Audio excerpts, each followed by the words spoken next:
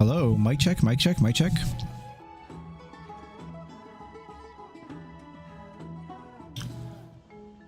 Hello. Hi, hi, hello.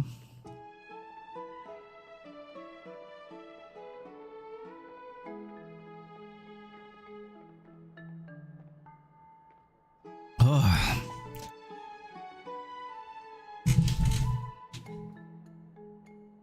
Oh, yeah. It's been a couple of days. How's this? I actually don't remember last time I streamed. I know it was a couple. I think I've only been gone for 2 days. I've just been tired. I've literally had nothing like going on. I've just been tired, so I didn't want to stream tired. My sleep finally flipped as well. So we're back on an like EST evening schedule-ish. I had meant to stream earlier in the day, but I just got, I don't know. I just didn't want to stream. But we're back. I kind of want to maybe like at some point, maybe during like a big moment in AMPHOREUS when we're like kind of like in a lull in the story, I might want to like take a break from Honkai Star Rail for a couple days and play some Ratchet and Clank, because I've been really itching to play Ratchet and Clank Tools of Destruction again. I played, I mentioned it before, I played some of it off stream a few days ago, or not a few days ago, like last week now, and I was really enjoying my time. I had never played Ratchet and Clank Tools of Destruction series, so I'm gonna have to look into all of the games and see. Yeah, I'm gonna look into all the games and I'm gonna see what's there. And what I need to get to like get the full story, and I'm probably gonna play those honestly on stream. I think it'll be really fun.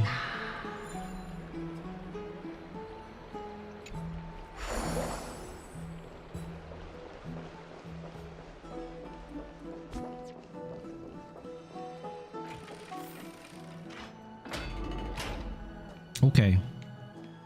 What's this? Hmm?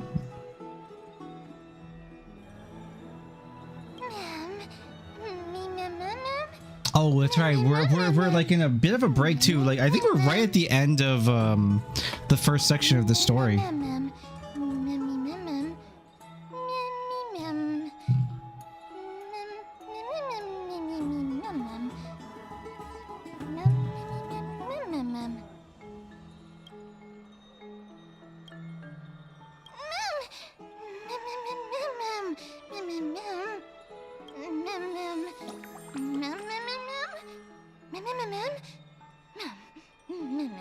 So this creature that's with me is completely like, it's completely sentient and aware.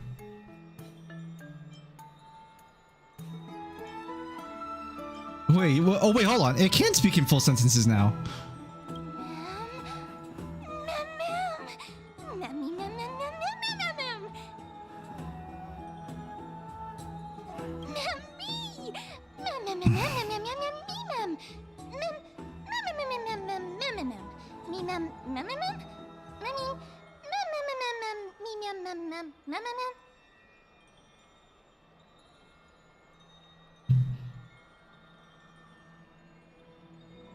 Why are your words not enunciated?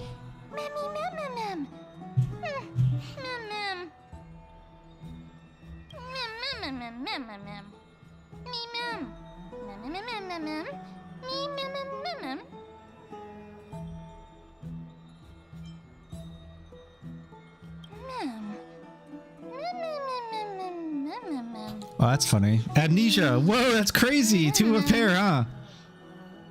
They're two of a kind.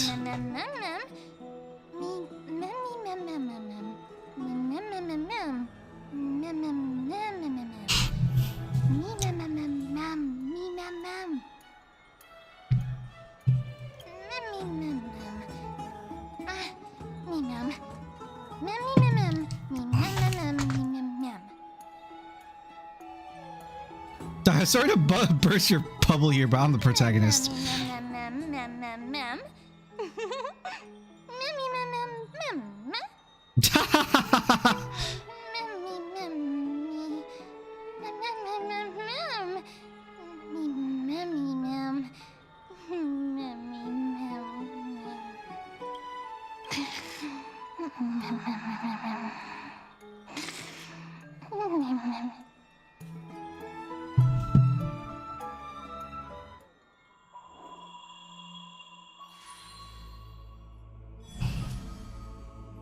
But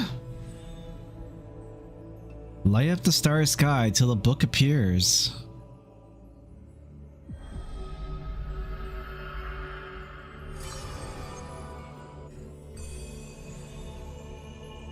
What? What am I looking at?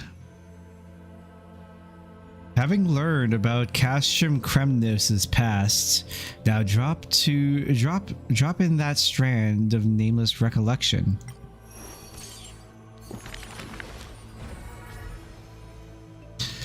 Whose visage comes into view? Record Mydei's story on the empty page. Those flame-chasing people, those forgotten stories, as I've written.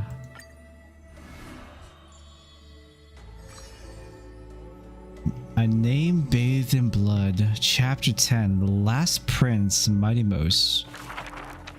Among the soldiers, there was the famed city-state Kremnos, a place every warrior longed for.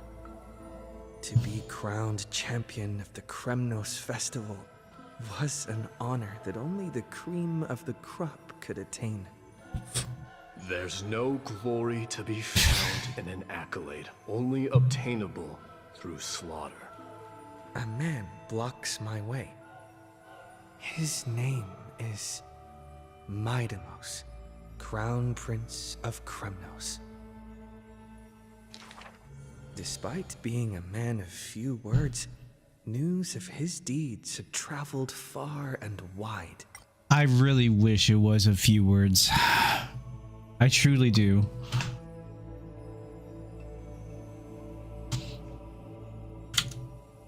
His tale is an extraordinary one, they say. Cast off a cliff by his father at birth, he plunged into the sea of souls and drifted for 9 years. Huh. He managed to survive all of that? Even the god of death turned him away. An immortal body, a gift bestowed upon the man. As with every other Chrysosaur in AMPHOREUS, a blessing, yet also his curse. The taciturn man is seated at the table, expecting me to break the silence. Before us is a cup, filled to the brim with a crimson liquid. People considered it a Kremnoan tradition to sustain their bodies with fresh blood. In popular legends, every body on the battlefield was taken. Arrogant. That's pretty amateur metal. Historian. He sees straight through my pretense, his gaze as keen and piercing as a lion's.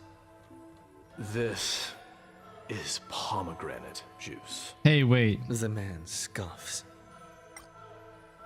There's a typo in the translation, man.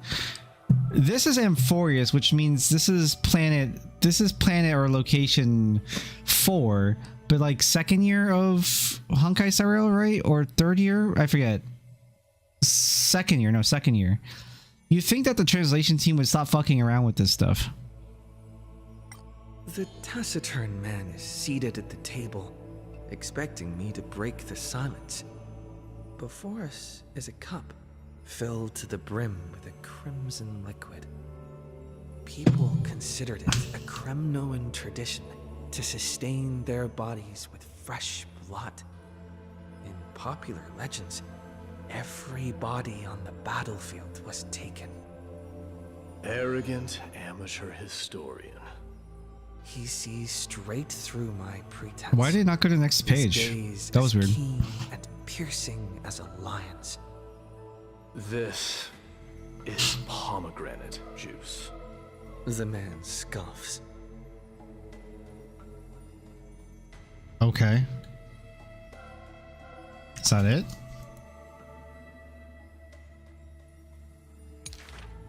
The reason it's called a wild tale is because Castrum Kremnos has long vanished.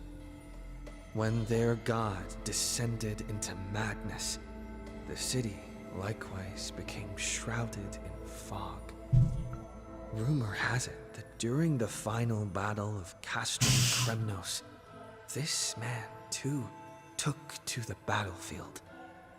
Cutting down countless foes, fighting in a sea of blood, he drove his spear through the heart of the enemy king. Yet the tip of that spear was directed at his own homeland. A chatter breaks out among the people, and the man rises to leave. The truth of such rumors he speaks only through his distant silhouette.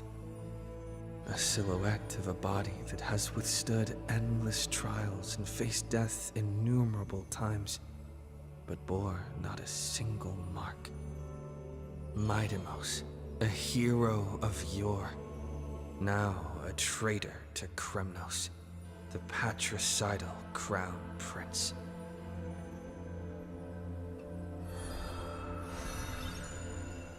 Right, because he killed his father, I assume. I think he mentioned that at some point.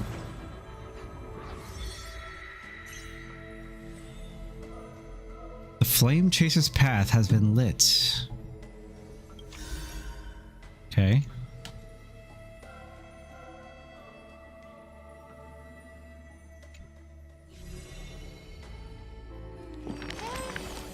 Ooh. What are you doing here?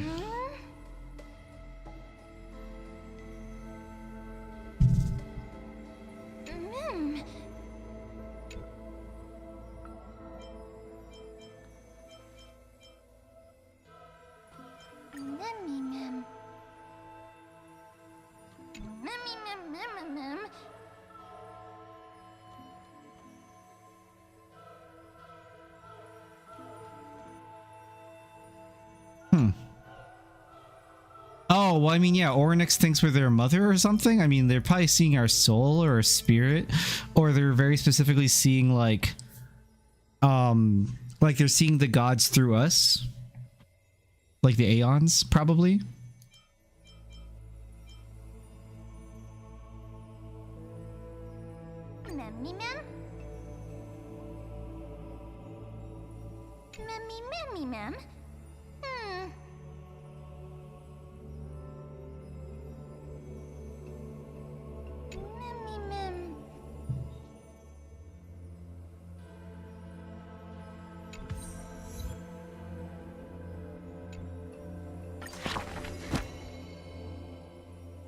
Oh, here we go. Right story. Don't have any things. Flame Chaser's Path. And that's that. AMPHOREUS Saga of Heroes. This book is dedicated to... Interesting. So there's 12... There seems to be 12 demigods in this pantheon that we're going to see. Oh, and of course, a reward table. Oh, there's another remembrance. Oh, there's 2 remembrance in here. Decent amount of rewards, sure. Read all chapters. What is this though? A wreath AMPHOREUS offered to NGV.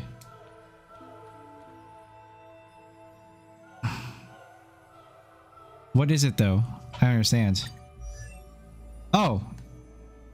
Okay. I was wondering is a headpiece or not. Cool. Well, you were having a strange dream somewhere else in Akima. You should take this opportunity to rest, Lord Finon. The core flame ritual is tomorrow. Today, tomorrow, what difference does it make? It's always morning in Akima under Kepali's protection. So long as the light continues to shine this brightly, I won't be getting any sleep.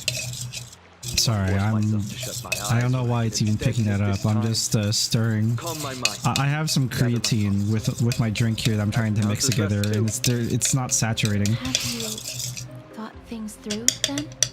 Oh my god. Not at all. Like my voice seems fine, but it's like Everything's a jumbled mess still. Jesus. I don't even know where to start.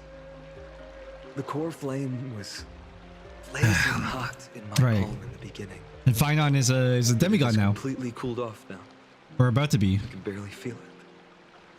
Miss Casterus, does this mean I'm a good match for Nikidor? I don't quite get how it works, but if it's going to put you at ease, then I will say yes to that. Thank you. That's the abyss in the distance. Oh, that reminds me of the question I didn't get to ask. Back in the temple with the scales of justice, when Orynyx was trying to deter us, why did you stop me, Miss Casterus? Wait, stop him I from know what? there must be another solution. Something more important than the fate of AMPHOREUS. It is far too cruel and unfair to ask that of you. Oh, his life. You should know that I would have gone ahead if Dan Heng hadn't come up with an answer in time. I know. You should not have hesitated then. I stopped you before I even realized it myself. It's fortunate we had the both of them there with us. Yeah. It's a good thing we had them. Are you still thinking about the past, Lord Finon? Every waking moment. I lied to the two demigods just now. I told them the duty of the Chrysos heirs is all I think about now. Do you think I managed to slip by Aglaïa's golden threads this time? No one fools her, Lord Finon. She merely chooses to turn a blind eye to our lies. You're right. How foolish of me to think I got away with it. I often wonder if someone as ordinary as me can really become a hero. I thought defeating Nikidor would quell the voice of doubt in my mind. But it has only grown louder. I assume Finon's the only one who's like actually normal I don't have the amongst right all of words them. for you now, but I know you're far from ordinary, Lord Finon. Mydei often calls you Deliverer in jest, but I don't believe he means it mockingly. I should probably shut out these pointless thoughts and empty my mind until the hour of the ritual. I did that before sitting for Treeby's history exam. Who in the world could hope to go over those piles of documents and slates? I decided I was better off resigning myself to fate. That way I'd get more time to play and practice with my sword. How did you do on the exam, then? He failed. My score? I don't remember anymore. All I remember is Treeby punishing me to a full week of cleaning the Chrysos heir's bath, and no one was allowed to help me. So High Priest Treeby can be strict too. Please continue with this mentality, Lord Finon. I believe you'll be all right. Thank you, Miss Casterus. I think I'll stay here for a little while and keep all of those unruly thoughts out. It's not like anything will come of them anyway. The sights of Mydei's Elysiae, my homeland, have been flashing before my eyes lately. Those Kremnoans mastered some cutting-edge technology. If only I could separate my soul from my body too. That way I'd be able to fly my soul back to the comforting fields of my homeland anytime. That's the only place I can be momentarily at peace. Whoa, wait, hold up. Outside AMPHOREUS in a familiar corner of the cosmos. Adventure. Feel free to replace blank with whatever description you see fit. Oh, I bet you're as curious as I am. So, what's going to happen next? Oh, keep it together. All that excitement isn't going to get you anywhere, you know? Why don't you follow me into another tale on the other side of the cosmos? Ta-da! Recognize this place? Herta Space Station. The base of a genius and the cradle of science. Oh, look at all these puppets! Aren't they dearly exquisite? Let's just say I've already heard many others secretly gushing. She looks so pretty on more than one occasion. If you ask me though, they barely did justice to Madame Herta's beauty. Maybe just 10%. No, not even 1% of the real deal. Now, I'm no fawner here, just stating an objective fact. Remember this scene? Oh, it No. evoked so much emotion in me. The esteemed Madame Herta, Genius Society number 83, asking the great Noose a question. An attempt to gain a peek into the divinity's mysteries through them. Alright, so continuing from where we left off last time, this is where everything would begin for the genius smart enough to rewrite the history of the entire Fourth mirror? Who exactly are you talking to? Why, I was just ramping it up for our A grand fourth mirror. appearance, Madame Herta. Oh, that's so silly. So a dramatic debut? But what are the odds of that happening? Sure, slightly plausible, if I did manage to talk to Droid Head. But guess what's the problem? They have no reaction whatsoever. But look at this, Madame Herta. You're standing before Noose here. Oh, that? That's a hologram. What? I can't possibly summon the real Droid Head here, can I? Wait, what? You mean to say you've just been reciting your lines before a hologram? Yeah, creating dramatic value. Isn't that what you're most obsessed with? Moving on. Oh. Don't try, but you wouldn't even begin to imagine how difficult it is to send a message to Noose. And I went all out for it. Powering the audience system alone required me to reconfigure the energy supply of the entire space station. I had to switch it to hibernate mode before rebooting everything. Do Oh, you have right. any Yes, idea I how remember much that. costs? How much? How much? I'm not in charge of finance. Go pose that to Asta instead. Oh, you don't know either. I am Herta herself, the emanator of erudition, and a true blue She's an genius. emanator? Why would I be holding the purse strings? That menial task is beneath me. You're absolutely right, Madame Herta. The IPC should really be providing a I- genius wait. like you with all that you require, so you can freely dive into any research that tickles your fancy. With that said, Herta herself, emanator of erudition and true blue genius.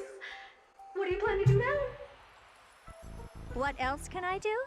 Identify what's malfunctioning within the audience system and fix it, of course. Don't take offense to my candid words, Madame Herta. You may be proficient in many aspects, but is hands-on work really one of your strong suits? I humbly suggest for you to contact Steven instead. Contact him and expose how I shelled out a bomb to send a message to Droid Head, only to screw up everything else? All right. I get it. Good that you do. There. That's the audience systems terminal. Come, walk with me. We'll check what's wrong with it. The? Aye, ma'am. Oh, but I can't walk. I can only float. What's with your witty remarks today?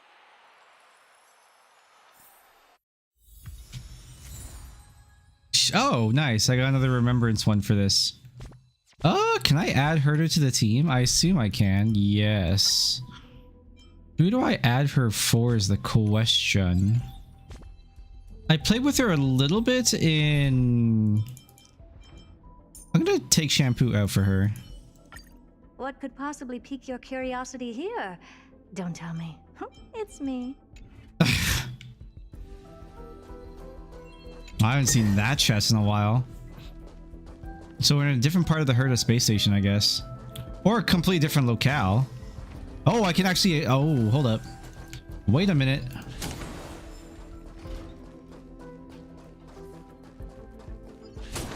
If I'm allowed to explore...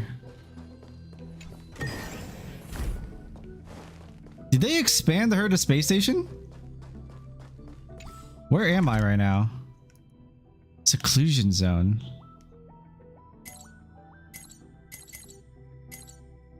This is the Herda space station, it says so.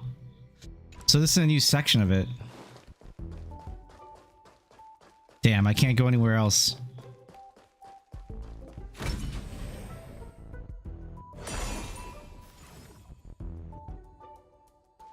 Magic.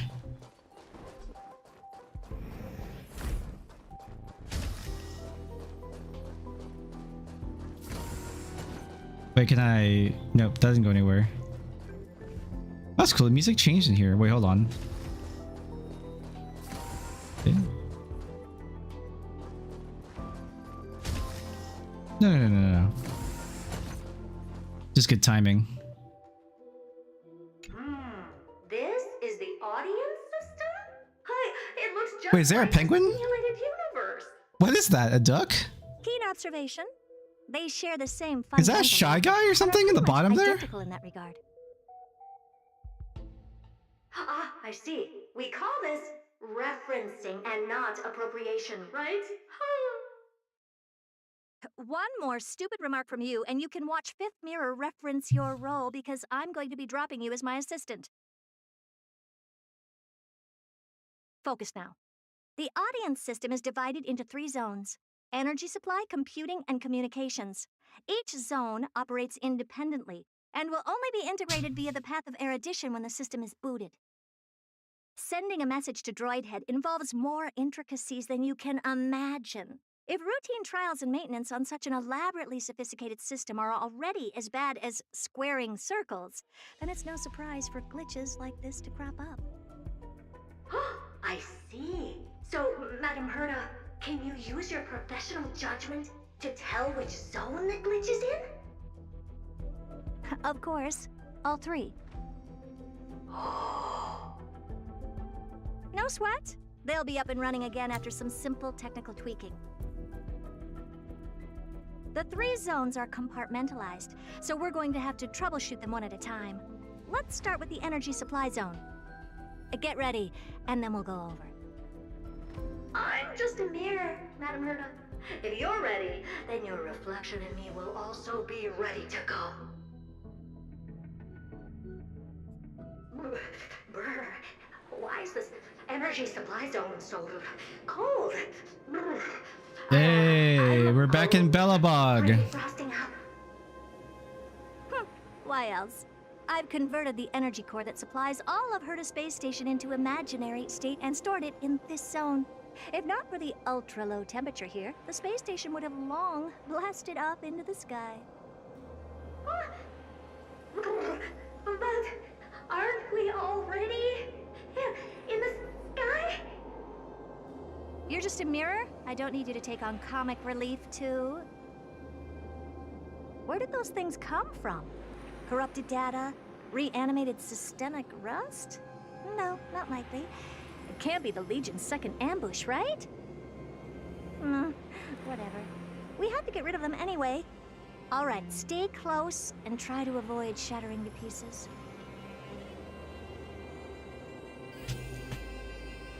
I just realized she has like a twisted... Her hand's in the way, but she's got like a twisted, what do you call it? Like twisted clock on her hip. Kind of reminds me of like the melting clocks in like Van Gogh art.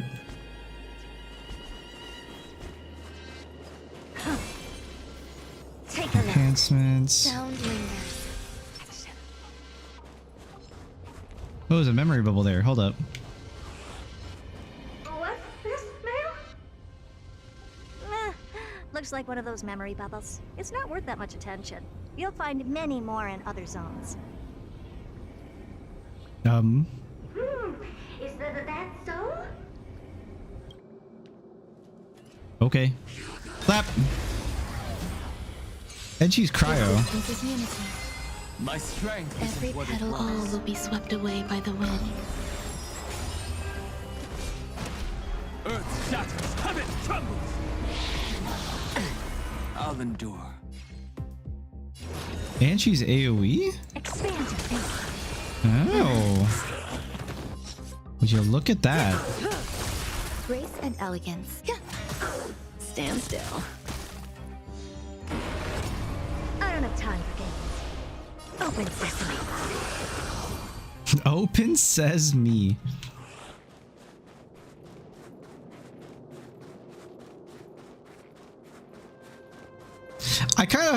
I mean, Herda's probably really smart, right? But it kind of makes me think, like, now that I see Herda, like, it's really funny because she's obviously a mage. And, like, whatever planet she comes from, obviously, like, enjoys, like, the concept of magic.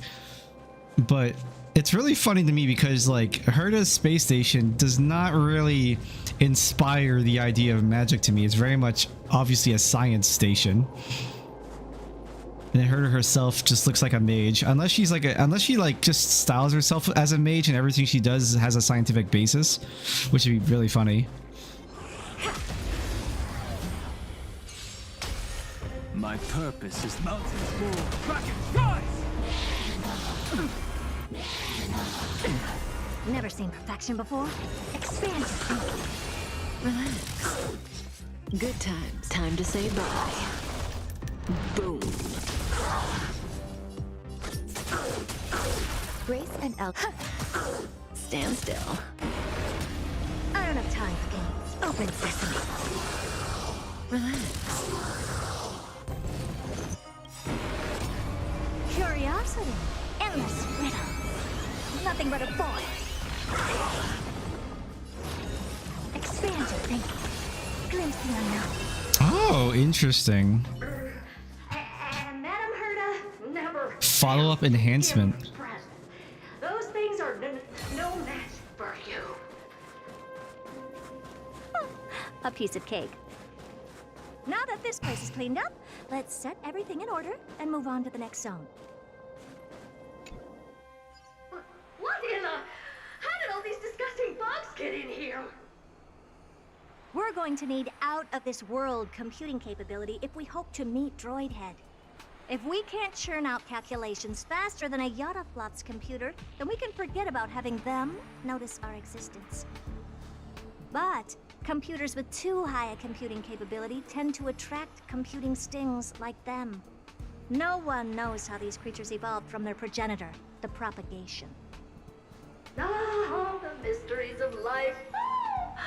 But even so, they can't compare to a talking mirror. A question on the side, Madam Herda? You have these powerful supercomputers and all. So, what are they normally programmed to calculate? Is that important? All that matters is that they work and are able to attract Droidhead's attention. She's trying to just farm Bitcoin, that's all. I suggest meeting Miss Asta for a chat when you have time.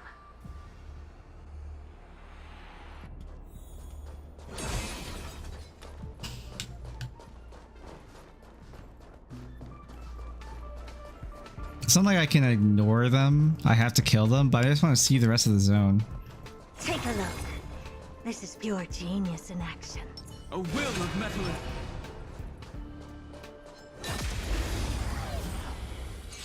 Mountains roar, dragons rise. Earth shatters. I should have hit first. I'm done. Dragons soaring above the lands. This is permanent. Stand still. Shields! Shields! All the Hopeless shields! as ever. Good times. Time to say bye. Boom. Open sesame. Say bye to breathing. Oh, I don't know what to say. Stand still.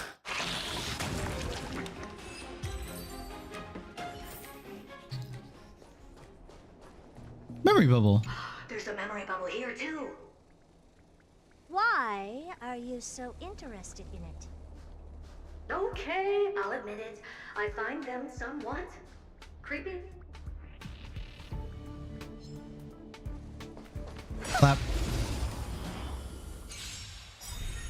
This is probably not the best comp for this. Will be swept away by the wind.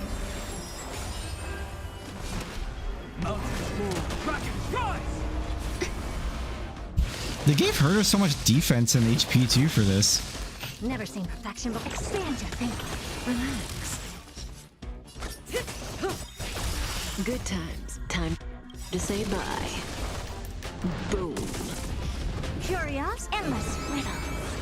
Nothing but a void. Stand still. Oh, she gets advanced forward for that. Glimpse the unknown. Relax. Some value, I suppose.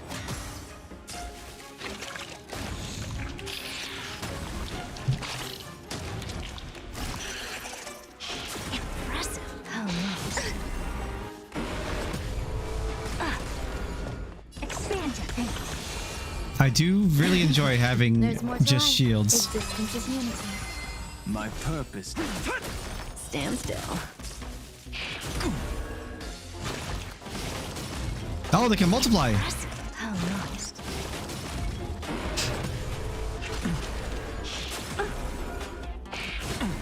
I'll endure.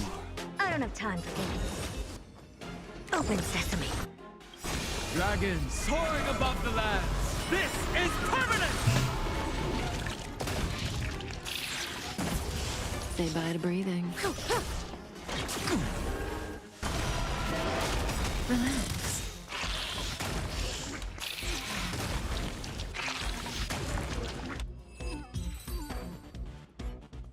Yuck, yuck! Help me! Goo from those bugs got onto my reflective surface! Clean up after yourself. Can't you just wipe it off with your hands? Good one there. With those annoying I need to bugs check something. squashed, we're done fixing the computing Oh, zone my mic too. is peaking actually. Hold on. These computers will get up to speed soon. Now we're just one final step away from requesting an audience with Droid Head. Our last stop is the communication zone? Oh? Mic check. Yeah, Mic good check. Mic check. memory. Oh, Let's go see what's wrong in that Okay. zone. that's much better. I'm so sorry. My mic was peaking earlier. All right. Well, we fixed it. I just felt like it was a little bit too sensitive. I was like, that shouldn't be happening. It was picking at me like... Yeah, it was picking me up putting my mouse down. Like, oh my god, that's a lot. What's all this? I didn't think your puppets would be in here too, Madam Herta. Unsurprisingly, the communication zone is where a bridge for communication will be formed between Droid Head and the space station. Aggregating the path energy of the erudition, then firing a bond at the Eon. This is as good as tapping someone on the shoulder who's sure to turn back to look at you. Alas, our work is never this simple. Putting aside all that onerous legwork, a single glance from Droid Head could vaporize the entire space station if we're ill-prepared. I see. So letting the space station go into hibernation is a protective measure of sorts. To prevent it from slipping into operational overload and turning into a scrap world? Very perceptive for a mirror. Mirror see. And here, mirror do. No, I neither have eyes nor ears. This zone seems to be functioning fine. These puppets are doing their job, and I don't see any obvious malfunction. Things may look fine only on the surface. Madam Herta, behind you. does she want?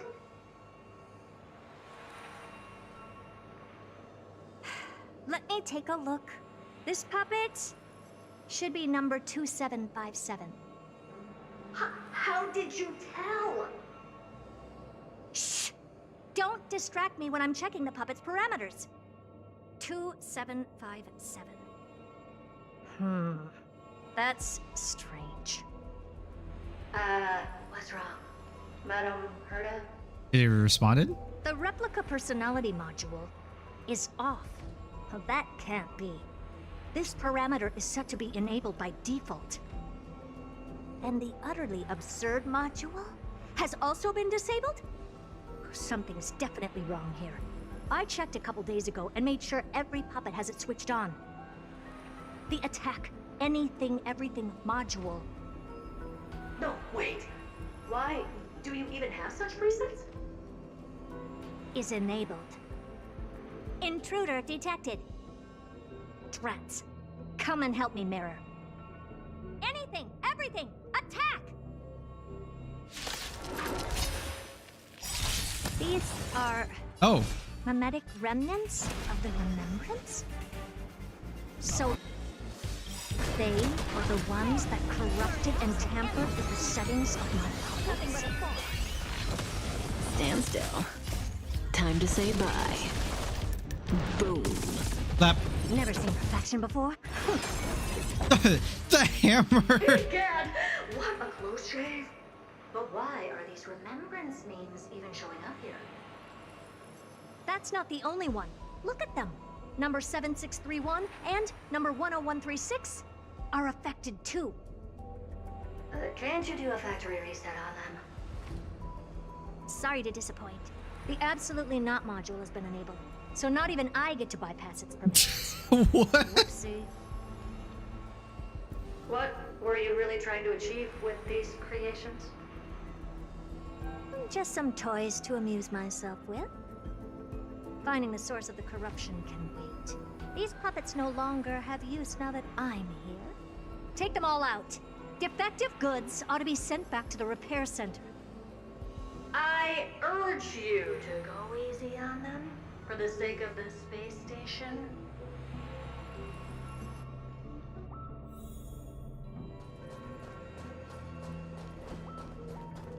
Is that it?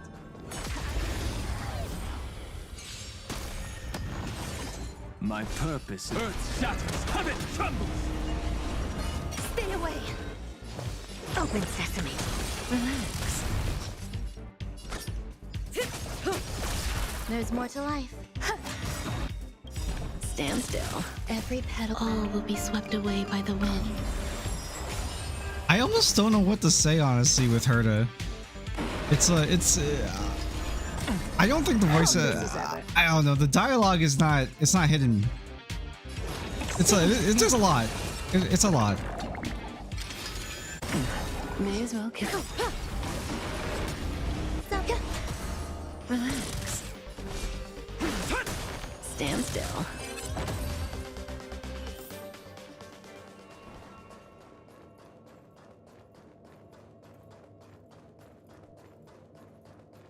I'm mostly trying to parse how I feel about Herda as a character and their personality with their outfit.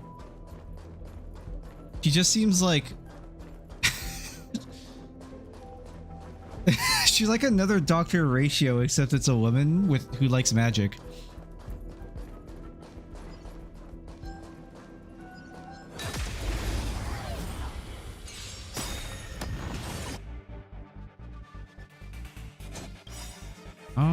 This might be overkill. Dragons soaring above the lands.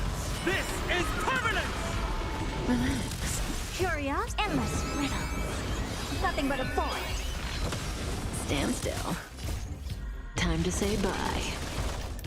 Boom. This is definitely overkill.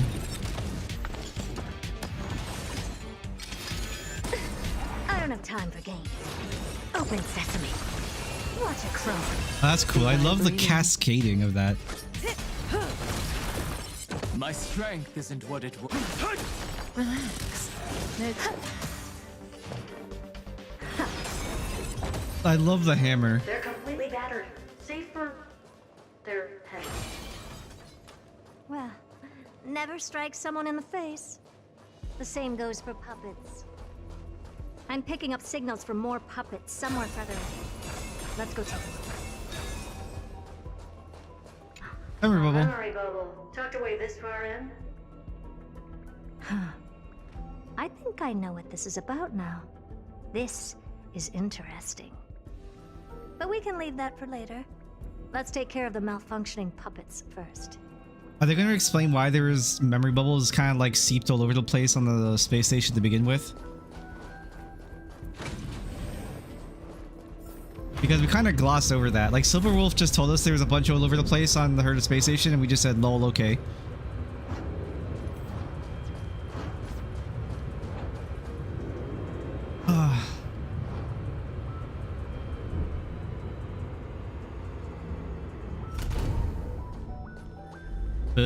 Oh. What a convoluted elevator.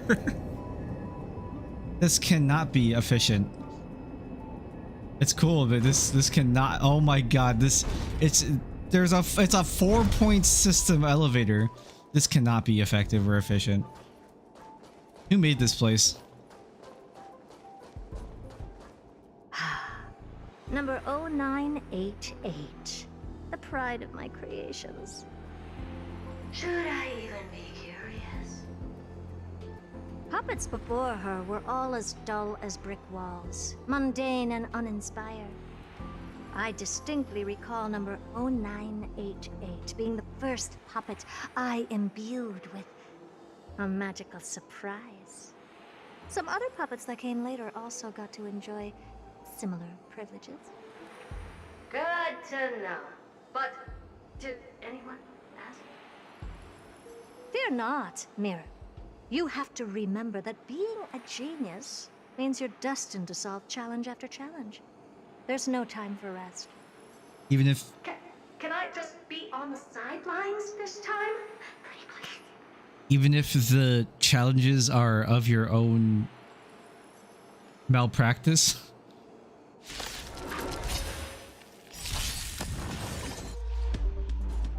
Good time. Time to say bye. Boom. Trying to understand what Herda's mechanics are. Sure, I could read them, but I'm kind of just like letting... I don't know, I'm kind of just going with it. I don't want to really read, to be honest.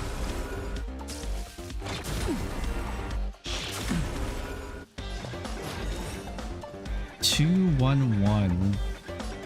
Interesting. Relax. Didn't add anything. 5. Oh, interesting. 6. Oh. Stand still.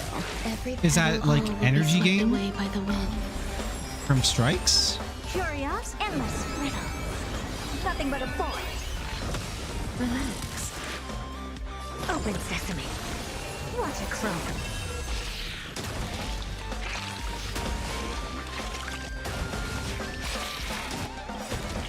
Good times. Time to say bye. Boom. Or it's like escalating damage based on units hit that unit before Herda does? Dragons soaring above the 24. lands. This is permanent. 25. Stand still. Will this be 29?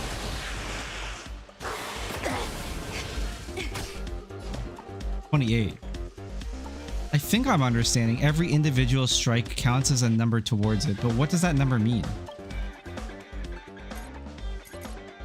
Can I see, is it a debuff on here? Interpretation, oh my god, interpretation. The Herda's enhanced skill will additionally deal damage to all enemies based on the number of interpretation stacks on the target. Okay. Do we have an explanation of that in here somewhere? I'm gonna read. I just want to understand this mechanic with her.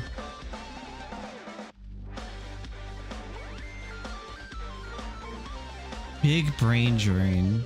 Or big brain energy. Oh my god. Right.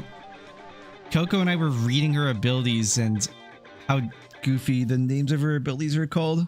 What's her ultimate? Is it called Vibe Check? Was that it? No. Vibe Checker. That's her technique. Is she... Hear me out. What? Why? Deals damage to one designated enemy. Deals damage to the target's hit. Okay. Deals damage to the targets hit by this instance of skill and their respective adjacent targets, and repeating 2 times after that. I don't know. But there's like... at least right now, there's never been like a situation where the enemy space has been more than 5. So it doesn't really matter. This is pretty much guaranteed to hit everybody.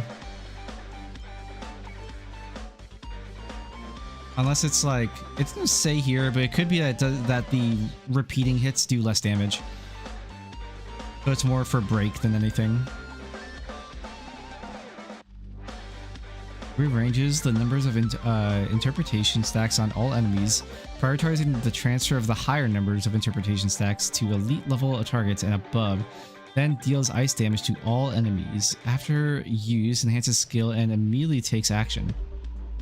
Right, so it's a free advance forward. Hand them over. Enhanced skill increases the damage dealt based on the target's interpretation stacks.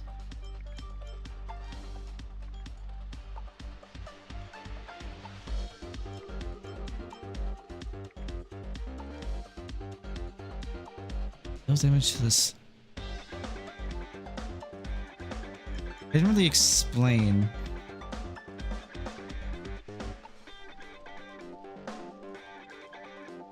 So she's just really good. Like her whole thing, she's literally really good in Similar Universe. Right. Kyoko and I read over all of that.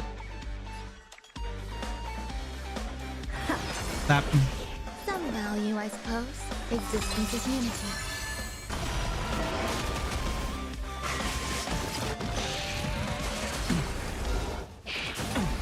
I'll endure. Stand still. Earth shatters, heaven trembles. Shields. Literally infinite shield. Good times. Time to say bye. Boom.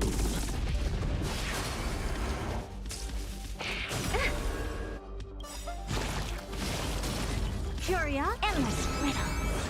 Nothing but a boy. Expand your thinking. Glimpse the unknown.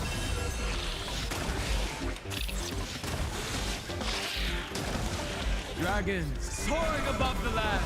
This is permanent! There's more to life.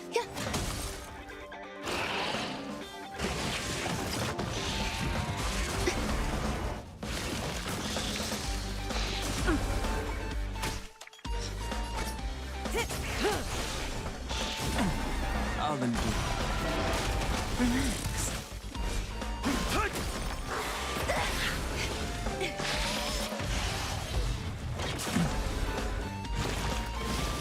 This is not the best comp. This will still do.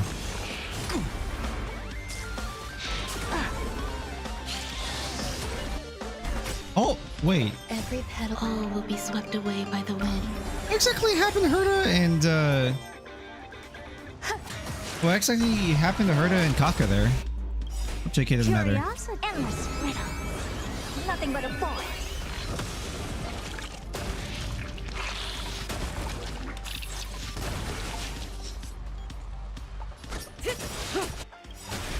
Good times. Time to say bye. Boom.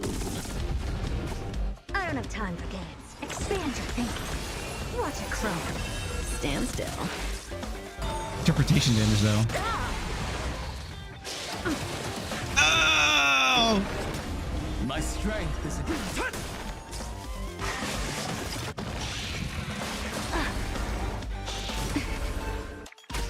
Never seen open sesame.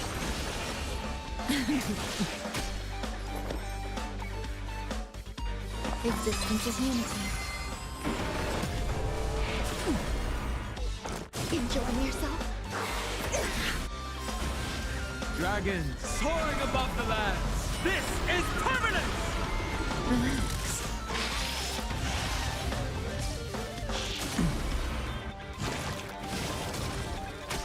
My That's purpose is to okay. protect. I don't have time. Expand your thinking.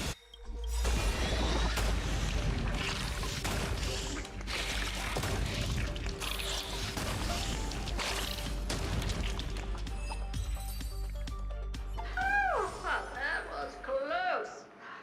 I almost shattered. Don't be melodramatic. Working even a single brain cell of mine to take out foes like her is an outright waste of my smarts. I take it we've taken care of the problems in all 3 zones? Does that mean? Is everyone in the Genius Not Society like yet. this? Actually, no, that's not There's true. something We have else we need to Screw'em. do. Screw'em isn't really like that. It seems we've had a little tag-along all this while.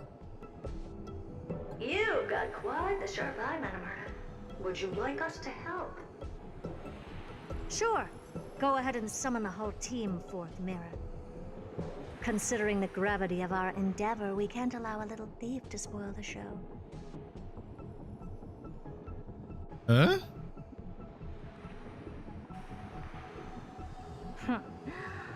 Parasite of the Remembrance. Do you truly think your atrocious disguise can outwit the keen sight of a genius like myself? Is Black Swan also here? Once you're reflected in my mirrors.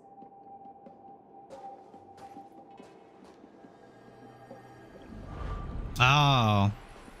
Not Black Swan, but You can forget about escaping. are they considered a memo keeper? Oh dear, this is bad. Memo snatcher. Right, stay alive, and again, I can strive. Retreat into the memory zone for now. I can always regroup and try again. Someone hasn't been paying attention. Didn't hear me, did you? For those petty tricks of yours. Do you actually think you can slip away right under my nose? Herta. Madam Herta, wait. What do you want with me? I'll spill it all. The garden's secrets, and what they're after. Everything. Oh, so she is with the she is with the garden. So she's with the garden of the recollection, While but your life is at stake? That's hardly worth anything. Need a little refresher? I am Herta, Genius Society number 83, the one to unravel the mystery behind the imaginary leakage phenomenon, and key holder of the imaginary implosion pulse. Do you honestly believe I'd seek any counsel from you? I... Hush now. Keep quiet. This is my moment to shine, so just listen. You crept in here to steal Noose's memories, didn't you? And messing with my precious audience system is just a ruse to lure me here so I can lead you to them. What a shame. You're only a step away from completing the mission assigned to you.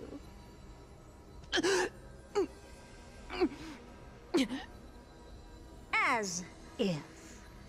Truth is, you never stood a chance from the get-go.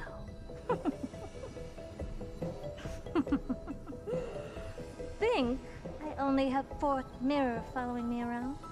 Oh, then you've let your guard down. Because her siblings have long been watching your every move. Now, let me think. What kind of punishment should I subject a brazen thief like you to? Oh, I know. You garden folk have a fondness for mirrors, huh? How about letting you enjoy some quality time with your favorite object? A mirror. As for the length of your punishment, let's keep it mildly punitive. How about 100th of a lifetime? That should be enough for some serious self-reflection. Oh, cheer up. You can still do your part for this world while trapped in a mirror. For all you know, your weak path energy could just help me get Droid Head looking this way. Oh, I should make myself clear. When I said 100th of a lifetime, I meant my lifetime. At long last, we can finally be at ease now that we've nipped those problems in the bud. Damn, that's fucked up. This is yummy. Oh, cut that out! Those weird noises make me seem like I got a few screws loose. Put that little thief to sleep for now. We can decide her fate later. Oh, sweet and venerable Madam Herta, when did your heart turn this tender? The audience system has been rebooted. This is finally it. After all that I have done to reach you, Droid Head, you better not snub me.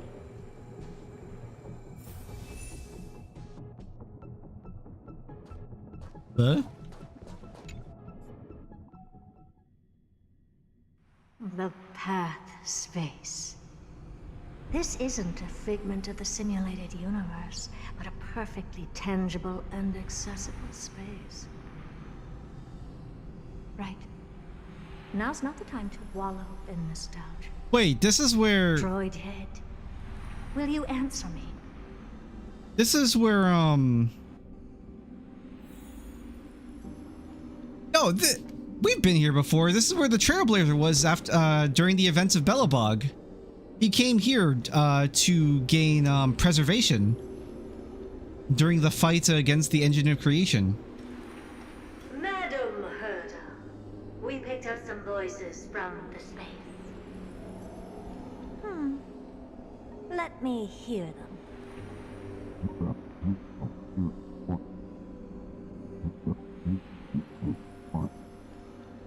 Is this binary arithmetic? Could it be Droid Head?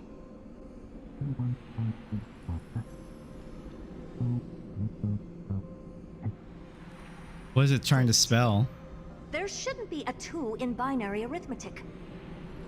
Is this some kind of prank?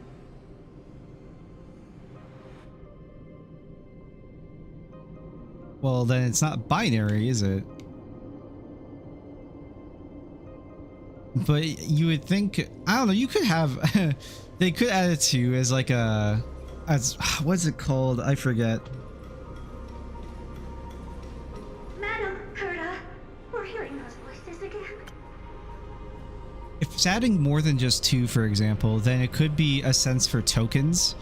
And what Droid Head is speaking isn't binary, but it's using a form, like a formation or formula for letterings of some sort. And those numbers are supposed to represent how much it's repeated within a certain amount of something. But generally, whenever you're like talking about tokens, which is something that's a lot more talked about now with AI, it's usually always zeros and ones. But that would end up creating really big lines of code, right? So what it ends up doing is if there's adding a 2 or something, I guess in this case, you could say it's reducing the amount of needed lines or space to create a letter or words, essentially. So it's basically compression. Now, what should we do? Keep your cool, second mirror. What did they say this time? Play it again for me. Oh, there's a 6.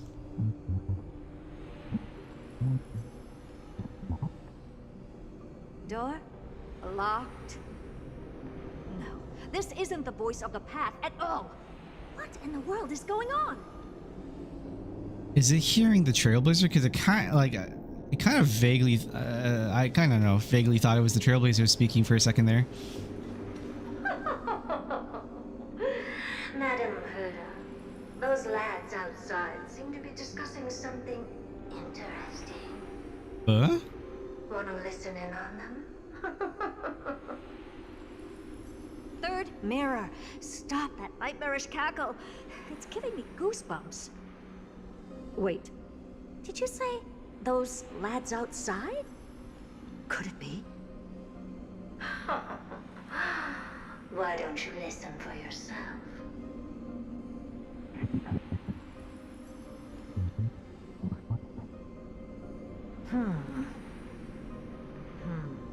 This isn't right. I'm sure we got intruders in the lab. Oh, Mr. Yang.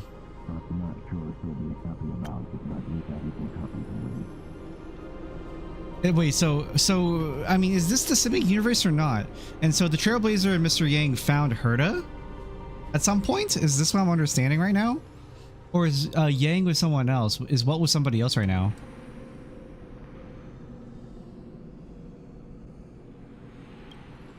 Wait! Stop! Whatever you're about to do? No, don't even think about it. Whoever you are, you better not interrupt me right now. I must continue forward. Just a few more steps and I'll be able to see Droid Head. Well, her being unconscious, she's probably dying.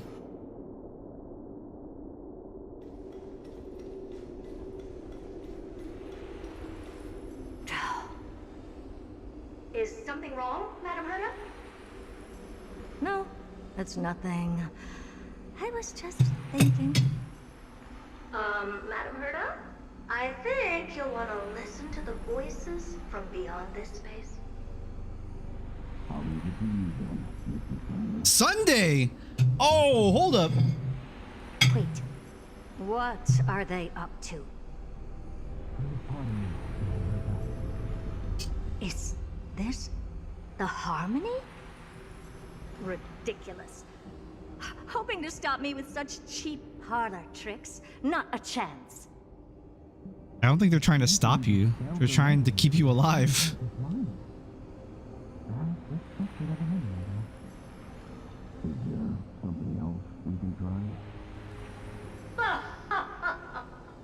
Presumptuous fellows.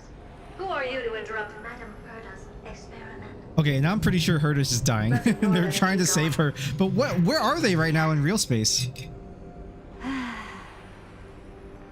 Forget it, Mirror. Let's just leave. Leave? Surely you're not suggesting we stop the audience experiment right now? That's beyond all reason, ma'am. We went through so much just to get here. And now we're just one step away from making contact with the Eon themselves. Please! You know how insanely costly it is to reboot the audience system. But if I were to ignore those two intruders and continue onward, when Droid Head casts their gaze upon the space station, the blast of energy generated in that instant is sure to burn them to a crisp. Experiments can always be repeated, but humans cannot be brought back to life. Oh, so she cares. Oh, Madam Herta, so selfless and kind. I am truly a lucky bear to have found the best possible master. Enough! Don't use that nauseatingly fawning tone on me. Looks like I'll have to abort this prematurely again. But mark my words, Droid Head. I will be back for you.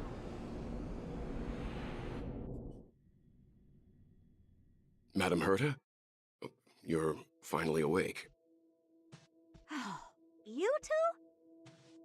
Oh. My plan is ruined.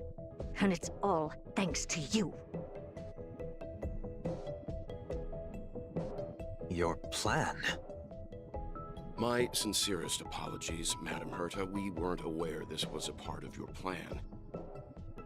The space station was in complete darkness when we arrived, so Sunday and I assumed something bad had happened. We continued further into the space station, hoping to find the cause of the blackout, and that's when we chanced upon your actual self. How did you get in? The door wasn't locked. All right, fine. I am a person of reason, after all. You're not to blame for this. I am familiar with Mr. Yang of the Astral Express. But the one next to you?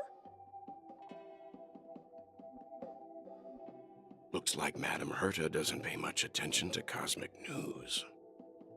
Why would she? Please pardon my manners. It is unbecoming of me to forget the most basic of courtesies amid all that has happened. My name is Sunday, and I'm just a passenger of the Express. And this, unremarkable passenger happens to be a Harmony Pathstrider? Do you take me for a child? In any case, I don't suppose you came all the way here just to check on how the space station is doing? Well, we were worried for a moment there, but it's good to know the space station isn't in any kind of trouble. We're here because of AMPHOREUS, Madame Herta. Ooh, here we go. Why does that not surprise me? Oh, something occurred to you? No! I've told Himiko everything I know. Nothing about the world sounds right. Droidhead has cast their gaze upon numerous worlds in the past, and every one of them is etched in my mind. So how could I possibly not know about it?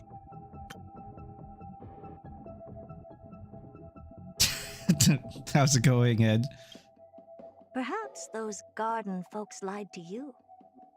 Anyhow, I've looked up the name AMPHOREUS in the simulated universe. Though clearly irrelevant results have already been filtered out, there's still an unbelievably long list of generated results. Something about how the Divine AMPHOREUS team will swap out their current crest emblem for one in King Babaru's likeness in the next season. I hope that can be of some help to you. We may as well take a look at it. Is Bavarus No, Didn't that wasn't the Astral Mad Express King. already depart some time ago? Is that world so incredibly spectacular that it warrants this return trip? Well, that's because we're caught between a rock and a hard place. If AMPHOREUS is indeed inextricably entwined with eons, paths, and even the erudition, we're going to need the wisdom of a genius to help us, especially now that we've seen the planet for ourselves. Elaborate a little on this rock and a hard place you're caught between. We've lost all contact with two indispensable companions since they entered AMPHOREUS. And that's not all. One of our other companions is suffering from a serious and inexplicable affliction. Cool. Okay. There's a lot going on. I'm glad we got to see what was going on the outside.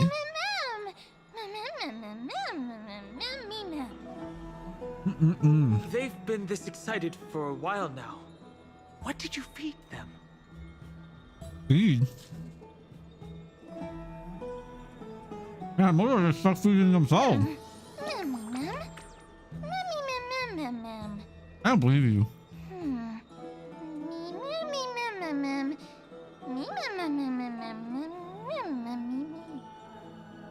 Forget it. You can skip the translation. I can somehow tell that none of that chatter's meaningful. It's almost time. The Chrysosers should be finishing up their preparations at the Vortex of Genesis. Let's go witness the core flames return when you're ready.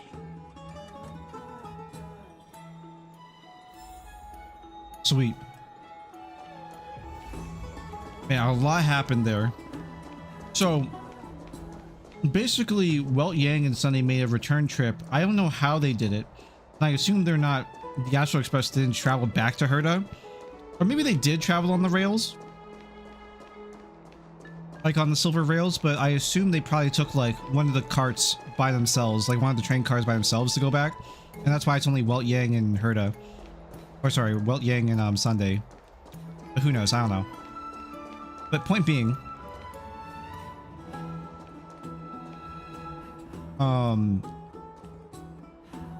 is interesting. I'm curious what was going to happen with that, because as far as they're concerned on the outside, it's a search and rescue mission now.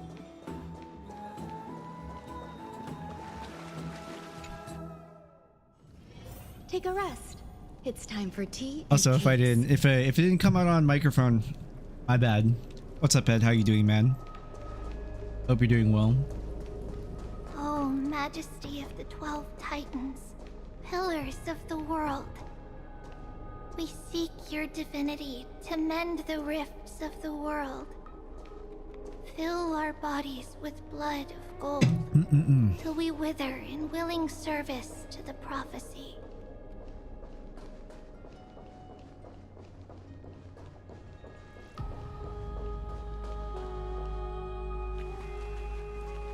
Your guests are here, Finan. We can begin the ritual now. Hell yeah.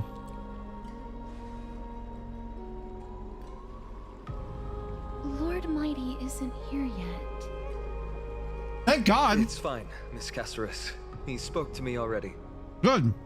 I told him he should be nursing his wounds, and that he shouldn't be worrying about all this comrades once-in-a-lifetime ascension ritual stuff.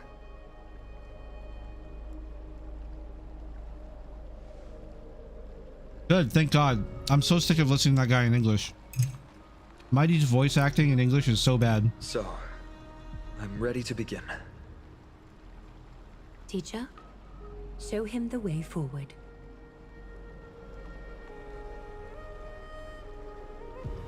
Despite the myriad dark and endless nights that have gone by, the guidance of the prophecy is nevertheless as clear and bright as the first ray of dawn. Overthrow the gods, it declared. Restore the core flames, it declared. Bear the divine authority, it declared. Forge miracles, it declared. O prophecy, forgive us for this late tribute. We, Chrysos have striven to start the flame chase journey anew over these myriad nights. The seeds we sowed have finally yielded a good harvest.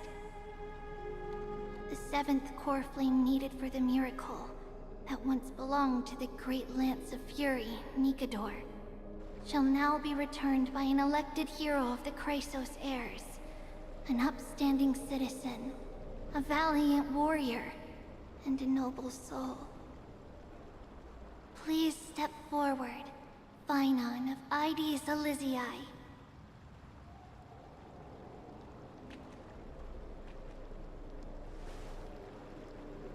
Recite with us. O Majesty of the 12 Titans, pillars of the world. We seek your divinity to mend the rifts of the world. Fill our bodies with blood of gold, till we wither in willing service to the prophecy. Surrender the core flame, Chrysos heir.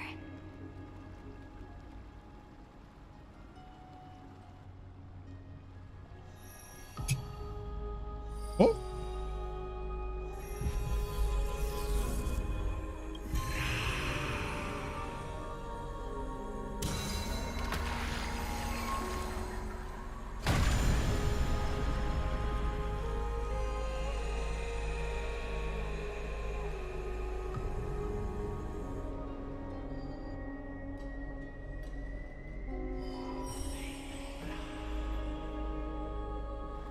The Lance of Fury's constellation is illuminated.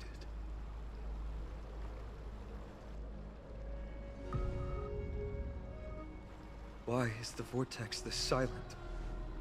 Was it also like that in the past? Patience, Finan. Do not make us question this decision. Wow, what the heck? Lord Nias? The goat! I'm afraid he's not the person you know, Casterus. That is a manifestation of the prophecy, an echo of the Titan's divinity. It is here to examine the Titan's successor. Yawned.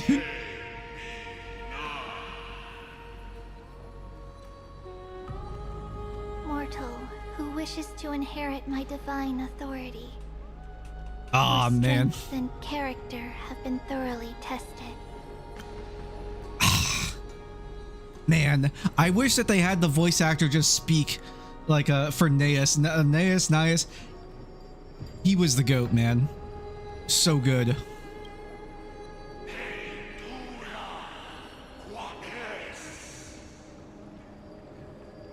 Yet your will wavers. If you are to inherit Nikador's relentless fight against the unspeakable Black Tide,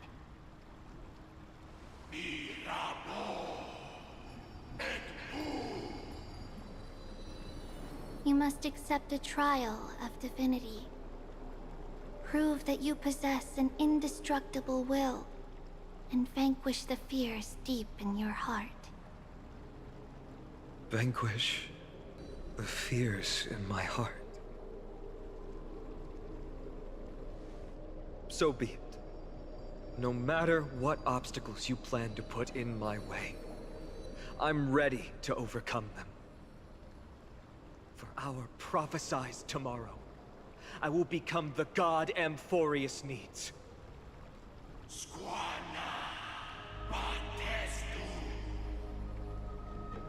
Come with me, Phynon of Ides Elysiae.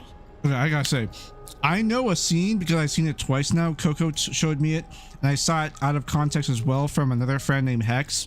We were watching it on his stream because like we had like his chat was talking about Honkai Star Rail as well and talking about the really good moments in it, and we were talking about music specifically, but then it got into like character trailers and stuff and like the stylization, the artwork and stuff in it. And so I know what's going to happen in one specific scene. I don't know when it's going to happen, how it's going to happen, but I know it happens. And this just, it's going to be sick. In fear, you shall abandon your mortal body. This is a good build up. Suffering, be reborn as a god.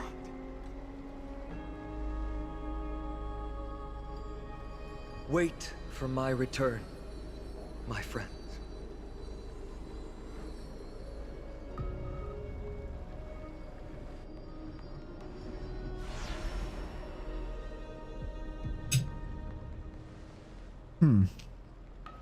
Lord Phynon is gone? He has stepped onto the battlefield to fight a campaign that can only be won by him alone. Ooh. All we can do is wait and have faith. Are we gonna have a Phynon POV? What a mysterious ritual. Is there really nothing we can do but wait? I don't know about the rest of them, but I don't like to just sit by and wait for my fate to be decided. I pray you truly are prepared, Lord Phynon. You seem worried.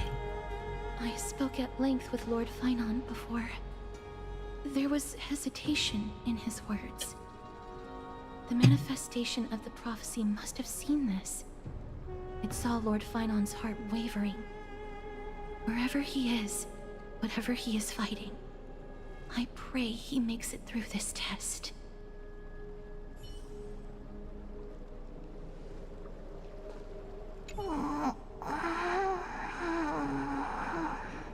Jeepy. Looks like she fell asleep. Presiding over this ritual must take quite a toll. Snowy.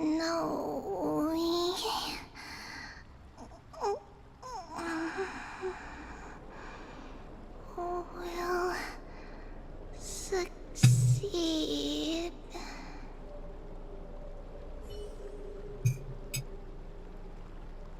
Leo?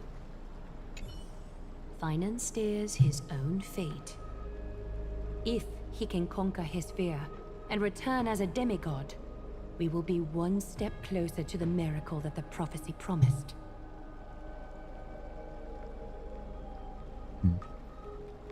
What if he fails? That would mean his time hasn't come yet. and that there is a more arduous mission for him to see through. You must have noticed by now, every Chrysos heir here bears a flaw of sorts. Be it the curse of immortality, or the constant erosion of their humanity, or... But not Finan. He is a Chrysos heir without flaw. A perfect vessel for divinity. I disagree. He has the flaw of empathy.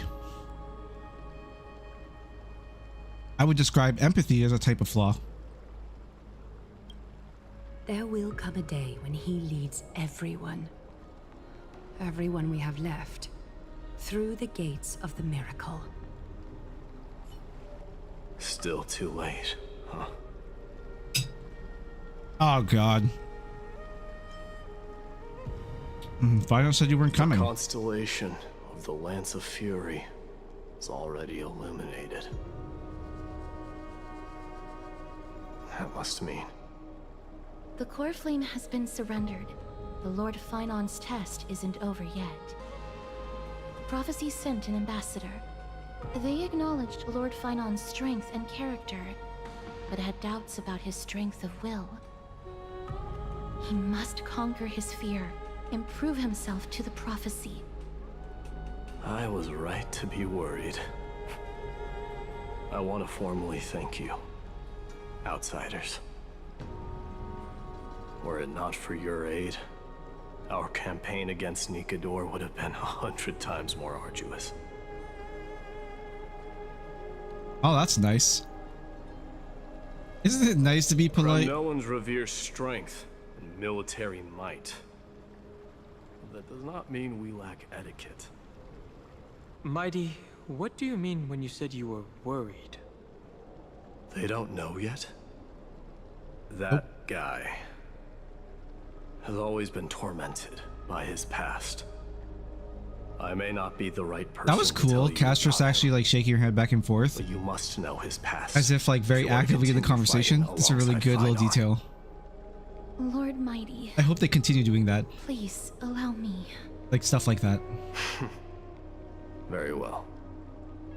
Yes, please. No more Mydei voice acting, please. Lord Finon had everything taken away from him. His home, his family, his close friends. Everything he once swore to protect. He became a hollowed shell in his youth, and the blazing flames of vengeance were the only thing sustaining him. The prophecy gave him a new mission, granting him a new life as a Chrysos heir. But which is more important to him? His new mission, or his desire for revenge? I'm afraid only he knows. No. Perhaps he himself is still struggling to get to an answer. I acknowledge his strength, but fear is something not even the sharpest of swords can cut through. I hope you've toughened your resolve, Deliverer. Only a will as tough as stone can shatter the darkest nightmares.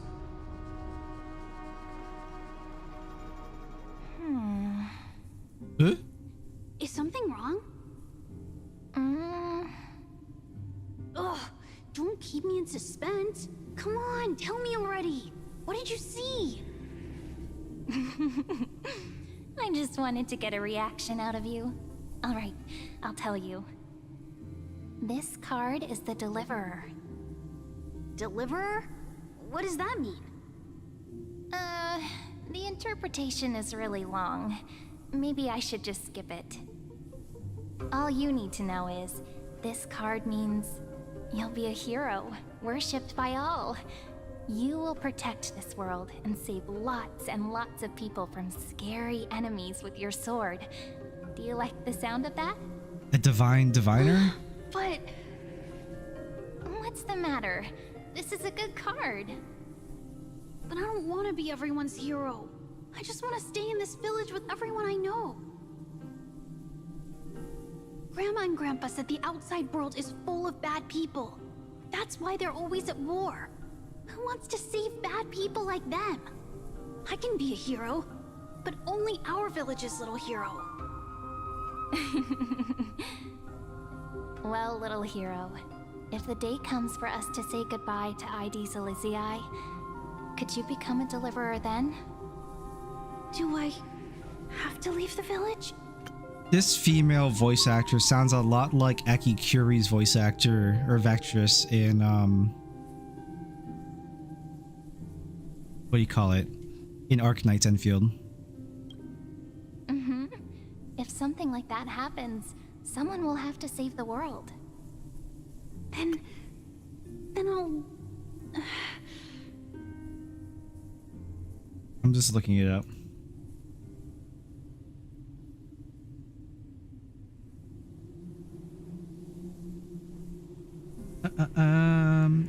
Shu Uchida is apparently the voice actress in English. Japanese Australian voice actress. Huh.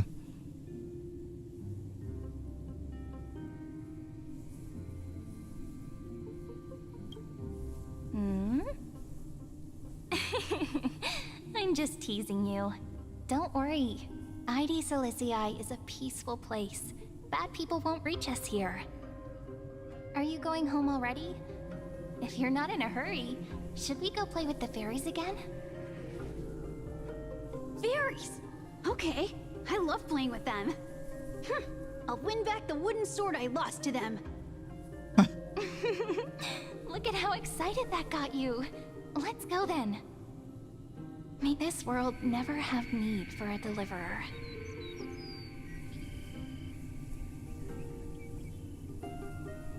Oh. I see. Some system hours ago aboard the Astral Express. Pom-Pom, have you prepared our meals already?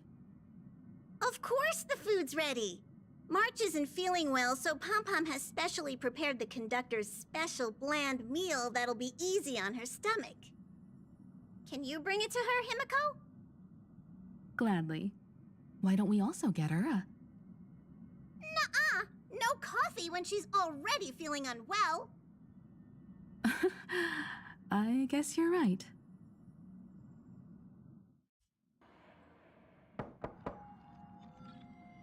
"26 degrees. March, I'm coming in, okay?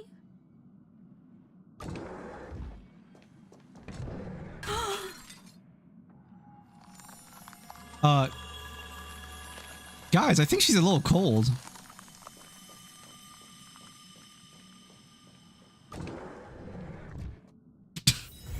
Take a rest. It's time for tea and cakes. That was the end of section 1. Okay. Nameless recollection. In that dawn-kissed city-state, a hero from Outlands became one of the Flame Chasers. Inspired by the journey, they recorded their tales in the pages of a book. Oh, cool. We have a new thing.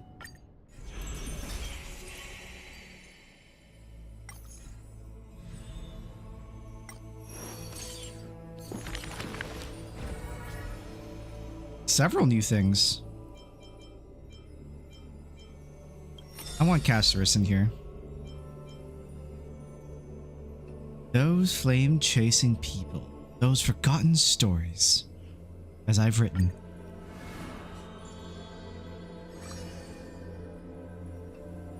Servant of Death, Castorus. Whirling in fallen bloom. I see a sword that grants death, a shackle of destiny. Next, the silver-haired girl, worshipped at the demise's hallow. The sword stained with unknown blood, lying shattered and snapped. The shackle chained pale wrists, dotted in thickening rust. The priest asks with a shaking voice, upon whose fingertips will the butterfly perch? The girl never never answers. Like death itself, breathed in silent solemnity. People often say that dying is to meet the palm of the hand of shadow, and dreaming is to be brushed by its fingertips. In the mirages, when the girl petted death, she sees black waterfalls foaming and bellowing, pouring down from a chasm in the sky, where a solitary tower withstands the mighty torrents. When she wakes, she can still feel the water's freezing touch, and the cacophonies billow, like the wail of the dead, the howl of beasts in confusion, delirium, and clamors hollow. The girl's embrace is not meant for the living. Thousands have entered the eternal sleep in her arms, granting to the dead solace and dignity. She mentions a ferocious warrior feared in battle. She did not go with a smile, but to me she cursed. Oh, life's end, how ugly you are, how despicable. And from that day on, she adorned herself. Her dress, white as a radiant moon, became always dotted with flowery petals. For if death cannot be avoided, so says the girl, I wish it could contain beauty more plentiful. Among the 1,000 ceremonies in life and death, the ones she knows with most intimacy are funerals. One burial after another she presided over, from the angelic visage of a babe passed in the cradle to the despairing eyes of the mother drowning in sorrow. From the scars on a war-battered general's torso to the unending tears pouring from his bereft widow. Yet she remembers not a single living human she had seen. Even in the mirror, she thinks her own face strange, with an alien glow. In the countless words buried in forgetfulness, the only thing she manages to glean is a mockery to fate, a sarcastic whistle. Stay alive. When she cast aside the shackles and stepped beyond Idonia, a deja vu most violent seizes her whole. Did she, perchance, conduct some previous escape? Illusions dance across her eyes. She had once drifted in an endless river, then drove her single boat out of the deluge. She had wandered in the battlefield covered in corpses, then recovered the path back to life. I'm gonna have one complaint so far with this, is that, like, and this is something I've noticed a lot with voice actors, and it's mostly Californian voice actors who believe them so good at their job in theater or something, but they always take everything they read so literally. Like the voice, this is, I assume, Finon, right? Reading all of this, like this voice actor for Finon, he's good generally when it's his character, like he's all right, he's not bad. But when, like, the reading bits here, why is it that when it's the line reads of this, he's taking everything so literally, like the comma pausing and everything? It's almost annoying, and it creates a lack of emotion in a way, and it becomes almost what's the word? Robotic, I guess. Like, a deja vu most violent seizes her whole. Did she, perchance, conduct some previous escape?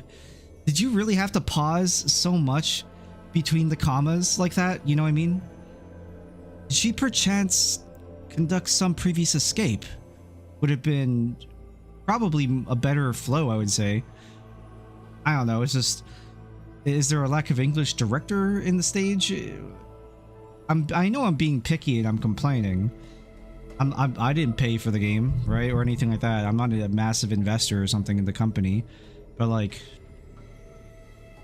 it's just about direction and trying to grab the audience. That's all I'm really criticizing, and it kind of annoys me. Just like, it's the very small things I care about a lot, especially in games like this, because Honkai Star Rail is supposed to be an RPG, and RPGs live or die very heavily by their voice acting, their dialogue, and how effective they are capable of impacting or gripping the audience. When she cast us, why must she escape over and over again? She now knows the answer and quivers, for it is a ludicrous surmise. The woman embodying death walks this world only because she knows she must stay alive. But alas, at that time she knows not that death is not the end. It is only a butterfly landing on a withered branch, utterly meaningless, profoundly trite.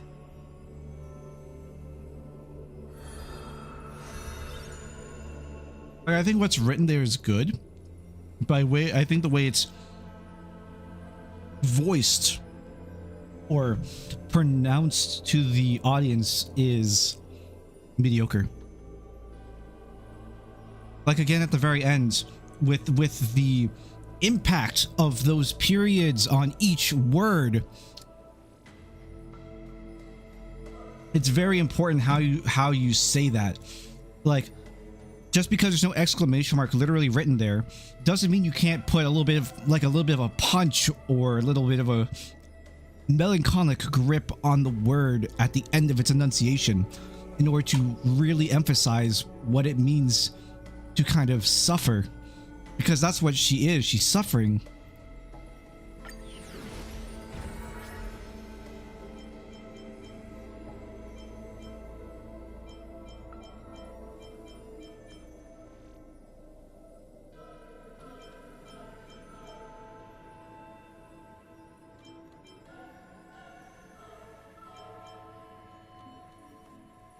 I see what you mean. Tempting to pop open an energy drink. What?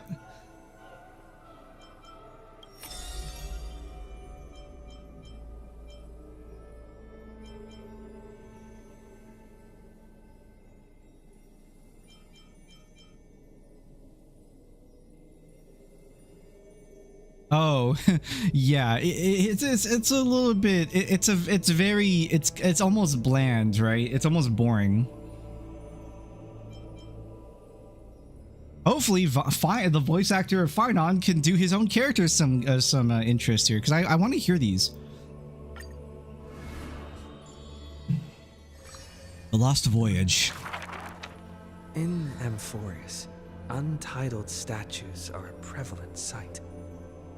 As for the inspiration behind these statues, they are said to be the clay figures that Kefali made at the world's creation. They made clay figures in their likeness, bestowed upon them the breath of life, and allowed the golden divinity of their blood to course through. Thus, the very first mortals roamed the earth, receiving the gods' mercy, while realizing the sorrows of this world.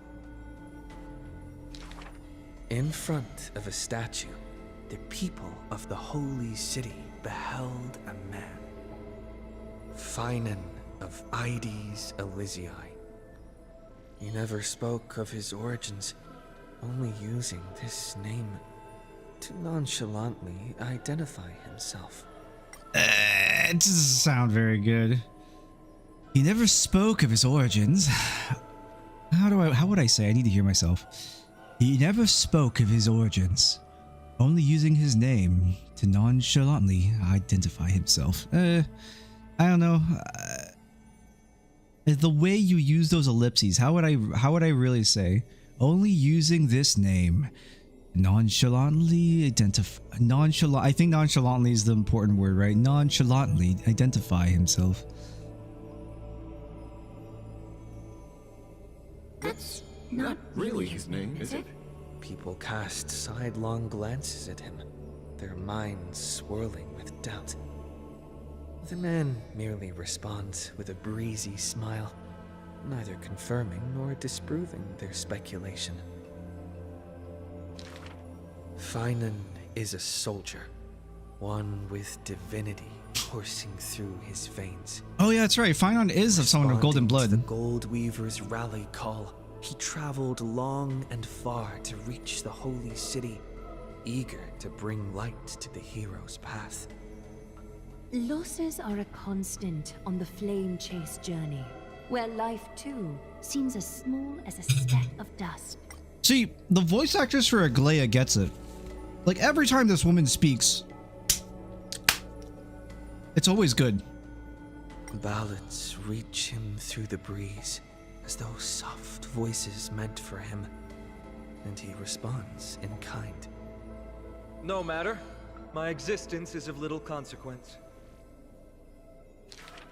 Mydei's Elysiae, the man's hometown, shrouded in secrecy, just like his past. Some have searched for that distant village, yet found it neither written about nor passed down through song. In every nostalgic reflection, the man crafted a vision of paradise with his exquisite poetry. Yet, within the ancient texts of the Holy City, the history of that frontier village remains more obscure than the days to come. In the far-off future, the land of AMPHOREUS will bear the marks of the hero's footsteps.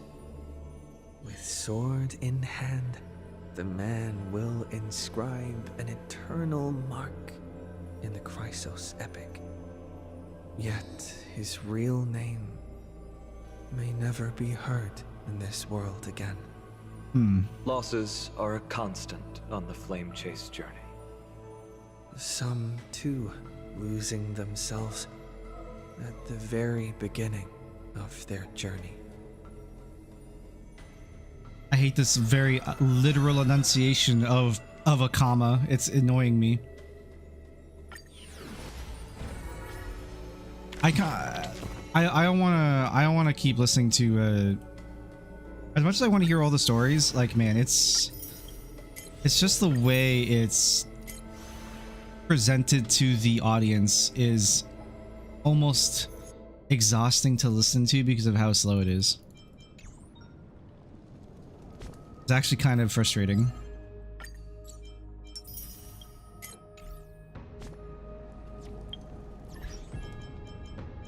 I should probably go to the Trailblazer. Put those things in. Monsieur? Oh, that's cool. I can actually read little Mem's skills as well.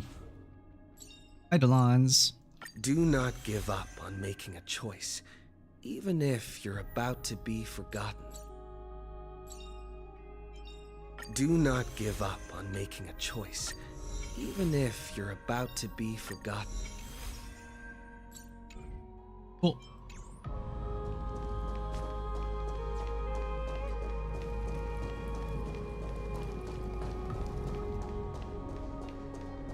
Time to await Finan.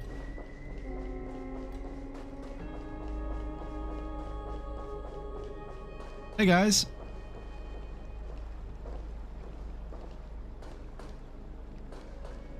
Can't talk to anyone.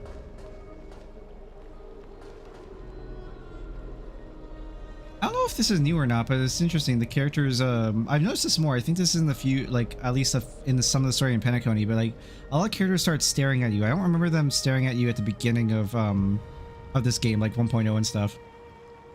As you approach them, they look over at you. Aglaya, with all due respect, Ugh. this trial is taking far too long.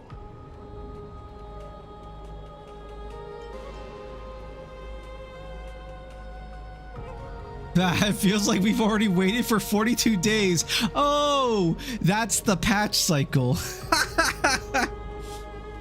Because this is the new story. This is the next chapter in the story epic of AMPHOREUS. So that for actual players, they waited 42 days for the next bit of story. That's great. How did you even arrive at that number?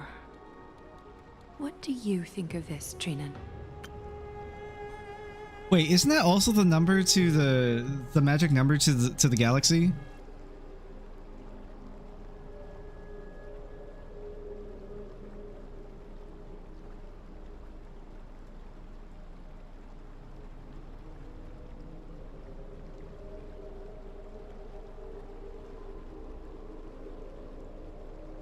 What was it called? Hitchhiker's Guide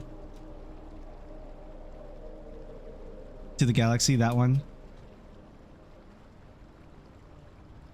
Yes, it's 42. Yeah, it's probably a reference to Hitchhiker's Guide, but I'm pretty sure the patch cycle is also 42 days in Honkai Star Rail, which would be actually wild. What is the patch cycle in Honkai Star Rail? It is also 42 days. Holy shit. Wait, that's actually amazing.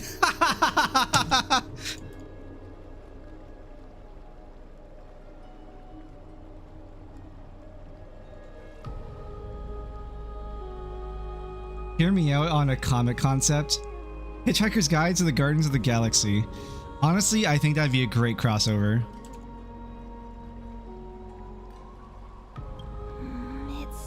Possible to tell for sure what goes on within the vortex.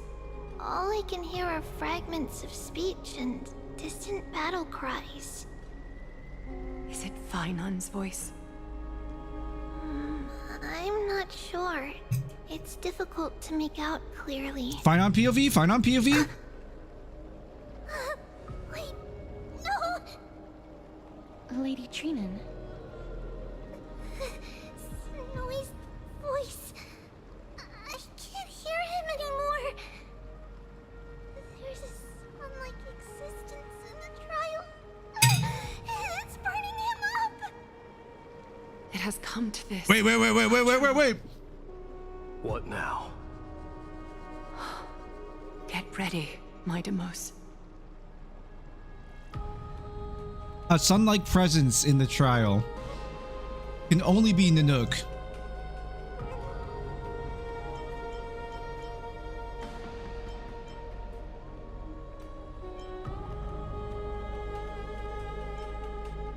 What's going on? Plan B. We pull him out when something goes wrong. As I promised you, Aglaya, I will intervene in the trial this time to bring your deliverer out to safety. But that's as far as I will go. Of course. I know this is not the time to demand any more from you. Discerning. All right then. To be as prepared as I can, I hope that the two Outlander warriors can also join me. Bet. That might not be a good idea. The Core Flame trial is many times more complicated than a standard ritual. Even the slightest misjudgment, misstep, or hiccup could result in grave consequences. Don't care, throw me in, baby. Our two distinguished guests are not obliged to risk their lives for the Flame Chase journey. Let me join you instead, Lord Mydei. It's fine, we've got this. Things have taken a critical turn, especially so with Finon's life on the line. Of course, we Nameless will do what is necessary. How should we help? Join me in the trial to look for Finon. And when we do, Aglaya's golden thread will guide us back out. Assuming we survive Nikador's wrath. If something bad were to happen, Castorus, your priority is to ensure the safety of these two. I can find a way out on my own. Yes, Lord Mydei. Thank you both for your valor. Time to get to work then. Let me have the honor of taking the lead in this battle. Here we go, baby. May that warrior be safe from harm. When you are ready, I will preside over the ritual on Trinon's behalf. Give me a minute. We should only begin when everyone is fully prepared. Honor speak to everyone. We can't get rid of all the noise. Oh, sorry. Please, stay safe. Let's also make our way to the front of the Spirit Basin when you're ready. May that warrior be safe from harm. Let's go.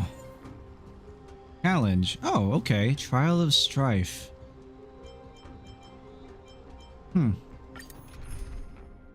Oh, Mydei is actually like, we don't have a choice. All right, so we have imaginary.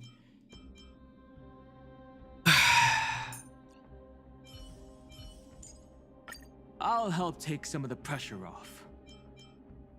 There we go. Our reinforcements from beyond the sky. Warriors of high esteem. Please close your eyes and hold your breath. In we go. They once kept the fate of this world, and many other challenges safe from the devastating rage of strife.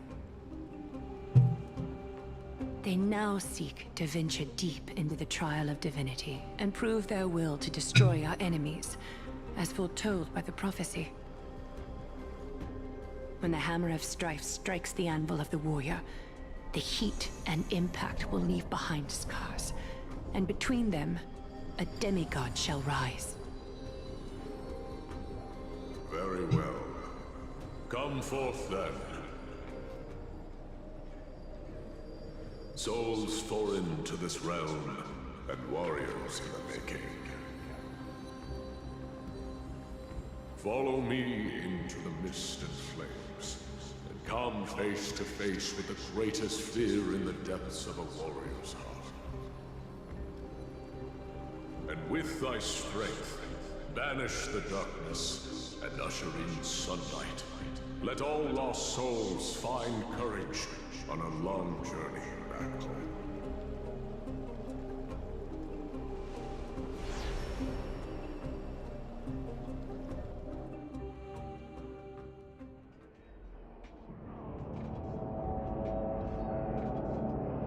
What? What's the matter? Surprised? Yeah? Where there's strife, there's carnage. It shouldn't come as a surprise to see such a sight in Nikidor's trial.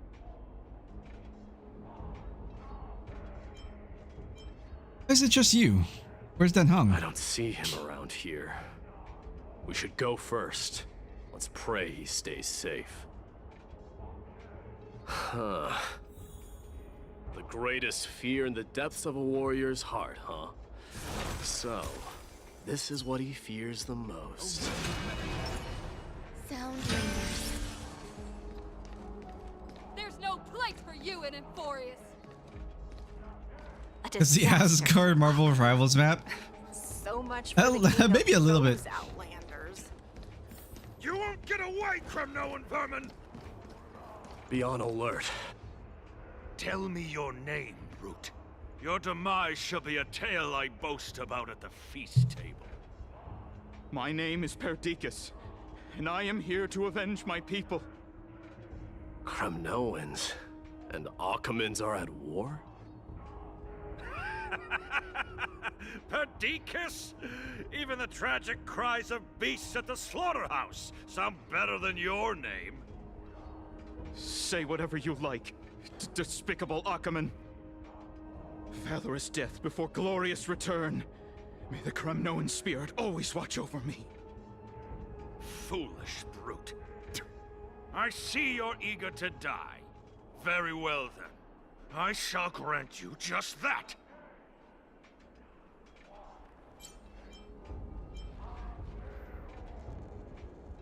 Second. Die, you swine!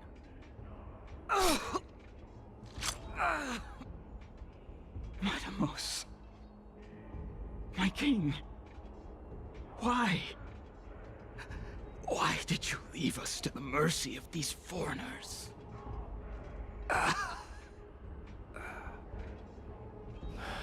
Is this? And you are... Oh. So the Alpha Brute has found his way here. You Kremnoans are all eager to die, huh? Then I shall grant you a swift death. I don't think we have a choice in the matter of like saving that person anyways, since this is all an apparition.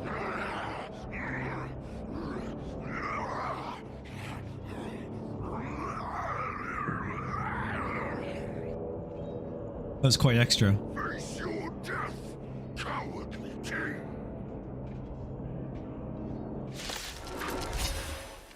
This insatiable bloodlust. Wait, he has 8,000 HP? Holy shit. Every petal, all will be swept away by the wind. Earth shatters, heaven trembles. Let this place witness glory. Burn it up. Relax. He's conal AoE. Or well, units adjacent. Good times. Time to say bye. Boom. Grace and elegance. Oh, he loses HP based on how much. He loses 50% of his HP when striking. My strength is in... Interesting. Absurd. I know this Accolades. Strife contorted an honorable warrior into this perverse and twisted being. And that horrible noise. I can hardly suppress my bloodlust when it sounds. This battle cry must have gone to Finon. That's why he lost himself. What a useless fool.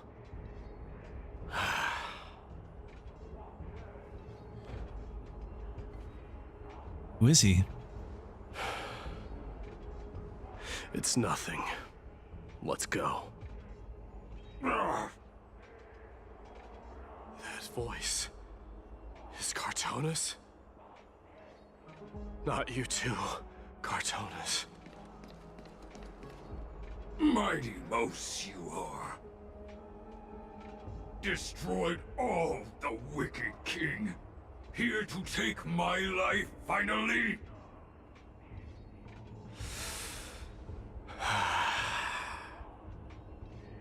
I won't ask how this happened, nor will I hurt you like you said. I just need you to tell me where Finon is. All of this, you know very well. Leave our city, cursed son of Gorgo! I have no intention of hurting you, Cartonis. Humiliate me, you shall not! Leave! Get out of Okima! Get out! Symbol of your sovereignty, take it! Signet of Kremnos, bask in blood-soaked glory, your kind alone! This is... Mother's signet? It's here again. I knew it. Ha! Finally gone mad, despicable bird. With your mad king, perish together in that maelstrom of battle. Oklahoma looking a little different. Enough! Be quiet! You are not at all Cartonis. Look out! A long narrow shadow pierces through the phantom of Cartonis. Nice move. You too.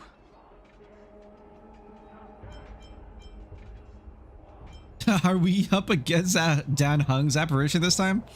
Wait. He seems calm and composed, unlike the rest. Sane enough to communicate, it seems. Hey, gray-haired warrior. Tell me, what was the last thing you said to me before I parted the waters at the Scale Gorge waterscape? Oh god, I don't fucking remember. Parted the waters?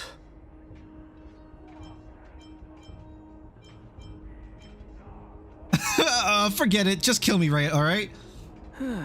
That sounds like something the real you would say. It wasn't easy, but I finally found you two. So, you are Dan Hung. What did you go through before meeting us? Just some memories from my past. Nothing worth mentioning. You mean you saw your past too? The trial of strife is a vicious one, all right. What are you thinking? This might not be a single person's trial, but an arena for every challenger to engage their own delusions in a bloody battle. I saw someone from my past a while ago. Someone Finon has never met. That doesn't exactly sound like a bad thing. At least it means we'll be able to find Finon here. We can only hope this battlefield is nowhere as extensive as I imagined it to be. I doubt it. It's probably all in Follow the Alchema. sounds of battle to their source. The battle cries seem to be getting a lot louder. I have a feeling someone is manipulating this Ooh, battlefield. a lot of individual Someone animations. who might not be Finon. I agree.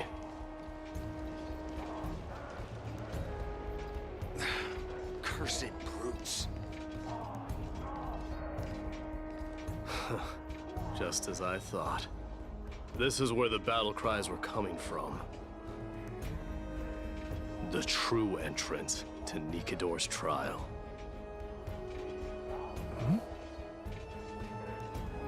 What's wrong with you two? It's nice. Incarnation of Nikidor.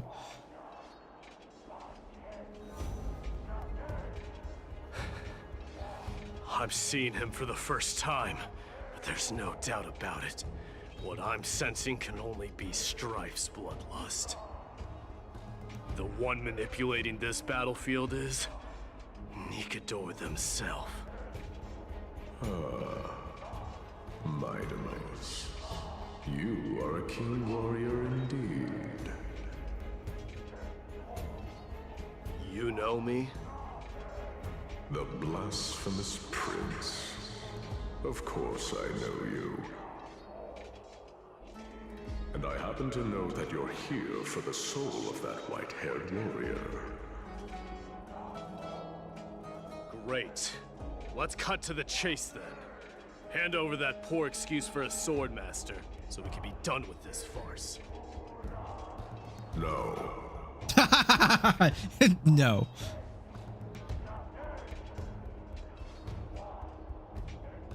I applaud your courage and strength for coming this far, but you have chosen to besmirch the dignity of one who has fallen, and I cannot turn a blind eye to that.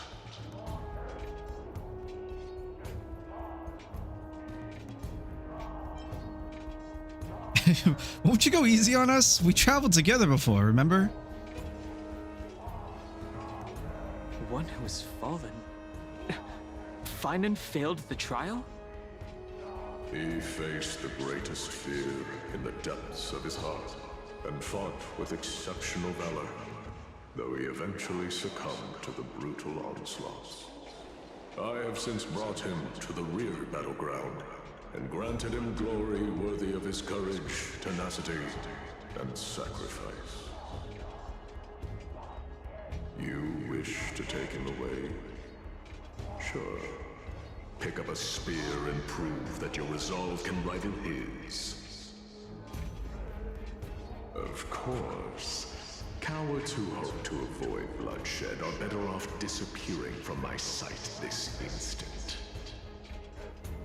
Dude, I love this voice actor so much. Your opinions are of no interest So to good. me, Mad King. If it's a fight you're looking for, then you will get one, Titan. I will put you to rest once more with my curse of immortality. Commendable. Your noble mother displayed the same spirit with a spear in her hands. Don't you dare speak of her. Why not? She challenged the former Kremnos king to a duel, even knowing that it was a deadly trap, all to protect your dignity. Are you suggesting her efforts were for naught? Her death was caused by you, the incarnation of strife. How dare you talk about her past? Enough of this nonsense. You should be wielding your weapon at the god of strife. Battle me and put a swift end to this!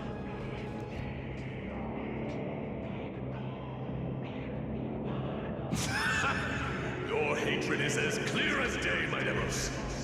My words must have stung deeply. But thanks to them, I have also come to realize. This is why you killed your father for the throne. Only to let your signet sink to the bottom of the Sea of Souls, refusing to let the glory of Kremnos live on. This is why you slew the Strife Titan, only to reject the core flame, letting strife continue instead.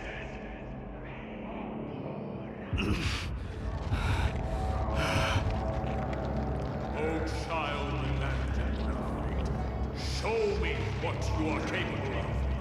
Show me if you have the power to put out the flames of your very own destiny.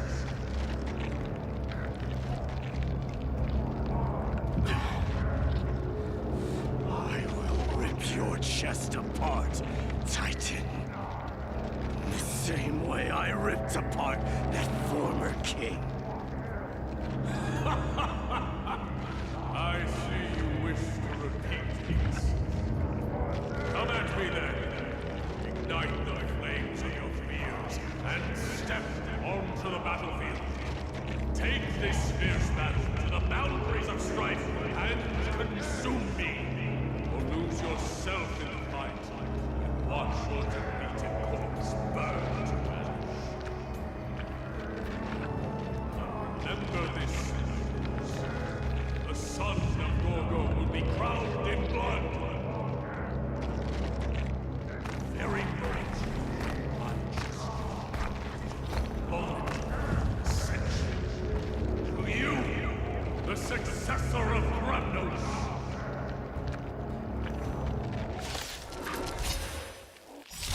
White warrior knew he was no match for him, yet he chose to fight till his very last breath. What about you, Mydei? Can your murderous intent match up to what fate has in store for you? Prove to me that you are worthy of this power. Show me your courage. Dragons soaring above the lands. This is permanence! Stand still. Mournful cries. Miserable wails. Let this place witness kings of Kremnos. Oh, my HP. This is the power you desire. Thank God for shields. Time to say bye. I wonder if I can just straight up kill how Mighty Mo's just doing this. Existence is unity. In the name of fairness, I grant you the blood of strife. Let's see who remains. This raging power. I can hardly contain it. Show me your courage. I need to read. What does Mydei's abilities do?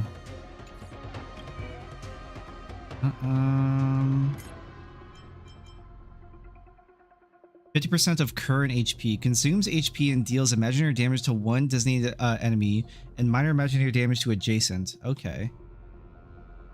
Kingslayer B King. Consume HP, deals imaginary damage to one designated target.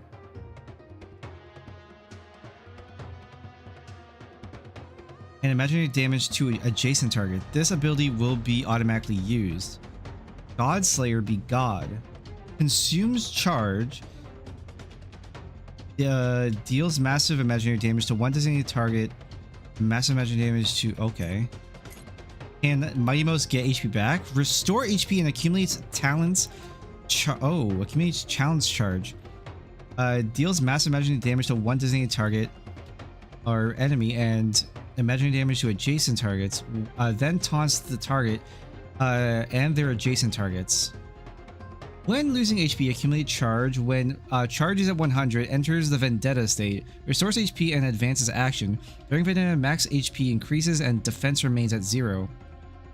At the start of this unit's turn, automatically use Kingslayer be King. When the charge reaches 150 during Vendetta, Mydei immediately gains 1 extra turn and automatically uses Godslayer be God. When Mydei receives a killing blow, he exits the Vendetta state.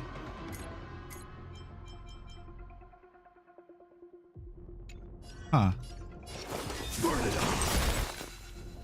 What if I just burn it right now? Accept your punishment. I am struck. Burn it all. There we go. May as well kill them all. Relax. My strength isn't what it most. Good times. Time to say bye. Boom. Definitely a good choice to bring shields. Dragons soaring above the lands. This is permanent. Say bye to breathing. Stand still. Every petal All will be swept away by the wind.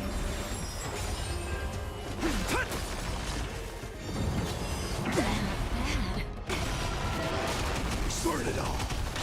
May as well kill them all. In fear you shall abandon your mortal body, King of Kremnos. Good times. Time to say bye. Boom. How noisy.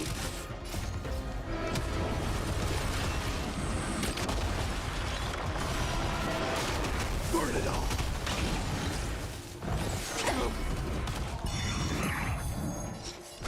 I shall not yield. There's more to life. Existence is unity.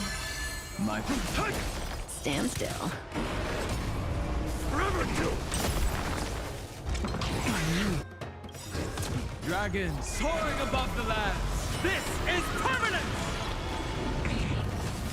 Say bye to breathing. Good times. Time to say bye. Boom. Boom.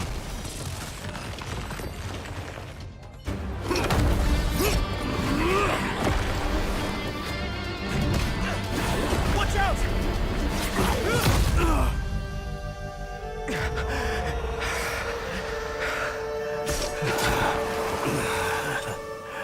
Found you.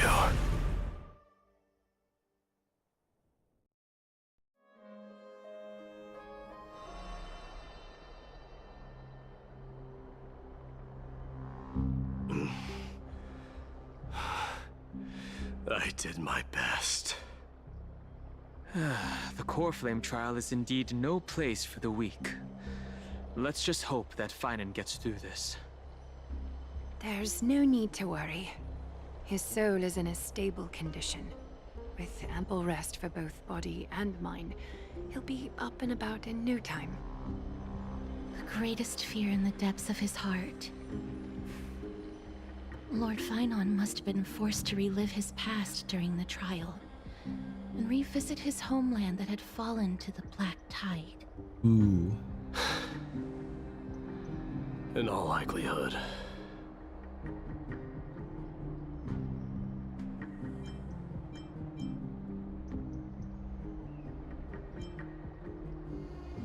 I think Neas had mentioned it before. That is correct. He was willing to entrust the core flame to the Chrysosayers, because he was also pinning his hopes on us to succeed him in shouldering the responsibility of resisting the Black Tide. Could you tell us more about this Black Tide? It is one of the culprits that drives the people of AMPHOREUS to madness. It was during the Era Bellica that this unspeakable thing first appeared, like a plague, alongside the 3 titans of calamity.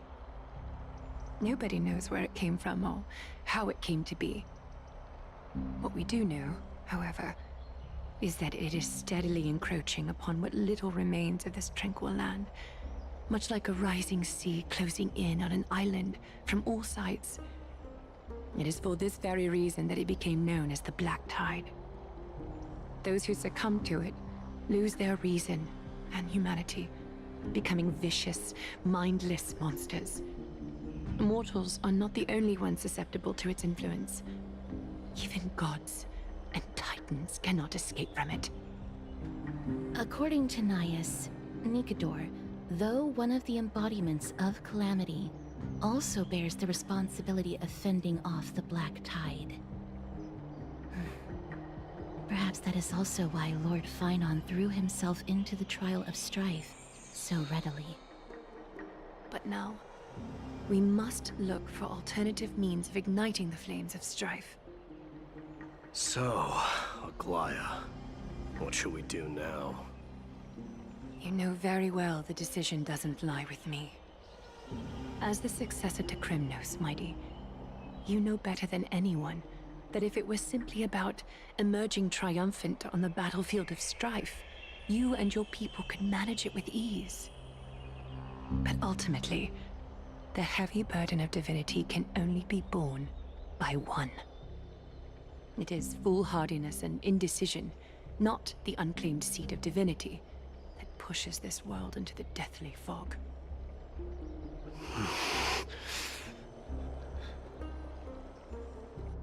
The Black Tide.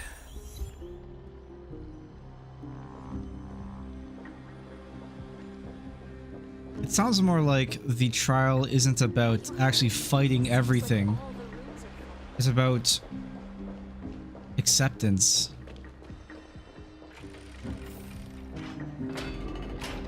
But not acceptance of one's of the end, but of one's failures in order to push forward. That's just my thought. An unspeakable thing of unknown origin.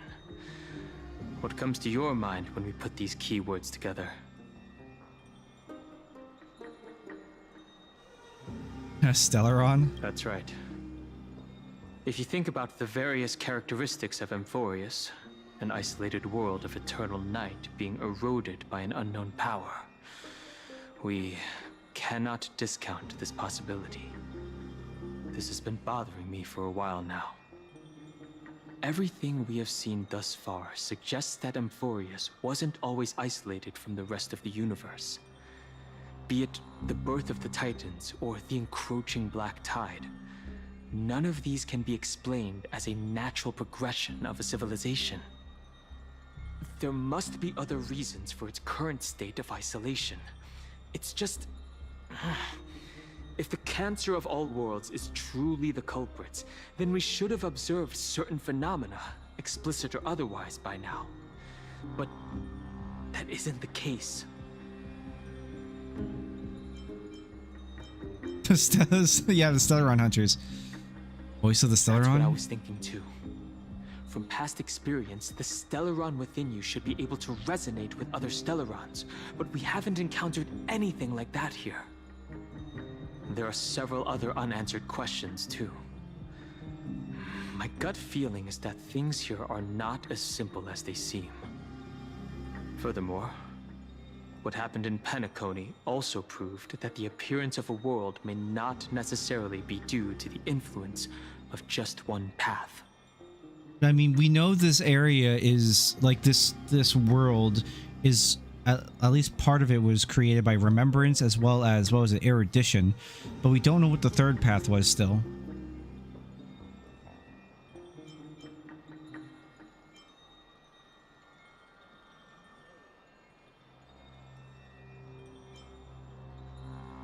Who knows? Maybe Machiavelli's behind it all. Not even the history fictionologist would dare to spin a tale like that. For now, let's just take things as they come. The Black Tide could be a good starting point. Since Nikador has fallen, those who were suppressed by them will no doubt begin to counterattack now. It seems our trailblazing expedition is growing in significance. Oh, POV of Mydei.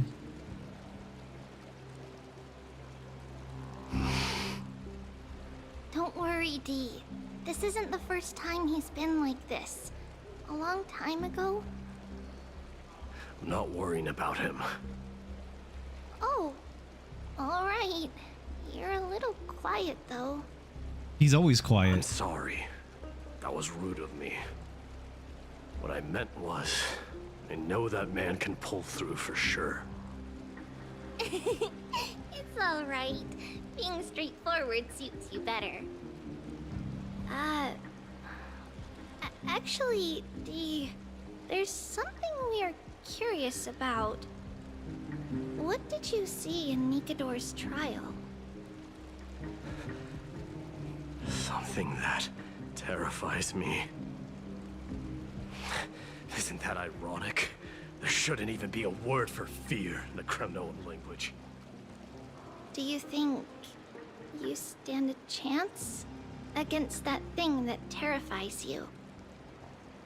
Is this also part of your grand scheme? What do you mean? Aglaya knew that Phynon might fall. And she expected me to take his place. That was the plan all along, wasn't it? Yes. Looks like you know everything.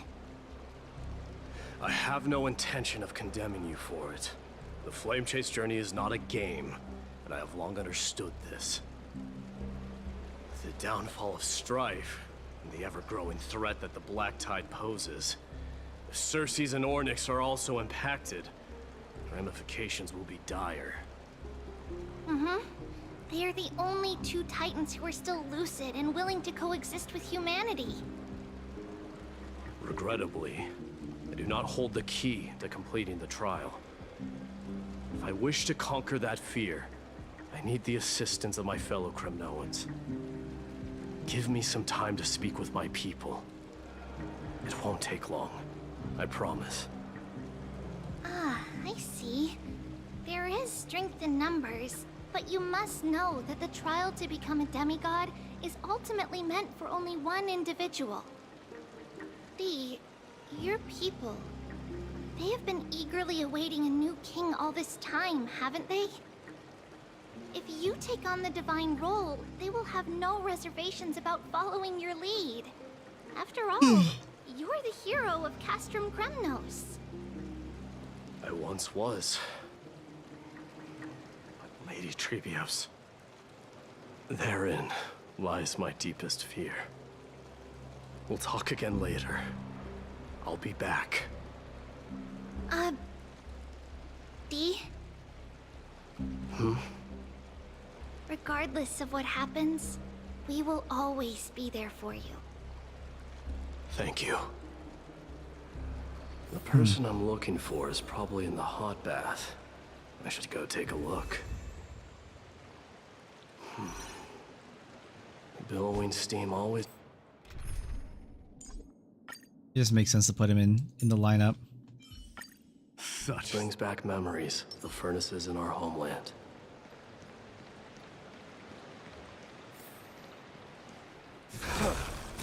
Put him in the team for the story.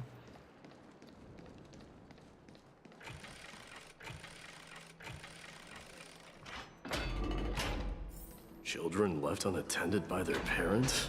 That's not safe.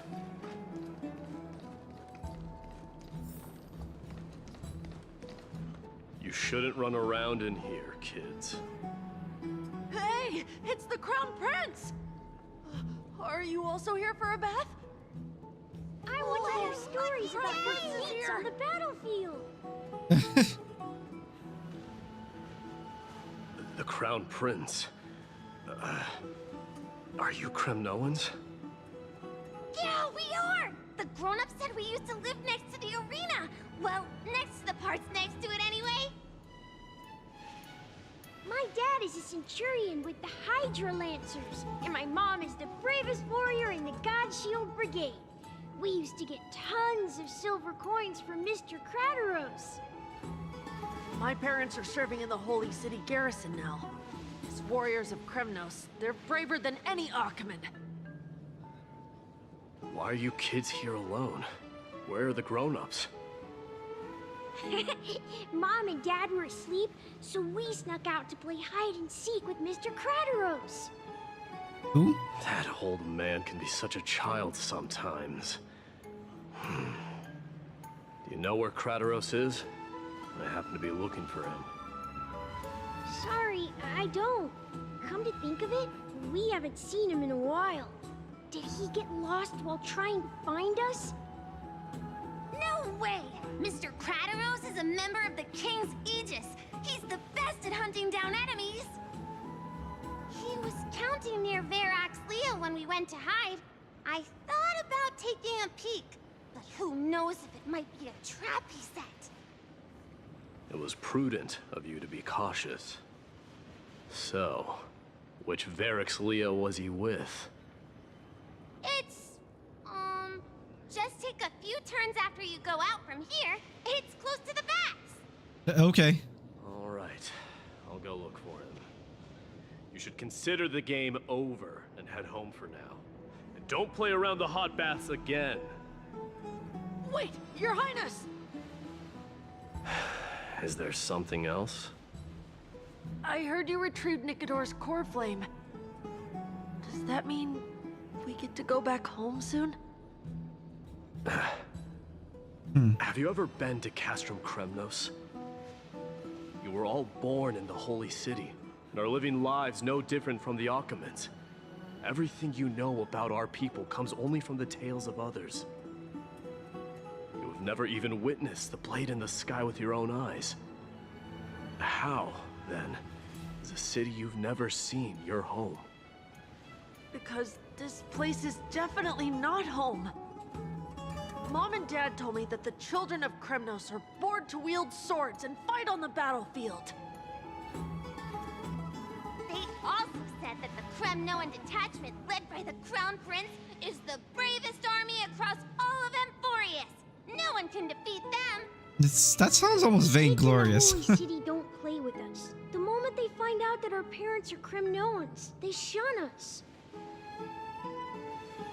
We don't care. We all know that the Crown Prince will take us home one day. The time has not yet arrived.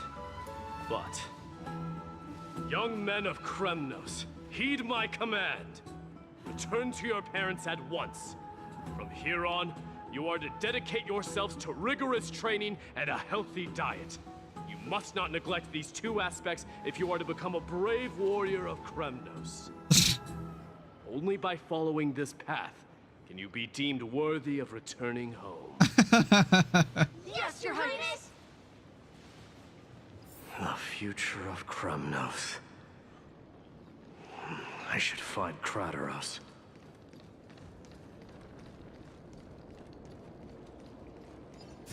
Blink. There he is. Is he engaged in a debate with that foolish lion? Hi, speaking memes. Oh, it's the Crown Prince of Castrum Kremnos. Get a grip. We're here by order of the Council of Elders. Even the Chrysos heirs have to think twice before doing anything to us. Out of my way, lackeys of the Council. The Civil Guard of Akama is on official duty. Please keep out of this area. Calm down, my lord. Play nice. Don't make me repeat myself. I'll allow you to pass this time, but just this once. So, you think yourself knowledgeable? Then here is a question for you. Do you know how Chrysius Leo in Castrum Kremnos came to be mounted on the wall? I don't know, my lord. How did it come to be?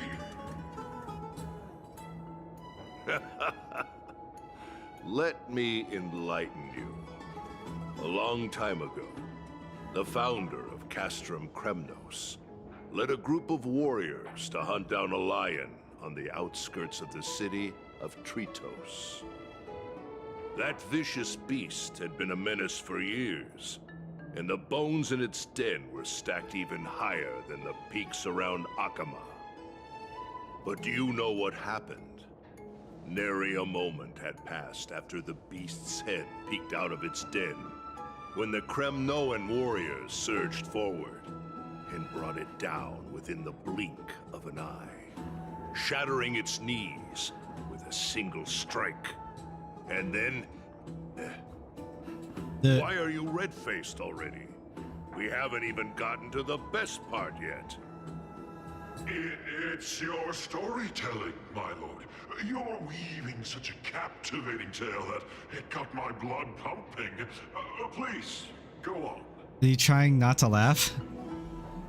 Well, if it isn't Lord Mydei. It's been a while. Oh, what in Akama is happening? To what do I owe the pleasure, son of Gorgo? Kratos.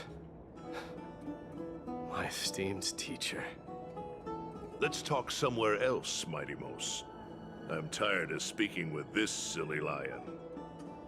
What about the Council's informants? Those two hyenas are nothing but scavengers of rotten meat.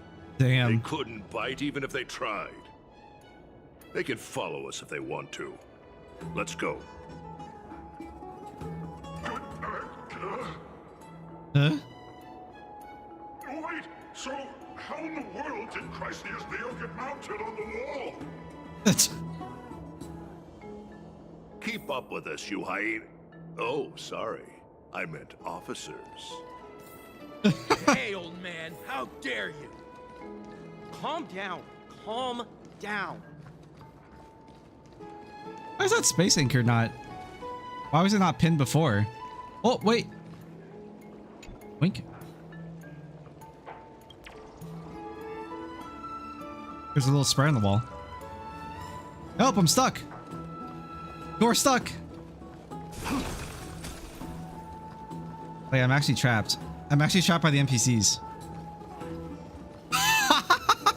Help! Help! Help me! I'm actually stuck.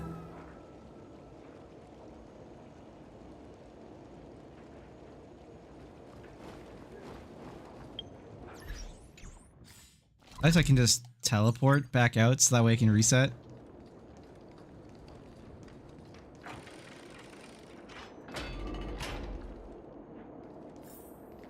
Don't fall behind now. Unless you want to upset our friends here. Don't you dare try any tricks with us. We're almost there.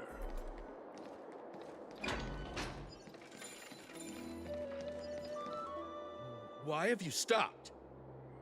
This is a nice spot for a private chat. Shall we, sir?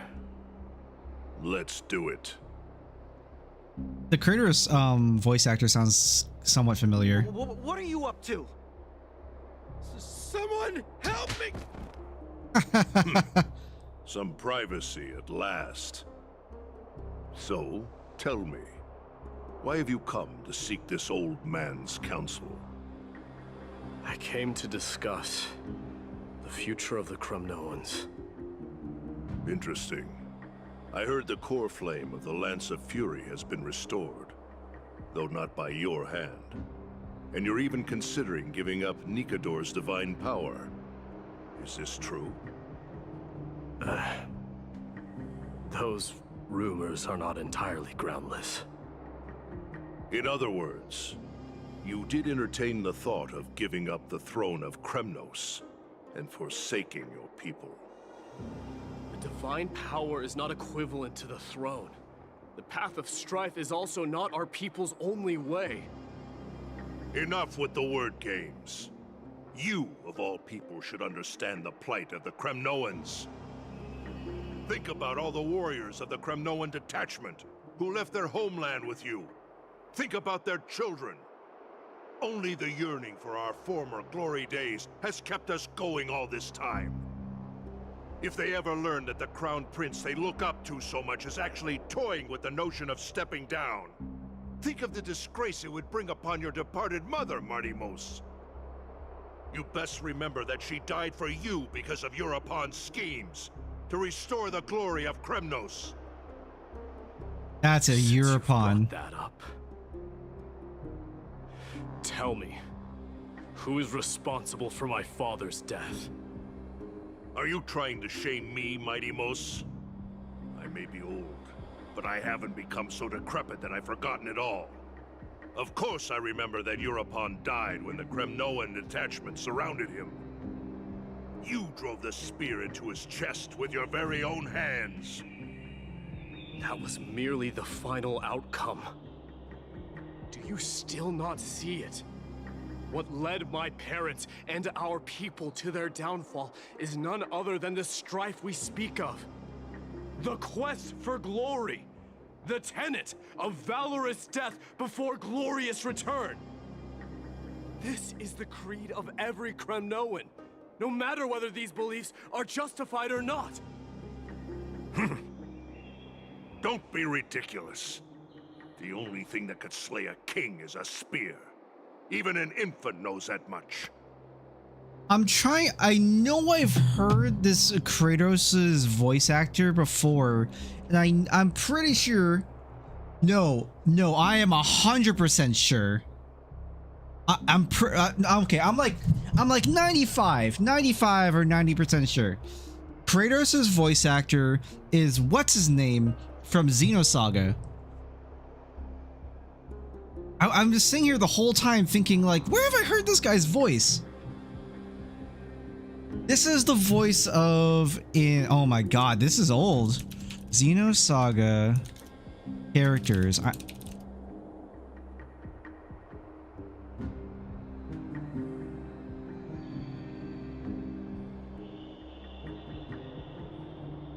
Characters list.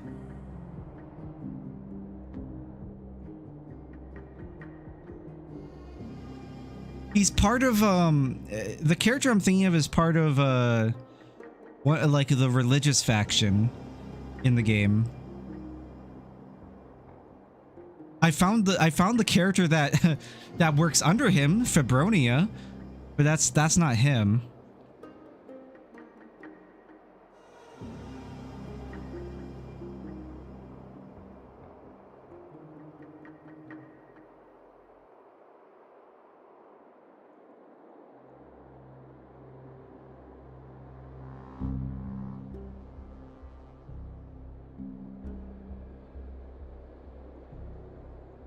Oh my god. Need a characters list, man. The game is so old, it's probably really poorly documented.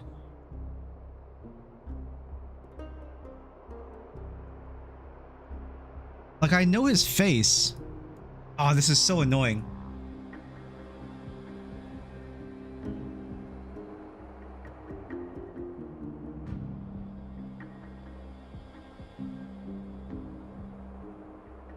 There, I found it. Margulis.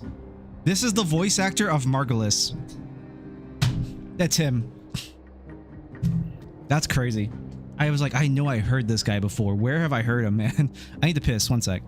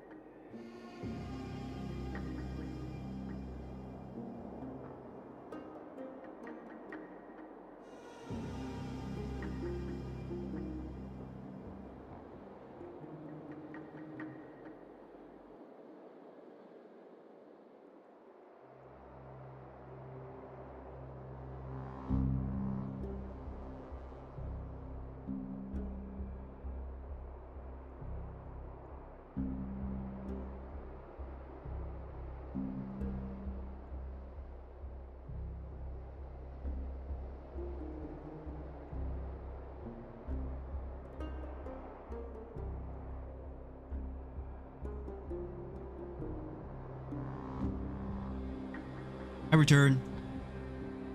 Ugh.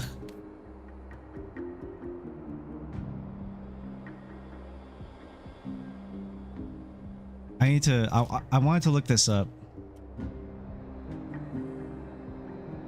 Xenosaga.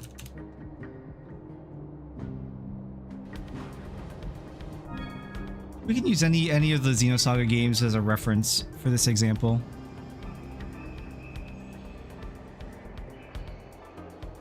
Isn't it crazy? This game came out in like, what year was it? Like what? I want to say it was 2002 to 2006.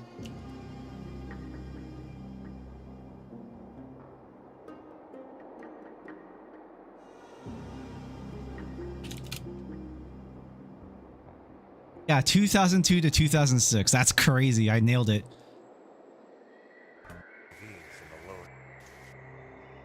This conflict and drag it into the light. To do this, I'll have to access the mainframe here. Also. Right here. I gave you far too much credit, Uzuki. I thought you were smarter than this, a better thief. I never once thought you'd just come walking in through the front door. Well, I thought you might be getting lonely, Colonel. So I figured I'd come pay you a visit. Same old Uzuki. Neither your attitude nor your ability to bluff have shown improvement. That's him. It has to be him. That's it. Kratos sounds like it's the same guy.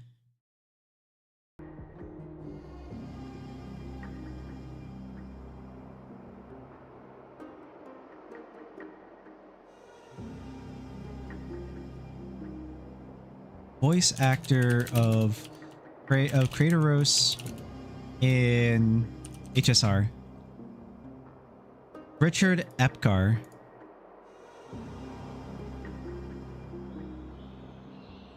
Oh, he's the voice actor of Xehanort as well. Right, okay. Is that right? Is that the character I'm thinking of? Shouldn't be, right? Xehanort's a totally different character. That doesn't sound like him, right? Surely.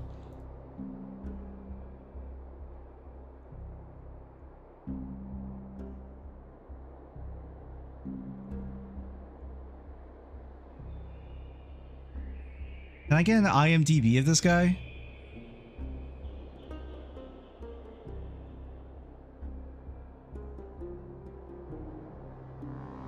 He's probably done a lot of work. Yeah, he's done anime, film, video games. Oh, oh no! It's not. No. It's not Xehanort. It's not. Well, I mean, it could have been, but it's not. Unless, hold on.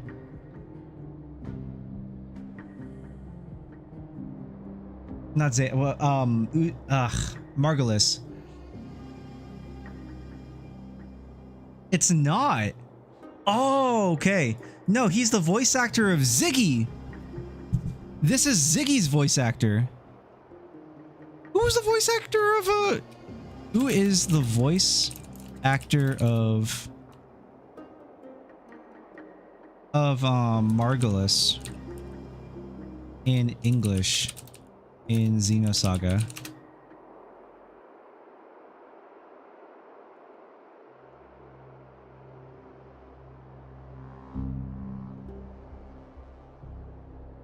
Michael McConaughey. This guy also has a pretty extensive list. Anime, lots of anime, animation, live action, film, video games. He has a pretty decent list of stuff.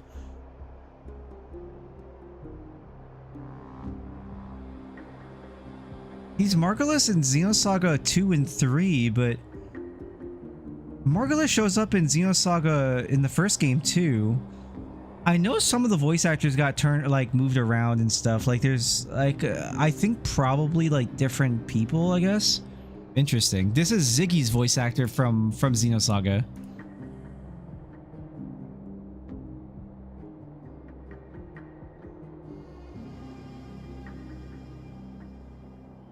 I have to tell Coco.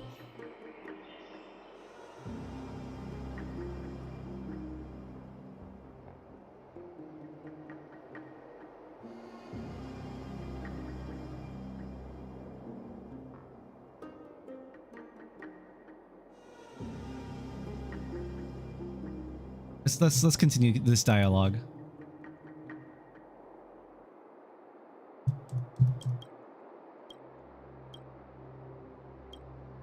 I swore to your mother that I would guard your crown Okay, with my no, life. no, that's I never Ziggy. foresaw that the son of Gorgo himself would be the first to turn his back on the Kremnoan spirit. Gorgo. Your mother bore that name. The name of the great founder of Castrum Kremnos. And she upheld that name with honor. If you choose to turn your back on her legacy, like a wretched deserter, do not fault me for withholding my loyalty, Mydei. I came to discuss the future of our people with you. But it appears this is not the right time yet. This guy. Go, Mydei. This is Ziggy. Yeah. That's what those Chrysos heirs call you, isn't it? Go down the path you have deemed correct. That's him. Deep down, you have always been one to do as you please. That's crazy. And I am well aware that no one can deter you once you've made up your mind. That's actually crazy. But don't you ever dream of renouncing the traditions of Kremnos. We may reside in Akama now, but we remain eternally bound to strife by blood. Bloodlines no longer hold any significance in this era of destruction. My young lord, always bear this in mind. Never reveal your vulnerabilities to anyone. Hi, Ziggy. A lion should never dwell amidst its prey, especially when it wields power enough to dominate the entire hunting ground. Eurupon, the boy did nothing wrong! This is murder! Do not sully the noble name of Kremnos with the blood of an innocent child. You mustn't reveal your weaknesses to the enemy. Enough! My decision is final. We must use this child's life to preserve the soul of the great Nikador. This art looks great. We must save Castrum Kremnos. I'm taking a screenshot of this. I really like this. Don't be absurd! Those tiny hands lack the strength to even lift a spear. Do you truly believe him a threat to Castrum Kremnos? You'll be ending the bloodline of Kremnos if you do this. Our millennia-old glory will become nothing more than a joke. Have you forgotten that we Kremnoans place no value in bloodlines? It is through pure bloodshed and slaughter that the kings of Kremnos have ascended to the throne. As for our millennia-old glory, it has always been a joke in my eyes. Glorify it all you want, but it will not alter the nature of slaughter. Those who revel in it are but murderers. They are no more noble than the most monstrous beasts in AMPHOREUS. Wait, so Eurupon and Mydei agree? With your words! Among all the kings of Kremnos, which one did not inherit the crown only after plucking it from the lifeless body of his father? But listen to yourself now. Do you truly believe you can cleanse the blood from your hands through mere words alone? Nay, quite the contrary. I will end this cycle of bloodshed. Starting with this child. With these blood-stained hands, I will end it all! Your failure is inevitable, Eurupon. You are just a coward who can only raise his blade against his own child! A beast that murders his own kin. King's Aegis and Empress of Kremnos! You cannot sit idly by and watch this atrocity unfold! If you consider yourselves the honorable sons and daughters of Gorgo, then take up your spears and join me in putting an end to this bloody charade! Does anyone else have any objections? If so, come forward with your spear and prove your mettle! Understood. 5, 4, 3. No one dare stand by my side. Cowards! Has that crown stripped you of your courage? 2.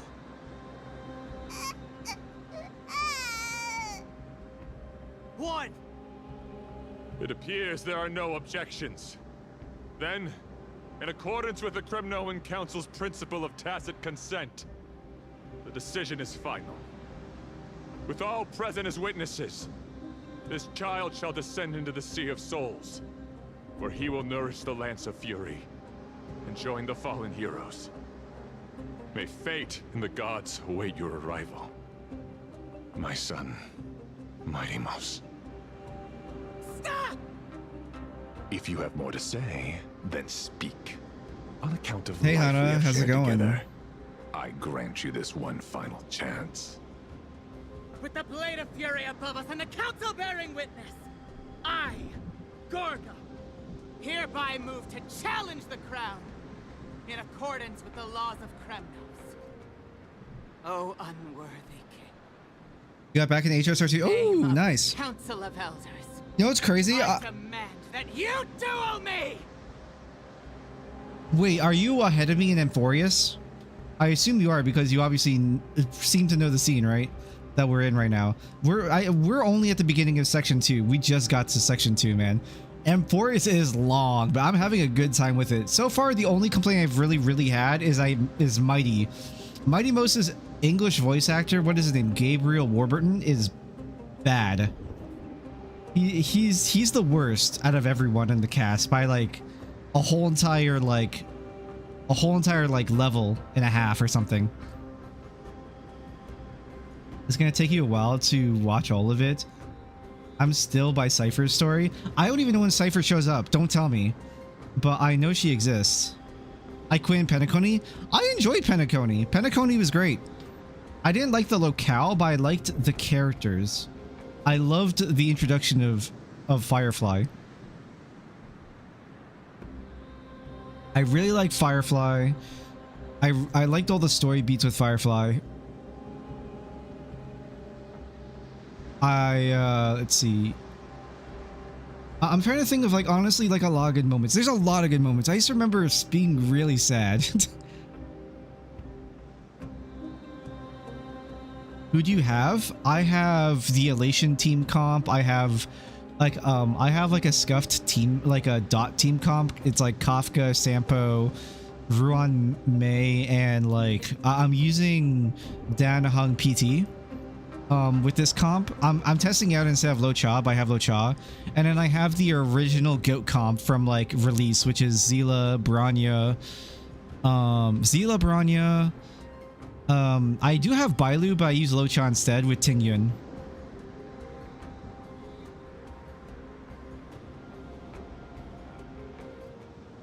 We're getting Ho-Ho, so get her. Oh, okay.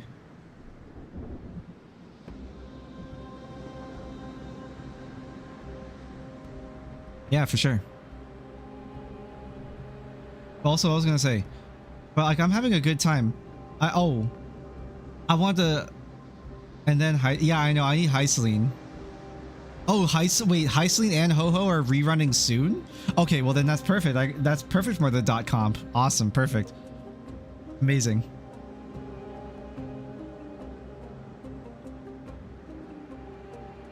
I wanted to say this, like, as I'm listening to the voice actors, by the way, in English, obviously in this game, like, we just heard the character Kratos. I don't know if you remember him still.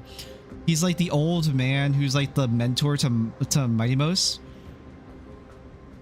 And I'm listening to his voice and I'm like, why does he sound so familiar?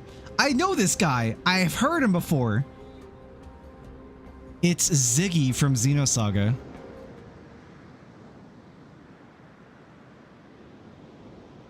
That's insane.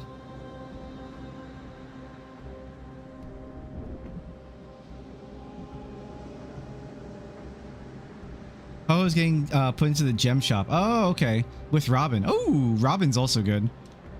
I also find it really funny that Robin's ultimate is it completely stops all of the music in the game, and it's you just hear her song, which I think is really funny, but also like it's great. Robin's like the discography for the singer they had for Robin is fantastic.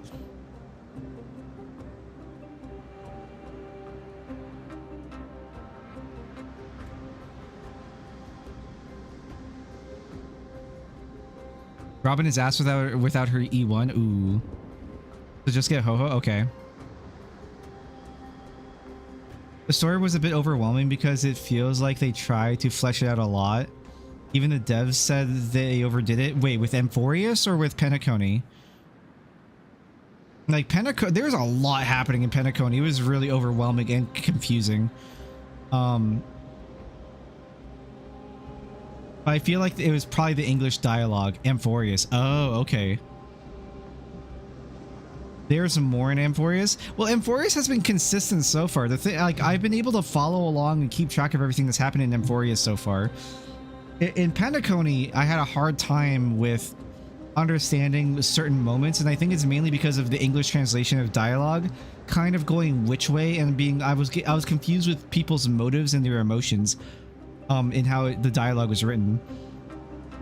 But there's some really extreme key moments I really loved in AMPHOREUS in general, or sorry, in Penacony, with Sundays, like Sundays and Robin's relationship, Firefly in general's, like, just as a character.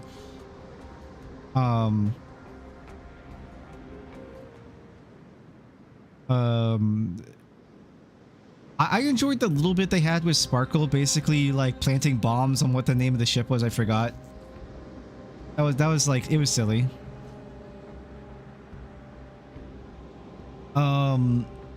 Trying to think. Dr. Ratio just straight up hating Aventurine was really funny. I really liked the faction political intrigue back and forth between all the factions and their interest in Penacony. That was a lot. In general, that was a lot of fun. Acheron's whole thing was enjoyable. Like, I think Acheron as a voice actress, like the character direction was really flat, but the dialogue was good. Yeah, I hope Firefly gets a rerun someday. I want Firefly for no other reason other than I really enjoy that character. I think she's incredibly well written.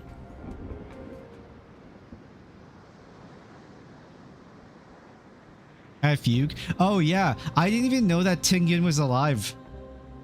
I was so confused that like Tingyun was alive because I didn't do the Foxy and Tail story. She just showed up in Penacony, and I'll have to go back and do it at some point. But like, she's alive? What? Ruin May brought her back? Yeah, no, I know, I get that, but how did she get there is what I didn't know.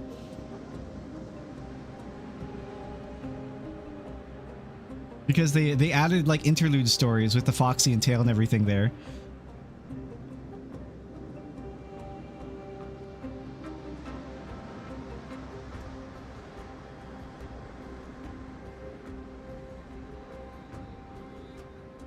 All of them are kind of dead, like stars. It's just weird. What, Fugue? Fugue? Wait, who Fugue? What? Wait, what? I'm so confused. What? Like, Fugue is... I don't know what she is exactly. Oh. Most characters die and come back, yeah.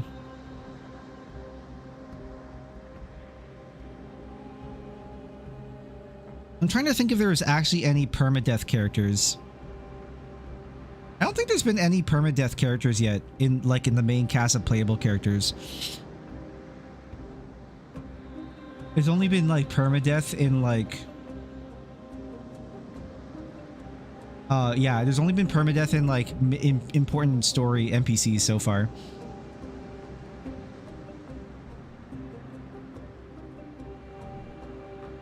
It's getting a special. An SP special? Question mark? Yeah.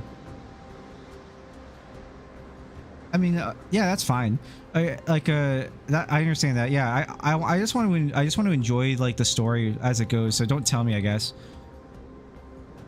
By the way, do you do all of your new map stuff because it expires? New map stuff? Question mark. What new map stuff?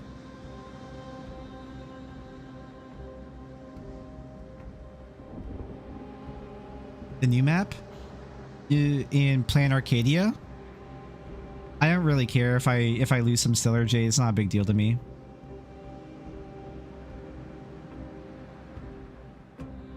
Like, I understand that it expires, but I hate the FOMO and whatever, and like skipping ahead. It's just not something I care about. If I miss out, I miss out. Like, as a person, I care a lot about storytelling and writing, and like these things that make the audience want to be there for like what is being created for entertainment or for a story or something. So like rushing ahead and doing the grinding and stuff like that is not something I care about whatsoever in video games. I've never cared about grinding once in my life in video games. And I ain't gonna start now. Like an example is of something that requires some grinding for like reward, besides MMOs, is like Borderlands. I like Borderlands.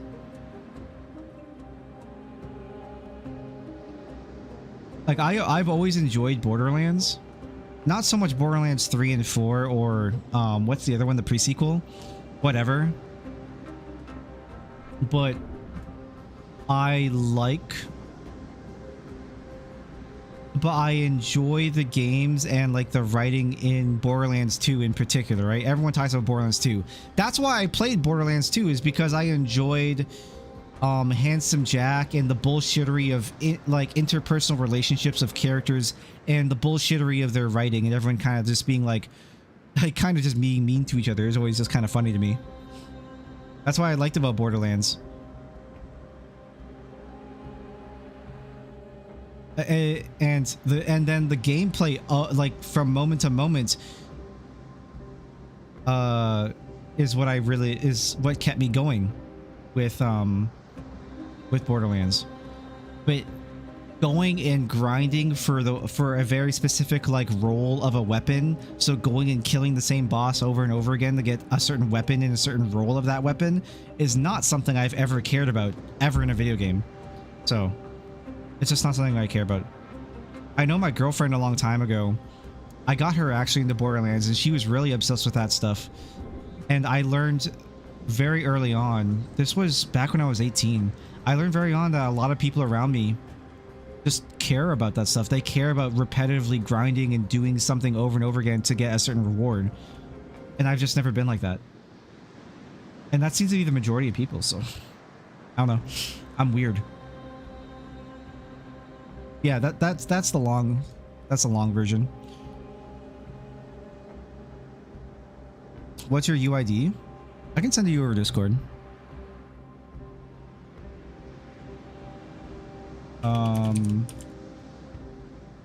I don't have you on Discord anymore.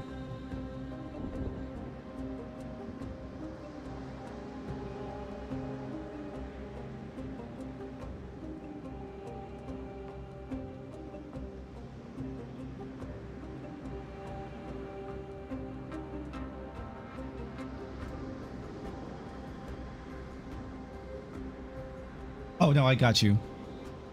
I found you. You changed your name again. That's actually so funny that you actually have Honkai Star Rail in your status.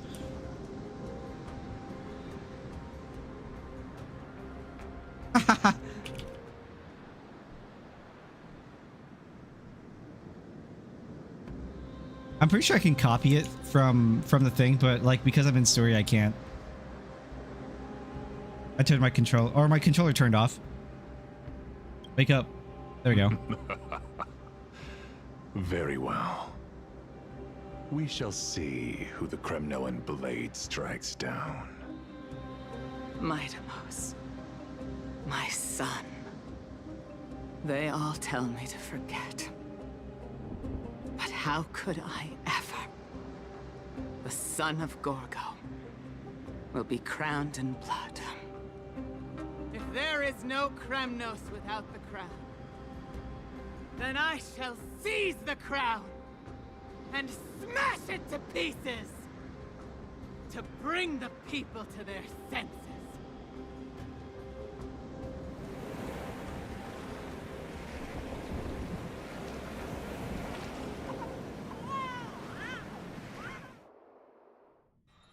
Trailblazer POV, it's been a while.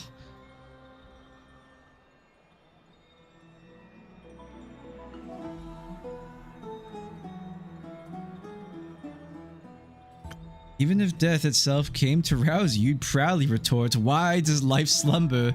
Because the bed is warm! Man. Man, Penacony was such a good ride.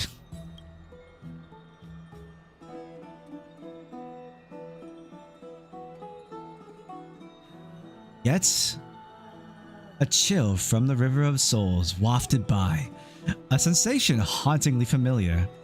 Could death truly be your door? Best open your eyes, just in case. Mister, you're awake. Woman! She better not be on top of me. I swear to God. Caster's, why does life slumber? That's a complicated question. I'm not sure I can answer that. I apologize for arriving uninvited. I saw that you were still asleep, so I took the liberty of waiting nearby. I bring a message from Lady Aglaya. She has prepared a gift for you and Dan Hong, and wishes to present it to you in person. I enjoy Castries as well. gimme! What are we waiting for? Let's go. I'm glad you're in good spirits. All right, let's set off. Nameless recollection. The Crown Prince. I don't want to put more things in the storybook. Honestly, like the way like the voice actor for Finon kind of like voices everything in the storybook is kind of boring.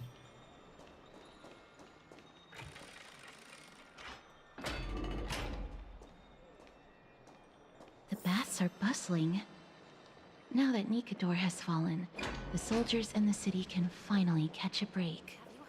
I don't know anything about Xyle, so I have no comment about Xyle. Is she an AMPHOREUS character? I assume so. Oh, okay, yeah. So we'll meet her eventually. Is that Lady Trevi and Lady Trianne? You'll meet her soon. Okay. You must have forgotten. This is a precious relic from our hometown. We definitely all saw it back then. Trianne, this is a counterfeit. We both know it's impossible for something this fragile to have survived all those years in one piece. Nothing is impossible. She's a frustrated streamer. We still got through those sad times. Ugh, look at that color and how it glitters in the light. It's exactly as we remember it. I want you by it. If someone else gets to it before us, we'll miss our chance forever. Calm down, Xyle has magical girl aspects. The only magical girl I've seen so far has been There's Herta. no need to fret. If you need more time to make a decision, I can put this aside for you until tomorrow. Or until you're ready? No, it's all right. Trianne is just... She'll come to her senses tomorrow. We'll be off first. Trianne is just... what? Trianne is super mad, that's what! You've forgotten all about Mama! Mama gave us something just like this before! Trianne... I regret not getting her. See you Herta? tomorrow? I I hope you two patch things up soon. See you tomorrow. May the winds of fortune bless you.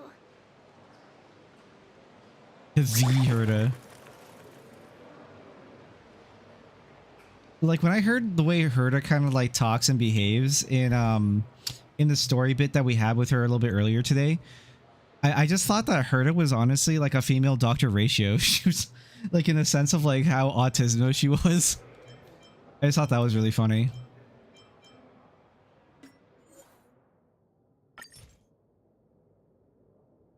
What if I just choose to decline?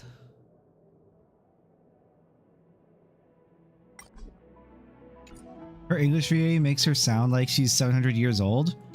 Herda? What? Huh? In what universe does anyone sound like they're 700 years old in Honkai Star Rail?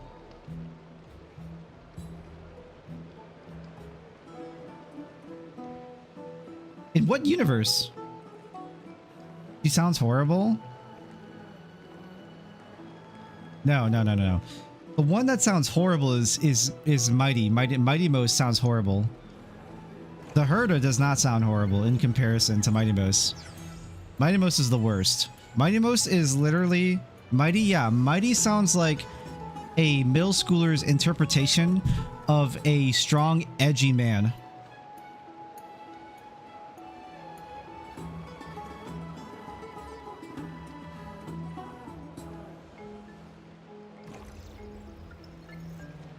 He sounds edgy? Exactly. In the cringiest way too. Like, you know who else is edgy, but was like at least more interesting? Let's go all the way back to Final Fantasy X. I can't remember his name right now, but the samurai.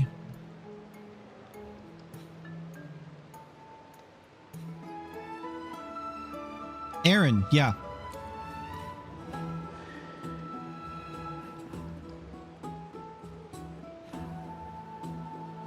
Yeah. Aaron, Oron. Whatever it might be. Aaron or Oron, I can't remember because it's a U. But yeah, he's edgy, but he's not cringe. He's, or at least a way less cringe.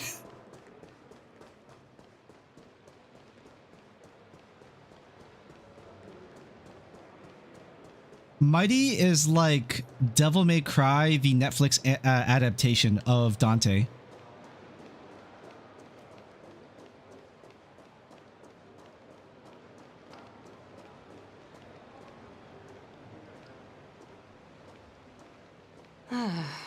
It's so hard to understand what they're thinking sometimes. Excuse me, if you don't mind, could you tell me what Lady Treby and Lady Trian were discussing just now? Oh, it's Miss Castoris. It's been a while. Well, honestly, I'm not quite sure myself. I'm not like someone who's like very huge on like signs and the zodiacs and everything, so I'm kind of just going with the flow on that stuff. But what I enjoy about AMPHOREUS specifically is its Greek mythology like background and stuff, and the kind of like mixing and matching of it and changing some words, but it's a very similar, if it's a relatively similar pantheon and all that. See, I have a little hobby of collecting handicrafts. Some time ago, I found this trinket being sold at the Marmorial Market and bought it to use as decoration at my stall. When Lady Treby and Lady Trian walked by earlier, it's kind of funny too because happened to catch sight of it. A long time ago, insisted that it was a precious memento from her hometown. Like a long time ago, actually, I learned how to navigate using stars. So like constellations. Like if you gave me a sextant and you gave me a star map, I could navigate us on the sea, which is like a really useless skill.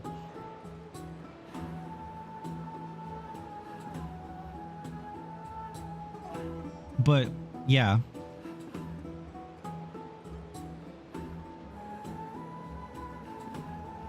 It's something I randomly learned a long time ago because I was sorry. Like something stuck in my mouth. It really sucks.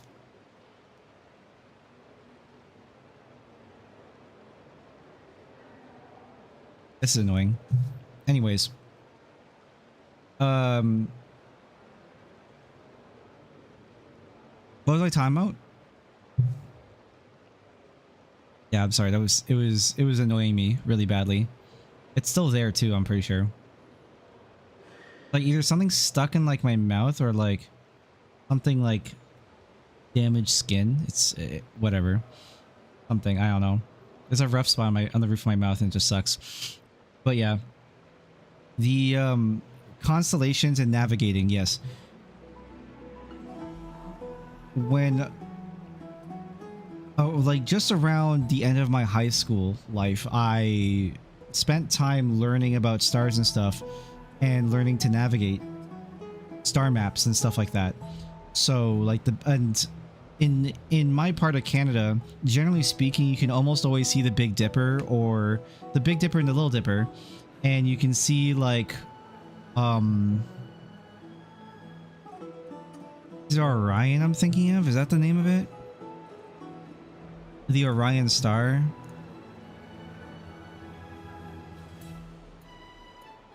Yes, you can see Orion generally from my part of Canada. And so I could use those 3 constellations alone as navigation around my city, for example. And it was just something I enjoyed. So I ended up learning about it. I don't know why, I was just bored. This is what happens when you have too much free time in your life and you're just a loner.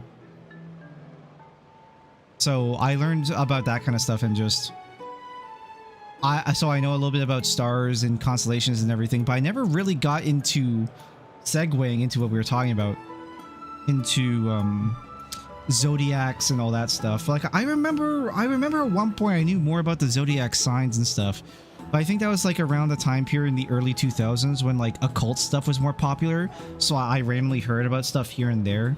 But I can't even remember what all the zodiac signs are or any of them right now. Oh no, I can. The zodiac signs are like Capricorn, Sagittarius, Virgo,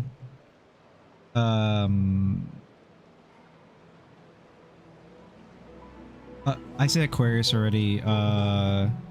Leo, Scorpio, all those, right? Yeah, those are these zodiac signs. But I don't really know or remember much about them, to be honest.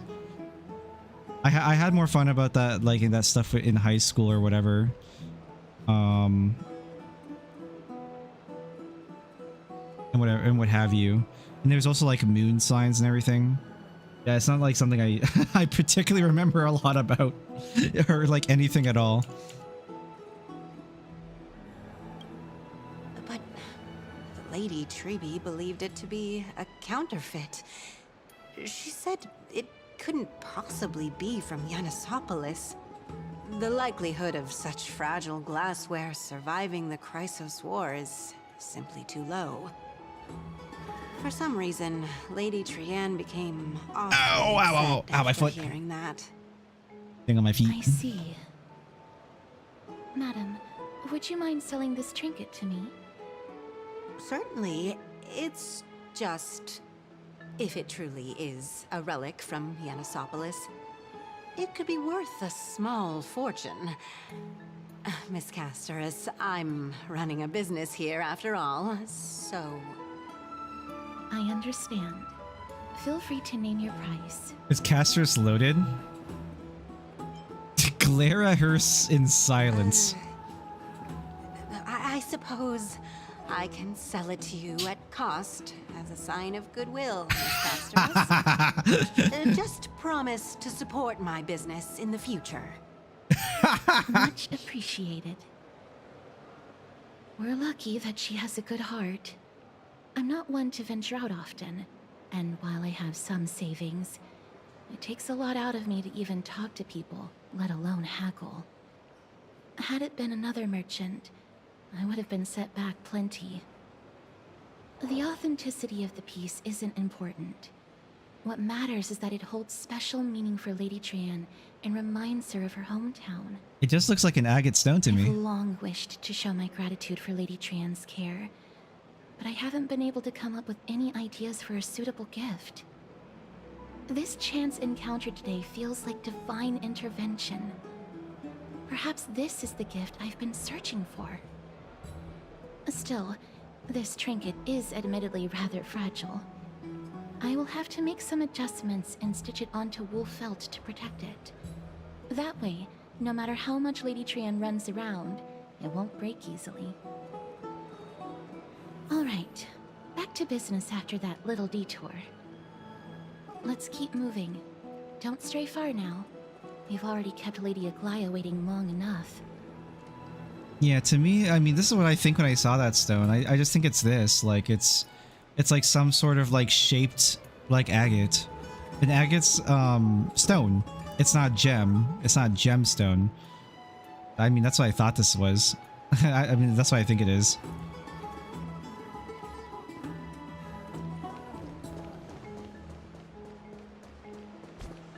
I mean, it could be a ruby, but I don't. It's no like the flat art style, or not art style, the flat color of the like item that they showed for reference was not like deep red.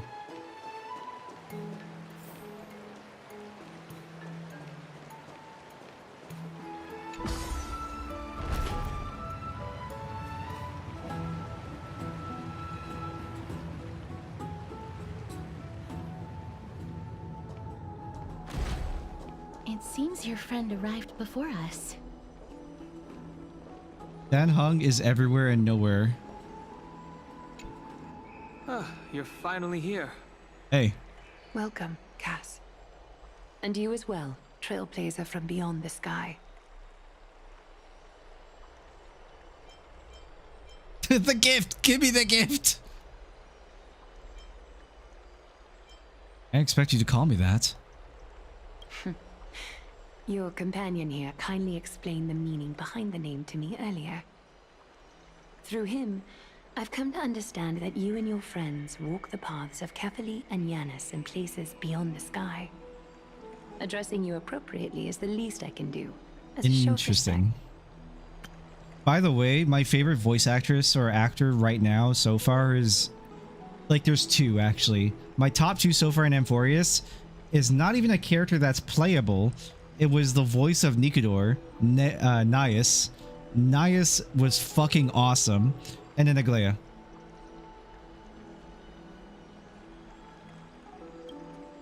For all that has happened, it was never our intention to drag you two into the battle against Nikador and jeopardize your safety. To express our gratitude for your kind, trailblazing endeavors, we would like to present you with the highest honor of Akima. This is the dew of divine blood, brewed from crops nourished by the blood of the Titans. It is said that only 12 bottles existed. The last 3 bottles are now being kept in the treasure vault of Akima.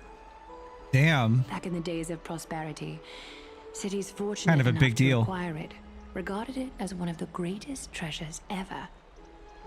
Unsealing it during a ceremony held in honor of 2 cities' diplomatic ties was the highest form of respect one could show the other. Trailblazer bottoms up. And now, in keeping with tradition, Akima dedicates this drink to our esteemed guests from beyond the sky in appreciation of what you have done for us. Let me drink it. Let me drink it. I'm not a drinking age yet. The Express has house rules about drinking, and even I'm not exempt to them. This precious gift isn't simply a token of gratitude, though, is it, Lady Aglaya? Very perceptive, Mr. Dunhung. Your heroic deeds have proven that you come in good faith. With the dew of divine blood as testament, we wish to forge an alliance with the Trailblazers. With all due respect, won't forging an alliance with the Chrysos heirs embroil us in the conflicts within Akima? Yes. I'm sure you can understand where our misgivings come from, Lady Aglaya. He's begging for a defensive pact. This is a Treaty of Versailles. My gifts!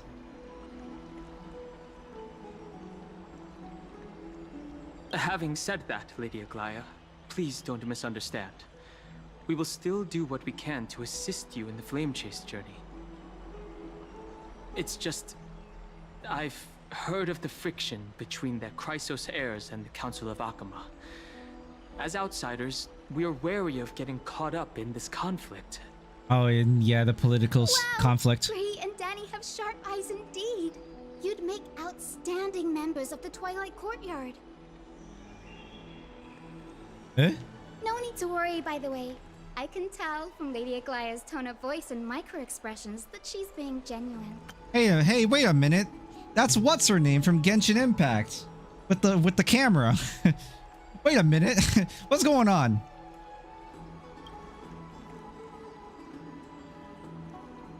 Not only are you guests from beyond the sky, but you've also done so much for Akama. You're practically heroes to us all. Lady Aglaya would never subject you to Aquila's judgment. Huh? You are... Hyacinth. Thank you for taking care of the wounded of the past few days. Oh, I thought you miss... Oh, it's no trouble at all. The patients are very cooperative when we attend to them. I'm just thrilled to see them all going home healthy again. I thought you miswrote Hycelene's. I didn't realize there's a whole nother character. Oh, it's Cassie. Oh, I've missed you.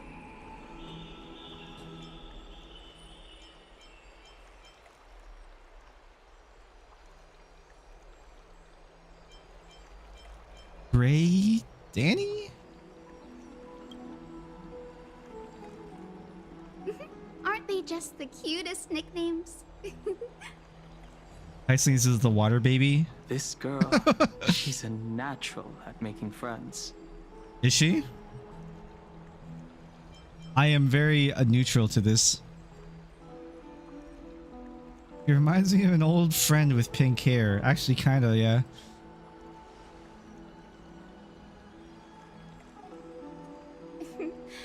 As an acolyte of Aquila, I'm here to bring healing light to the world.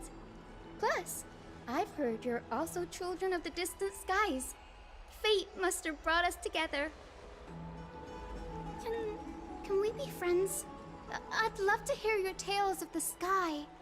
And oh, it's a rare occasion that Akama presents such an invaluable gift to guests. Lady Aglaya, may I have the honor of tasting it too? Of course you may. Esteemed guests of Akama, please believe me when I say that this gift carries no hidden agendas. As for the matter of the Alliance, you need not give me an answer here and now.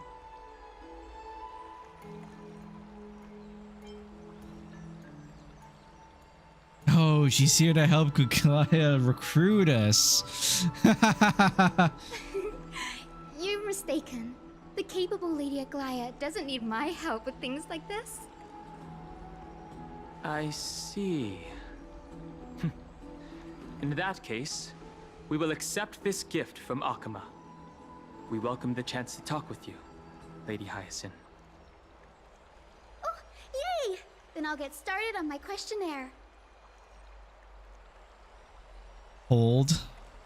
Pardon the question, but I've been meaning to ask this for a while. Micro-expressions, tone of voice, questionnaires. Are these all part of the usual skill set for Aquila's priests? Allow me to do the honors. This young lady is Hyacinth, assistant lecturer of the new sporists at the Grove of Epiphany, and head nurse at the medical institution known as the Twilight Courtyard. Head nurse? Many of the Chrysos heirs suffered injuries during Nikador's attack on Akama, so the Grove sent Lady Hyacinth to treat the wounded in Akama. But what I'm really good at is helping people sort out what ails their mind and spirit. If you're ever feeling troubled, come find me. A little sunbathing in the courtyard will chase all your worries away. So you're a therapist. Thank you. We will keep that in mind. Well, it looks like everything's sorted out now. Thank you, Don. The patients have also all recovered. I think it's time for me to head back, Lady Aglaia. I would love to keep you in Akama for a few more days, but I would hate to provoke the ire of the Grove. As it happens, Akama intends to send a messenger to the Grove for updates about the research on the Black Tide. We also want to communicate our desire to discuss the retrieval of Circe's core flame at the earliest convenience. Oh, that sounds pretty serious. Lady Aglaia, you can't be asking me to... No need to fret. We won't put you on the spot. Trianne will be going there as the diplomatic messenger of Akama, and Casterus will be accompanying her. That's really edgy. I happen to have a few questions for Professor Anaxa as well, regarding the missing Titan Thanatos. I mean, it's really funny. I imagine sending Casterus as a diplomatic envoy would probably put the other party on edge, considering probably everyone knows the extent of Casterus' strength. Like, you can literally wipe out entire cities simply by touching them. So... Since this involves Akama's diplomatic affairs, we'll give you some privacy. Let's go ahead and play. Back outside, let's go. If you're not keen on just sitting around, Mr. Trailblazer, why not go with them? The Grove is a picturesque place, perfect for sightseeing. What was that? What was that little tinge in her voice? Was she making fun of the Trailblazer? It sounded like it. That's a wonderful suggestion. Come visit the Grove Grade. I'd be delighted to show you around. Sounds good. Gaining more insights into the customs and geography of different regions of AMPHOREUS is also part of trailblazing. Cool. In that case, do bring this spindle along with you. Oh. This tool, called the weft, is used to spin thread and has been passed down in my family through generations. Though it doesn't see much practical use nowadays, it's become a symbol of great significance. In this respect, it is the perfect token to represent my will. If you encounter trouble at the Grove, just take this out and show it to them. Okay. While you're in the Grove, the golden thread of the weft can also render all things around you visible, regardless of whether they're corporeal or not, allowing you to see things as I would. Casterus knows this too. Make good use of it. Trianne is already waiting for you at the So we're gonna see outskirts the of invisible? Akama, so I won't keep you any longer. May your journey be smooth.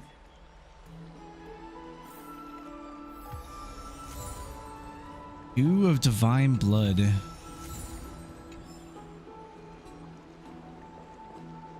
Let's go. I'm glad to be in your company again, mister. Tell me about the Titan known as Thanatos. Thanatos controls my fate, in a sense.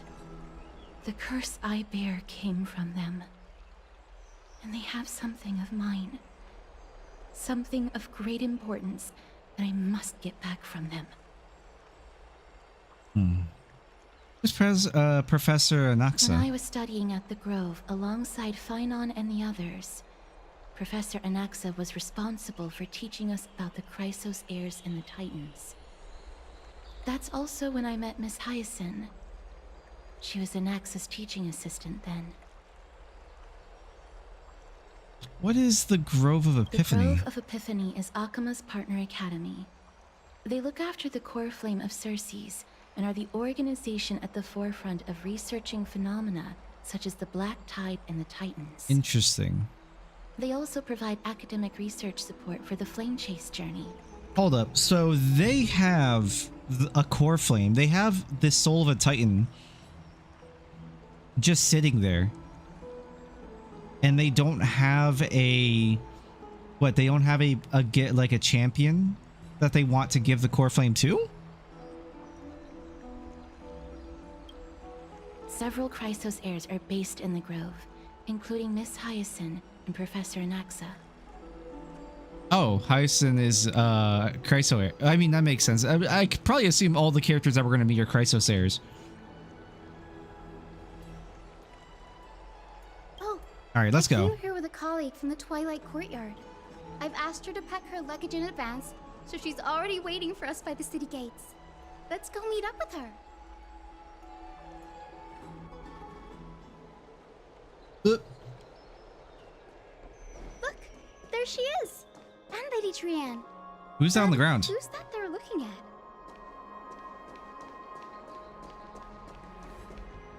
Did something happen, Clementine? Oh, that's a serious injury. Wait, isn't that the guy from the dream? Isn't that what's his name? Miss Hyacinth, this man was discovered by Trianne! Trianne was in a bad mood this morning, so we went to the outskirts of Akama for some fresh air. But then we found him collapsed on the roadside.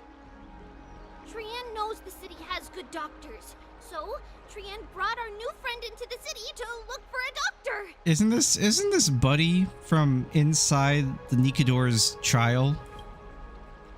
I was waiting here for Miss Hyacinth when I bumped into Lady Trianne. But by then, this man was already in critical condition, so I had to perform some emergency treatment first. These wounds, they're caused by the black tide. This is bad. Clementine, prepare a ward for this man at once. I'll treat him myself. It's a miracle he's still alive, considering how badly the black tide injured him. Gray, Cassie, and Trianne, would you mind making your way to the grove first? Once this man is out of danger, Clementine and I will join you. As a healer, I cannot ignore those in need of medical attention. I understand. May fate have mercy on this poor man. Trianne believes he'll get better. We're gonna see a whole nother story where Mighty Most notices this guy and is like, wait a minute, I know you. Yeah. Down this road we go, to the skies we fly, leaving Akama behind. I can't fly. Little Cass, little Gray, are you ready? Little. Are we not using the sentry gate? You might not be aware of this, but using the sentry gate takes a significant toll on Lady Trianne. I mean, I think we knew that already. Trianne promised Treeby that we wouldn't open the gate unless we had no other choice. Okay, let's go. I'm ready too. Okie dokie. Everybody, let's hold hands. To the grove we go. Oh, she's just gonna yeet us? The agate stone. It's harder than I thought to sew gemstones onto Wolfeld. You don't say. Cass memmy memmy mem. Memmy mem mem mem. Wait. Mem said something that wasn't Mem. That's crazy. He enunciated Castrit's nickname. Mem wants to try sewing. Here, why don't you give it a go? Oh, how are you two so close already? Mem mem memmy mem. Memmy memmy mem mem mem mem mem. It's hard not to like Mem when they're so adorable. Oh, this is amazing. It seems as if their voice has become more intelligible after the battle with Nikador. After spending the last few days together, I feel like I'm gradually gaining the ability to understand what they're saying. Even if it's just a little. Mem mem mem mem memmy mem mem. Memmy mem mem memmy mem mem mem. Memmy mem mem mem mem mem mem mem.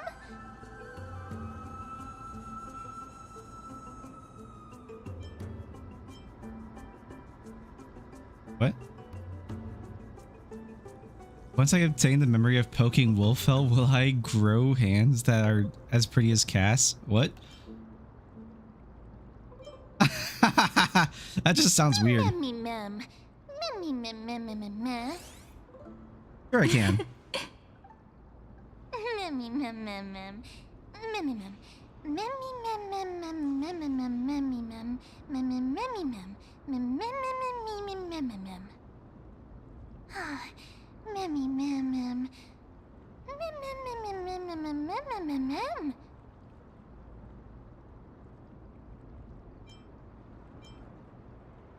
To transform into a cute girl now.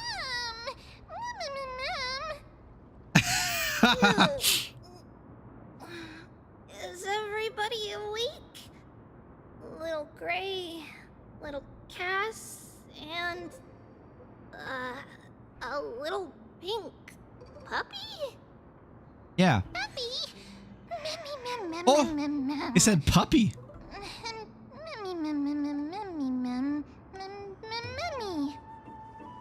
It's already action hour. Lady Trian. Action is coming. You're well rested. You were talking in your sleep. Did you dream of many things? Sleep talking? What did Trian say? Something like, Mommy, doll with sword. Let's fight together. We'll be brave. Ugh, it's so embarrassing. Please don't make fun of Trian. Of course not. Wasn't Lady Trian's mother also the Holy Maiden of Xenosaga? Uh-huh. Mama was the strongest Holy Maiden in all of our history. She also gave us the prophecy of deliverance. And she had red hair that looked like a cute red mushroom. But Trian can't remember what Mama looked like anymore. Not even in the dream just now. Mem.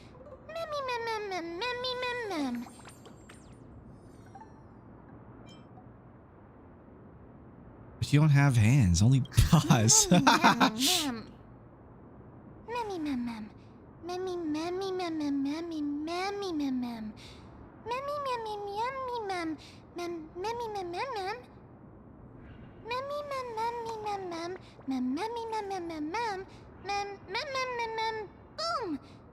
Oh, onomatopoeia enunciation.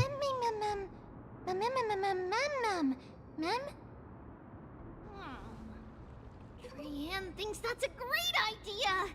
Can the pink puppy help Trian out?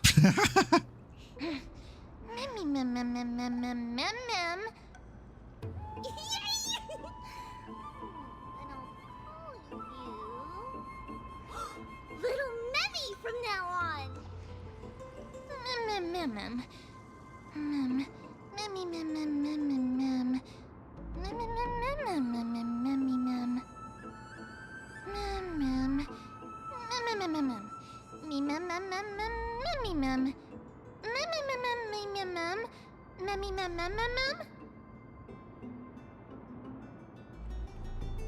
Okie dokie. Trian remembers that we need to help Aggie ask the big tree whether Cersei's would be willing to visit Akama. If we follow this woven trail and keep going upward, we'll reach the grove in no time.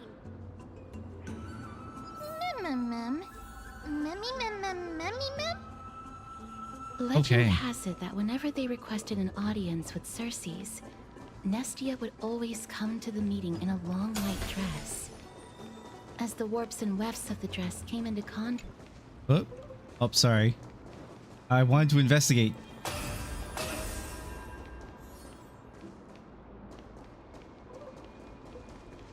They completely like kill the dialogue. No, I hate that. Help.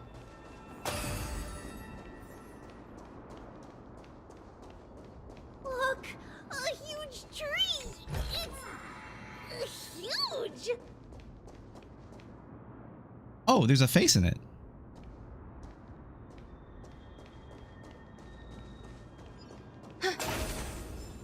I wanted to say, cool.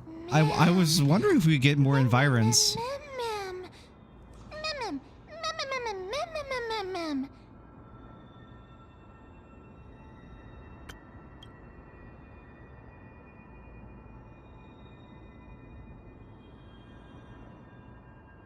By the way, I don't know how much longer I want to go because I don't want to be up too late or I'm going to be tired and it's going to mess up my sleep schedule again. I just had it flipped the other day. Yeah.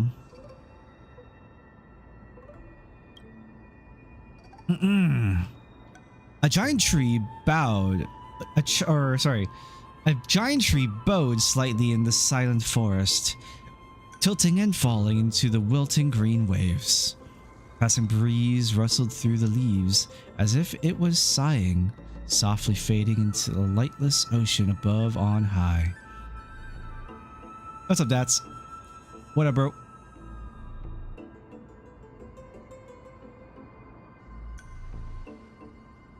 Would March 7th appreciate this sublime scene? You're uncertain. Unhung, perhaps. Never mind. Every time he encounters a tree as big as this one, it would be a deeply troubling situation. Would it? Wait, why does Dan Hung not like trees? I don't remember.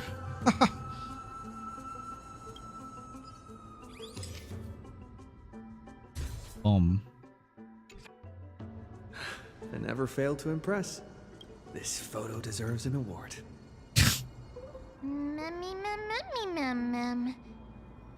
It's the Bough of Rift, the divine body of Circe's. Flora began to grow where they planted their roots, and this flatland basin upon which we stand gradually became a large, verdant forest. A long time ago, Thelesis, the first scholar, led the masses to build a garden and courtyard in the forest, naming the site the Grove of Epiphany. There, people sought mental clarity, knowledge, and enlightenment. Trian knows this. Everybody says that was how this big academy came to be.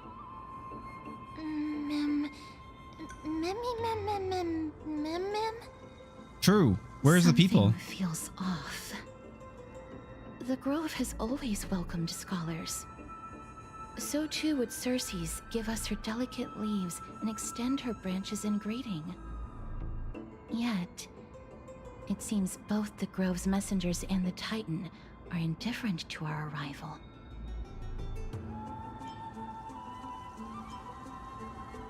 What an inconsiderate Titan!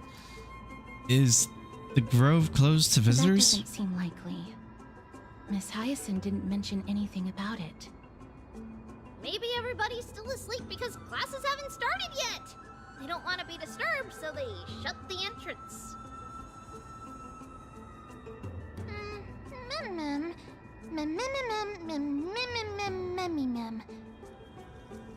This place is too quiet. What in the world is going on? Wink. New nymph.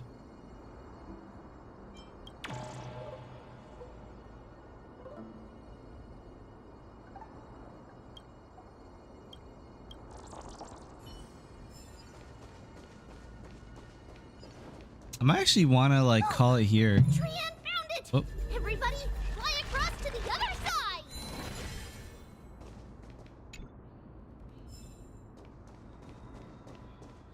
The entrance on the other side. Where could it be?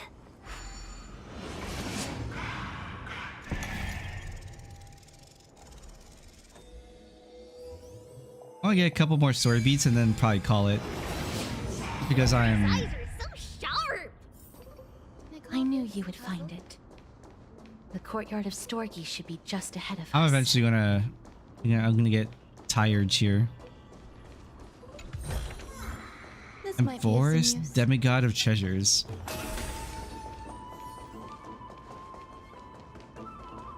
Nyum. Decree of the Seven Sages. Seven Sages? The last time I heard anything about sages and there being like a number of them, I can't remember how many were. I was watching an anime actually a couple days ago, just a short 12 episode one. It was called it wasn't like the most amazing thing ever or whatever, but I saw a few clips of it like here and there, and I was curious enough to go and watch it. It's called the it was called Dusk After the World's End, or no, Dusk Beyond the World's End or something like that. Or no, Dusk Beyond the End of the World. I think it was actually what it was called. Something like that.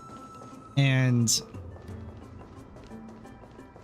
there was something about sages, and it has to do with like like 6 or 7 scientists from like the modern era who were designated as sages, essentially because of their brilliance and intelligence, as well as being like these like characters. The number joke was totally not on purpose, I promise, but it was one of the, I think it was 6. I want to say it was like 6 sages, but it was these scientists. The scientists were like these brilliant people basically brought together for like the savior of humankind, and something like that. It sounds very confusing without context, but that was the that's what they were named. They were called the sages.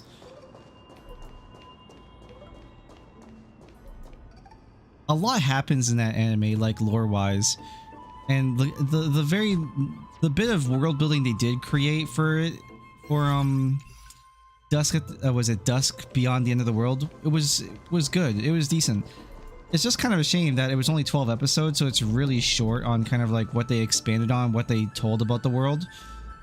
Because it genuinely could have been a very brilliant like world to actually expand upon and create a real story out of.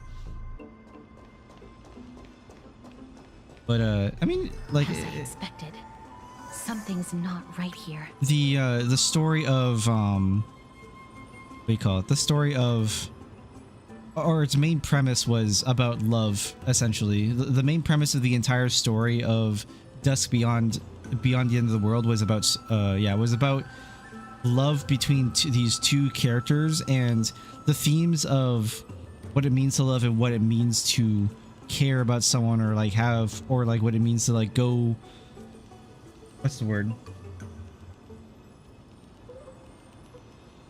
like themes of true altruism and love were really big like key points of the entire story. And it was kind of funny how it tied into everything else in the in that like in its like short 12 episode runtime. But it wasn't bad. It's definitely not bad. There's only so much you can do with 12 episodes. I assume that Dusk at the End of the, or Dusk Beyond the End of the World was like a light novel turned into an anime. That's usually what happens. So yeah.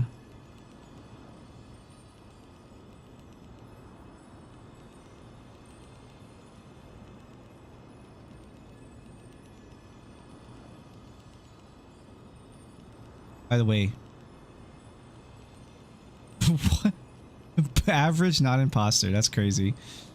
Thank you for the follow, man. I appreciate it. I promise the 6-7 joke was not on purpose.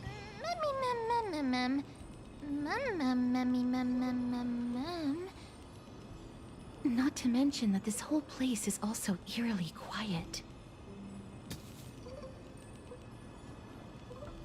You know, it's crazy. Like I've considered.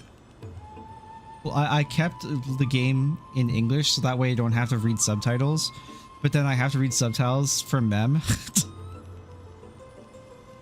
Does Mem like say Mem pretty much like in all languages, like in Japanese, Chinese, and Korean as well?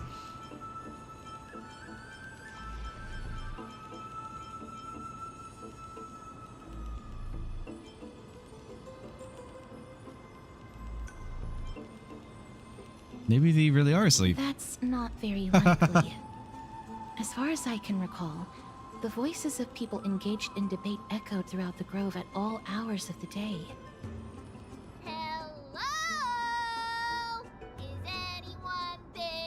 The Japanese one is higher pitched, if I remember. Oh, okay. Oh.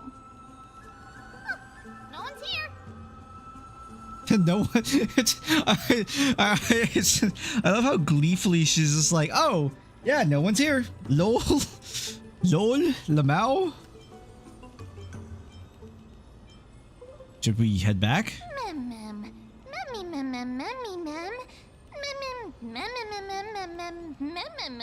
What is that supposed to mean? I have an idea.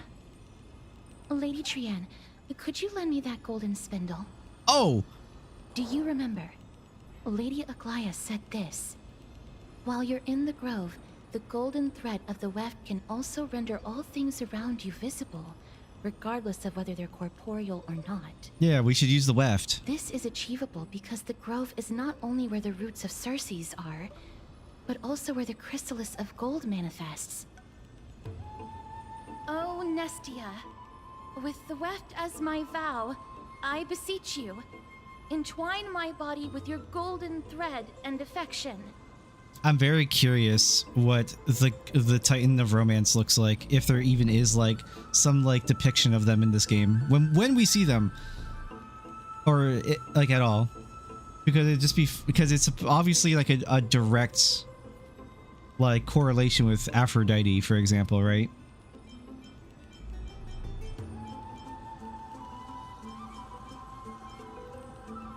I feel like we all know what we're talking about here, guys. We all know what MiHoYo likes to do.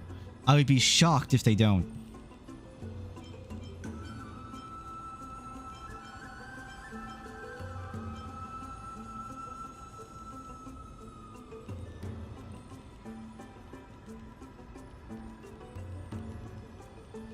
Wait, there's really like a comment on that? I'm gonna say it. I want to see if Cassius gets annoyed. Well, these lines are documented in the Handbook of Nestia's Priests. So, if I'm not mistaken, we should be able to draw power out of this butterfly exuvia with the golden thread. Gastrus is just like, I'm not weird. I promise, please. There isn't a reaction. Did it not work? But that shouldn't be. Spooks! Oh, we were already seeing a couple of those. Is that a white dryad? Ignores Dryad. There's a chest over here. One sec.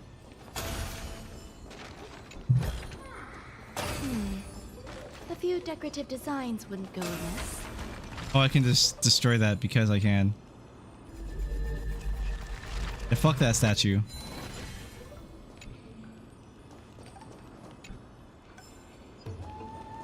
Novice recruitment. Oh. Oh, we have more puzzle chests too.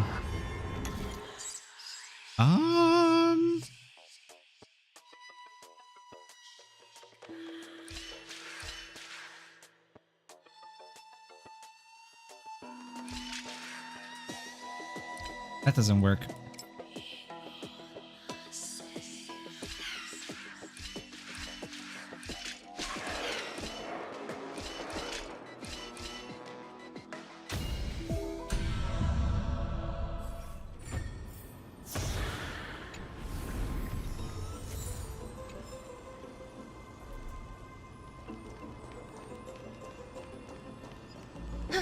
Okay, now we go talk to the Dryad. By the way, I have not learned what those breakables are. Oh, investigate. This is the Stairway of Progress, the garden for the intellectual wanderers, seekers, blah, blah, blah. Oh my god, I can't read that fast. Reflecting to the love for kin, for only through this remembrance may the path of wisdom yield.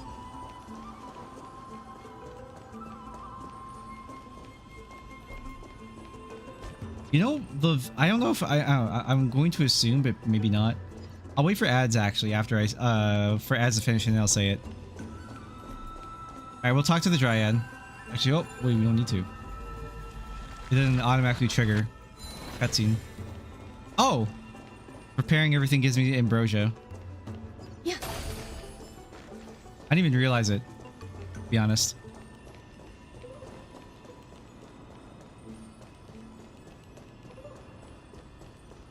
But water next to me, I do.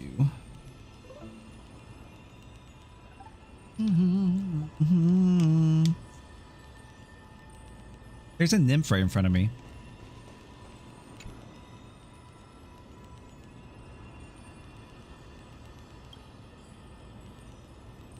It's said innumerable golden butterflies burst forth from this husk. Their scaled dusk. Oh, I have auto on. Damn it.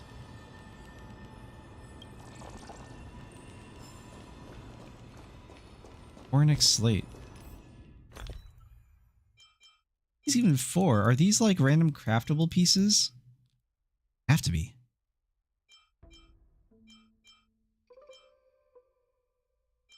Perfect. Ads are over. I wanted to say before ads, but then I saw the ad notification come up. I was like, oh, okay, I'll just wait. I don't mind these puzzles. The puzzles in AMPHOREUS so far have not really been annoying. You know what was annoying for me was the puzzles in Penacony, because I'm really bad with depth. So the mirrors, like the whole mirror mechanic, really messed up my mind. It just made me tired to look at. But the puzzles in AMPHOREUS, totally fine. Not a big deal at all.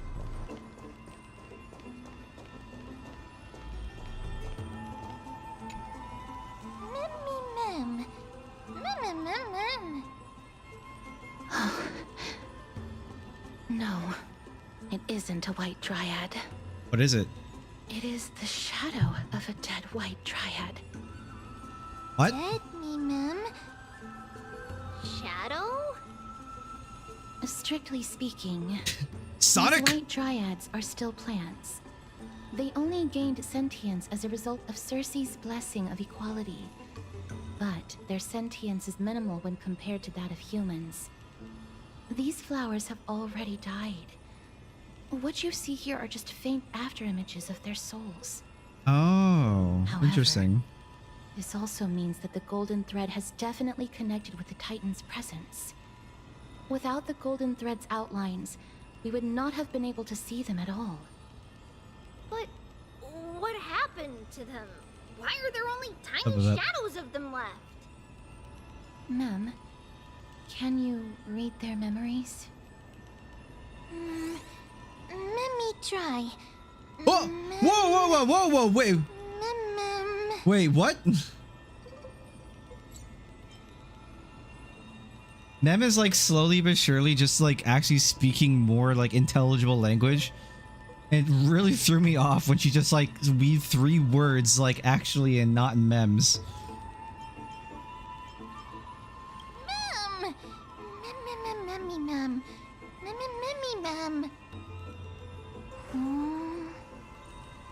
Black cloak, sword toward the great tree. Huh?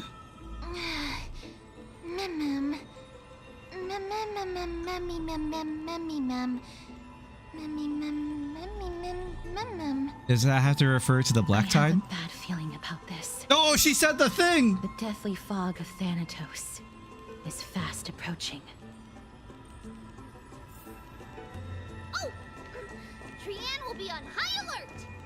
That's funny. The white dryad is a 2D image. Oldest trick in the book.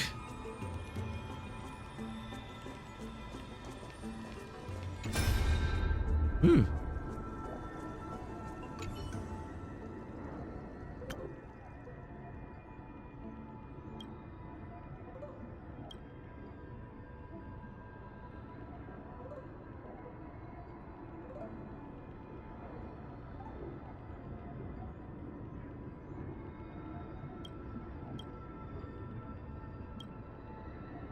Blasphemous. What matters most is that we slow the invasion of the Black Tide as much as possible.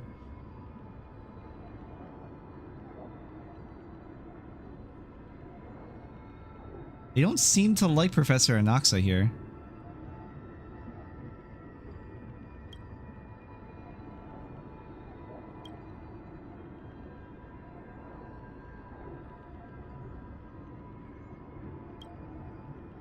Find a way to leave the Grove immediately and head to Akima to request aid. Not know if the Grove can withstand this threat. And just hold out until reinforcements arrive, then all will be well. But I have no choice but to entrust the core flame to that woman. Want me to leave the front line and be a deserter? No, there's no way. You're a Chrysos heir. Anyone who's going, it should be you. Oh, this person is a Chrysos heir. But he looks like an NPC, so not a relevant character. Don't argue with me. You know you will never win. It is precisely because I am a Chrysos heir that I must stay and fend off the Black Tide. We'll endeavor to ensure we survive until reinforcements arrive. Maybe a scholar, but I know a bit about fighting. Any normal Black Tide monster is no match for me. So you need not worry.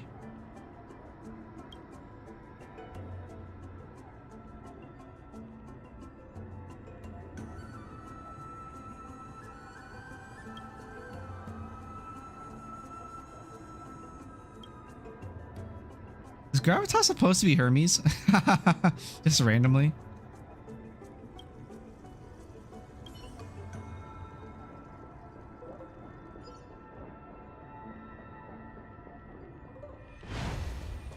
That seems to be only relevant.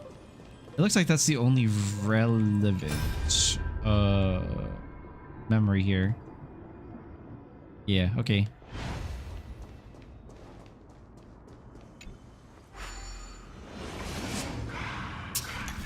Oh my god, I'm randomly reminded of like the treehouse section. Like, I don't know how to call it, like treehouse. It's like up in like a tree with a bunch of wooden bridges connected by marbled, connected by a bunch of marbled like buildings in Elden Ring. This is what this section reminds me of.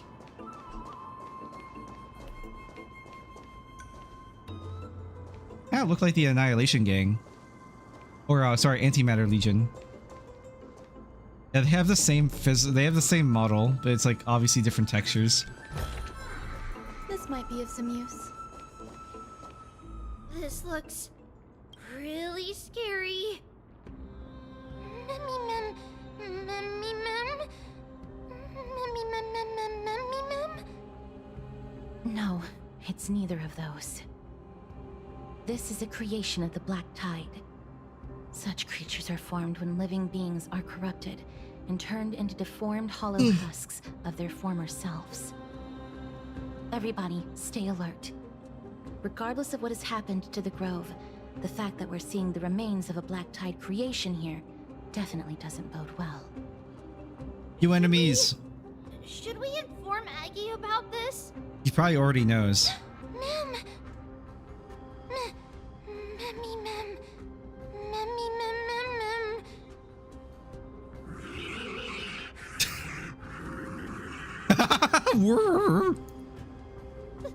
The monster is alive! Trienne will protect everybody! Trienne, please hide behind us. Mister, let's do this. Kind of wish we had Casserus as like a main roster character for this. Certain enemies will inflict ally units with corrosion state. Attacking enemies will restore corroded HP. More targets hit, the more restored. Interesting. As expected. The words black, sword, and cloak. They're talking about the Black Tide. More business, eh? Stand still. Do I get corrosion stacks if I'm... Elegance. Relax. We have a different song. Every petal and all will be swept away by the wind.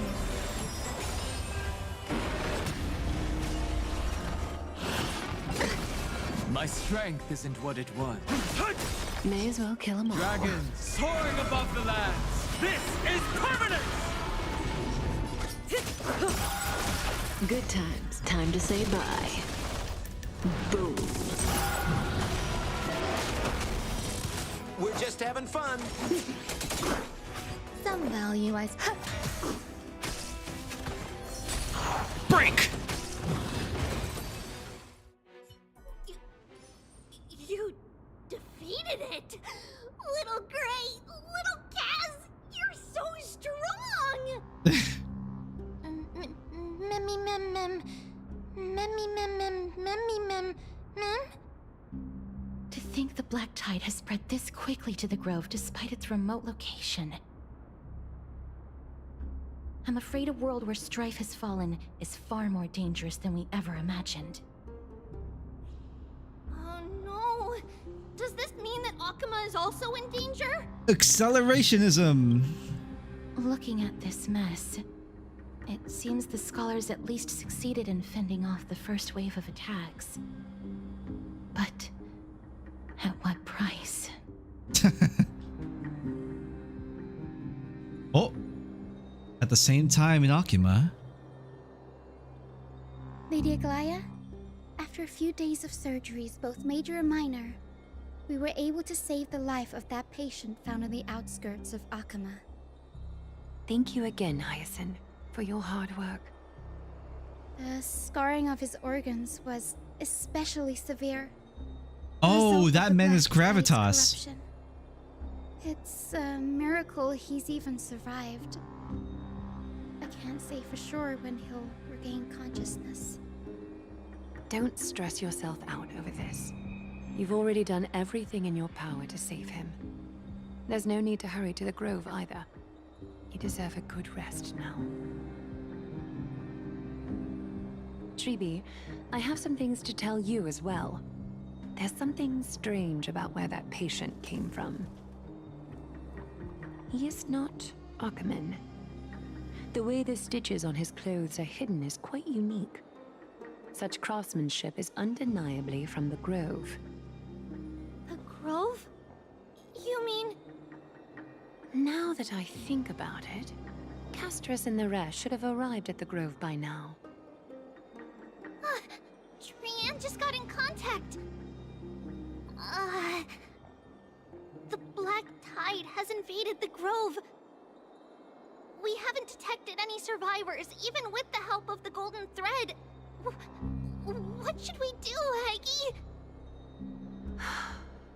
The Black Tide is posing an even greater risk to us now. I did not expect the Grove to be the first to be impacted, though. Can they tell where the core flame is right now? We see it. The core flame is still there, but... But what? But they can't say for sure whether the Titan has also been corrupted by the Black Tide. Let's go.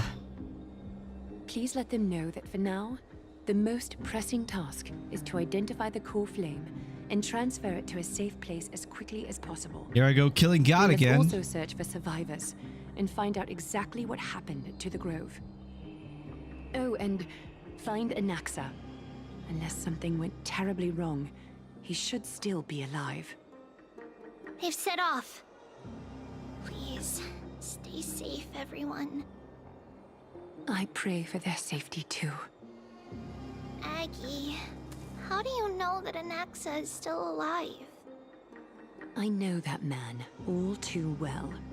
If that blasphemous performer knew that he was not long for this world, he would most certainly try to seize the core flame and drag the Titan down with him. Is this a joke as well? No, I'm being serious this time. We're facing threats from both within and without Akama. The merciless carnage may have ceased, but Akima's nemesis continues to sharpen their blades even now. They may have even prepared the gallows from which to hang us already. You mean... Even if the divine authority of strife is as yet unclaimed, the Black Tide is advancing more rapidly than I expected. I fear this tragedy is more than a mere natural disaster. Alas, it's too late. The Council will likely take this opportunity to do something... I will try to keep this under wraps for now.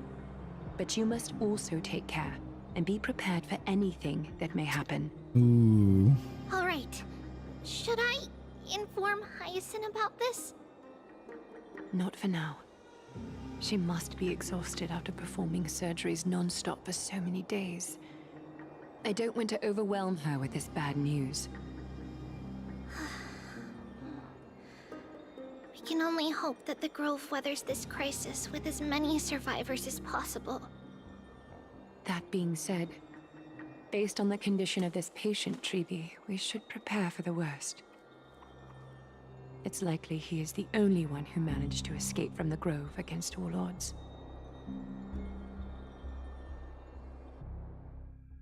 Everything will be fine. The people at the Grove are really smart. Glade cooks, man. Able to chase away the Her Black voice Tide. actress cooks so hard.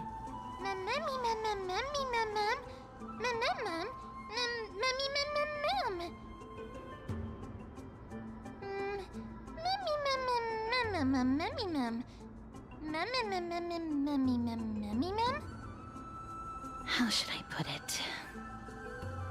Lady Aglaya doesn't trust Anaxa at all, I'm afraid.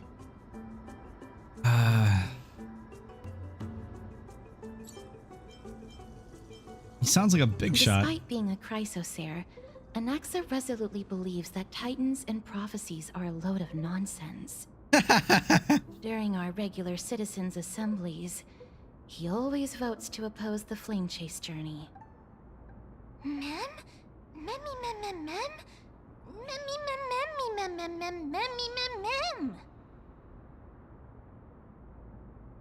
Trian knows the answer to that. Everybody says that Circes, who symbolizes reason, is the most tolerant of novel ideas. Apart from Kefali, they're the Titan who treats us the best.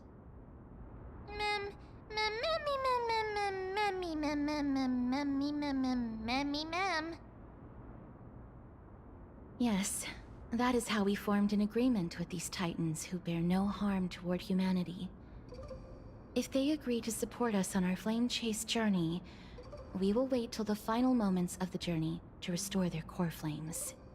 With the exception of Voronix, that is, they didn't lend us their power willingly.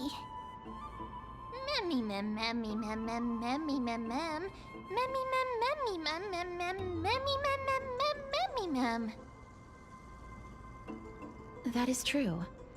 It's also fortunate that these gods weren't corrupted by the Black Tide and did not descend into madness. I feel like it'd be really bad if the god of reason and the god of time went to madness. It'd be Jover. Says that the people of the Grove are really smart. So, Little Gray and Little Cass, just leave the task of finding Anaxa and everyone else to Trian. It's easy for Trian to look for people because we can fly. Good idea. In that case, please bring the weft along with you, Lady Trian. The golden thread will be much more effective from up above. True. Please promise us that you'll take care of yourself. Okie doke. If Trian, our drone. trouble, we'll look for all of you. In return, if you get in trouble, remember to call for Trian, okay? We'll come right over and open the gate for you. That's the other thing I wish to mention. Do not open the gate unless you have no other choice, Lady Trian. Your body is not in good shape at the moment. Okay. We will keep that in mind. Trian was just trying to help. Of course, we know that. After all, Lady Trian is a demigod, the most powerful among all of us here. Remember all those brave heroes in the tales you've heard? They would always save their strength until the very last moment. That way, they could ensure that nothing went wrong with their plans. Isn't that right? Mm-hmm. In that case, brave Trian shall clear the way for all of you. Memmy mem memmy mem mem. Memmy mem mem mem. Memmy mem mem mem mem mem mem. Mem mem mem.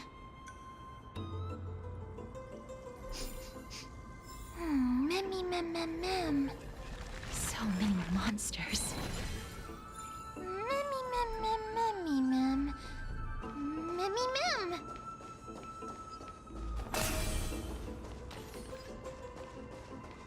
Honestly, I think this is a perfect time to call it for the day. I know it's only been 4 hours, and usually I stream for like 8 or longer. But I just don't want to get, I just want to be super, super late and be like, oh no, you know, and screw up my sleep super hard again.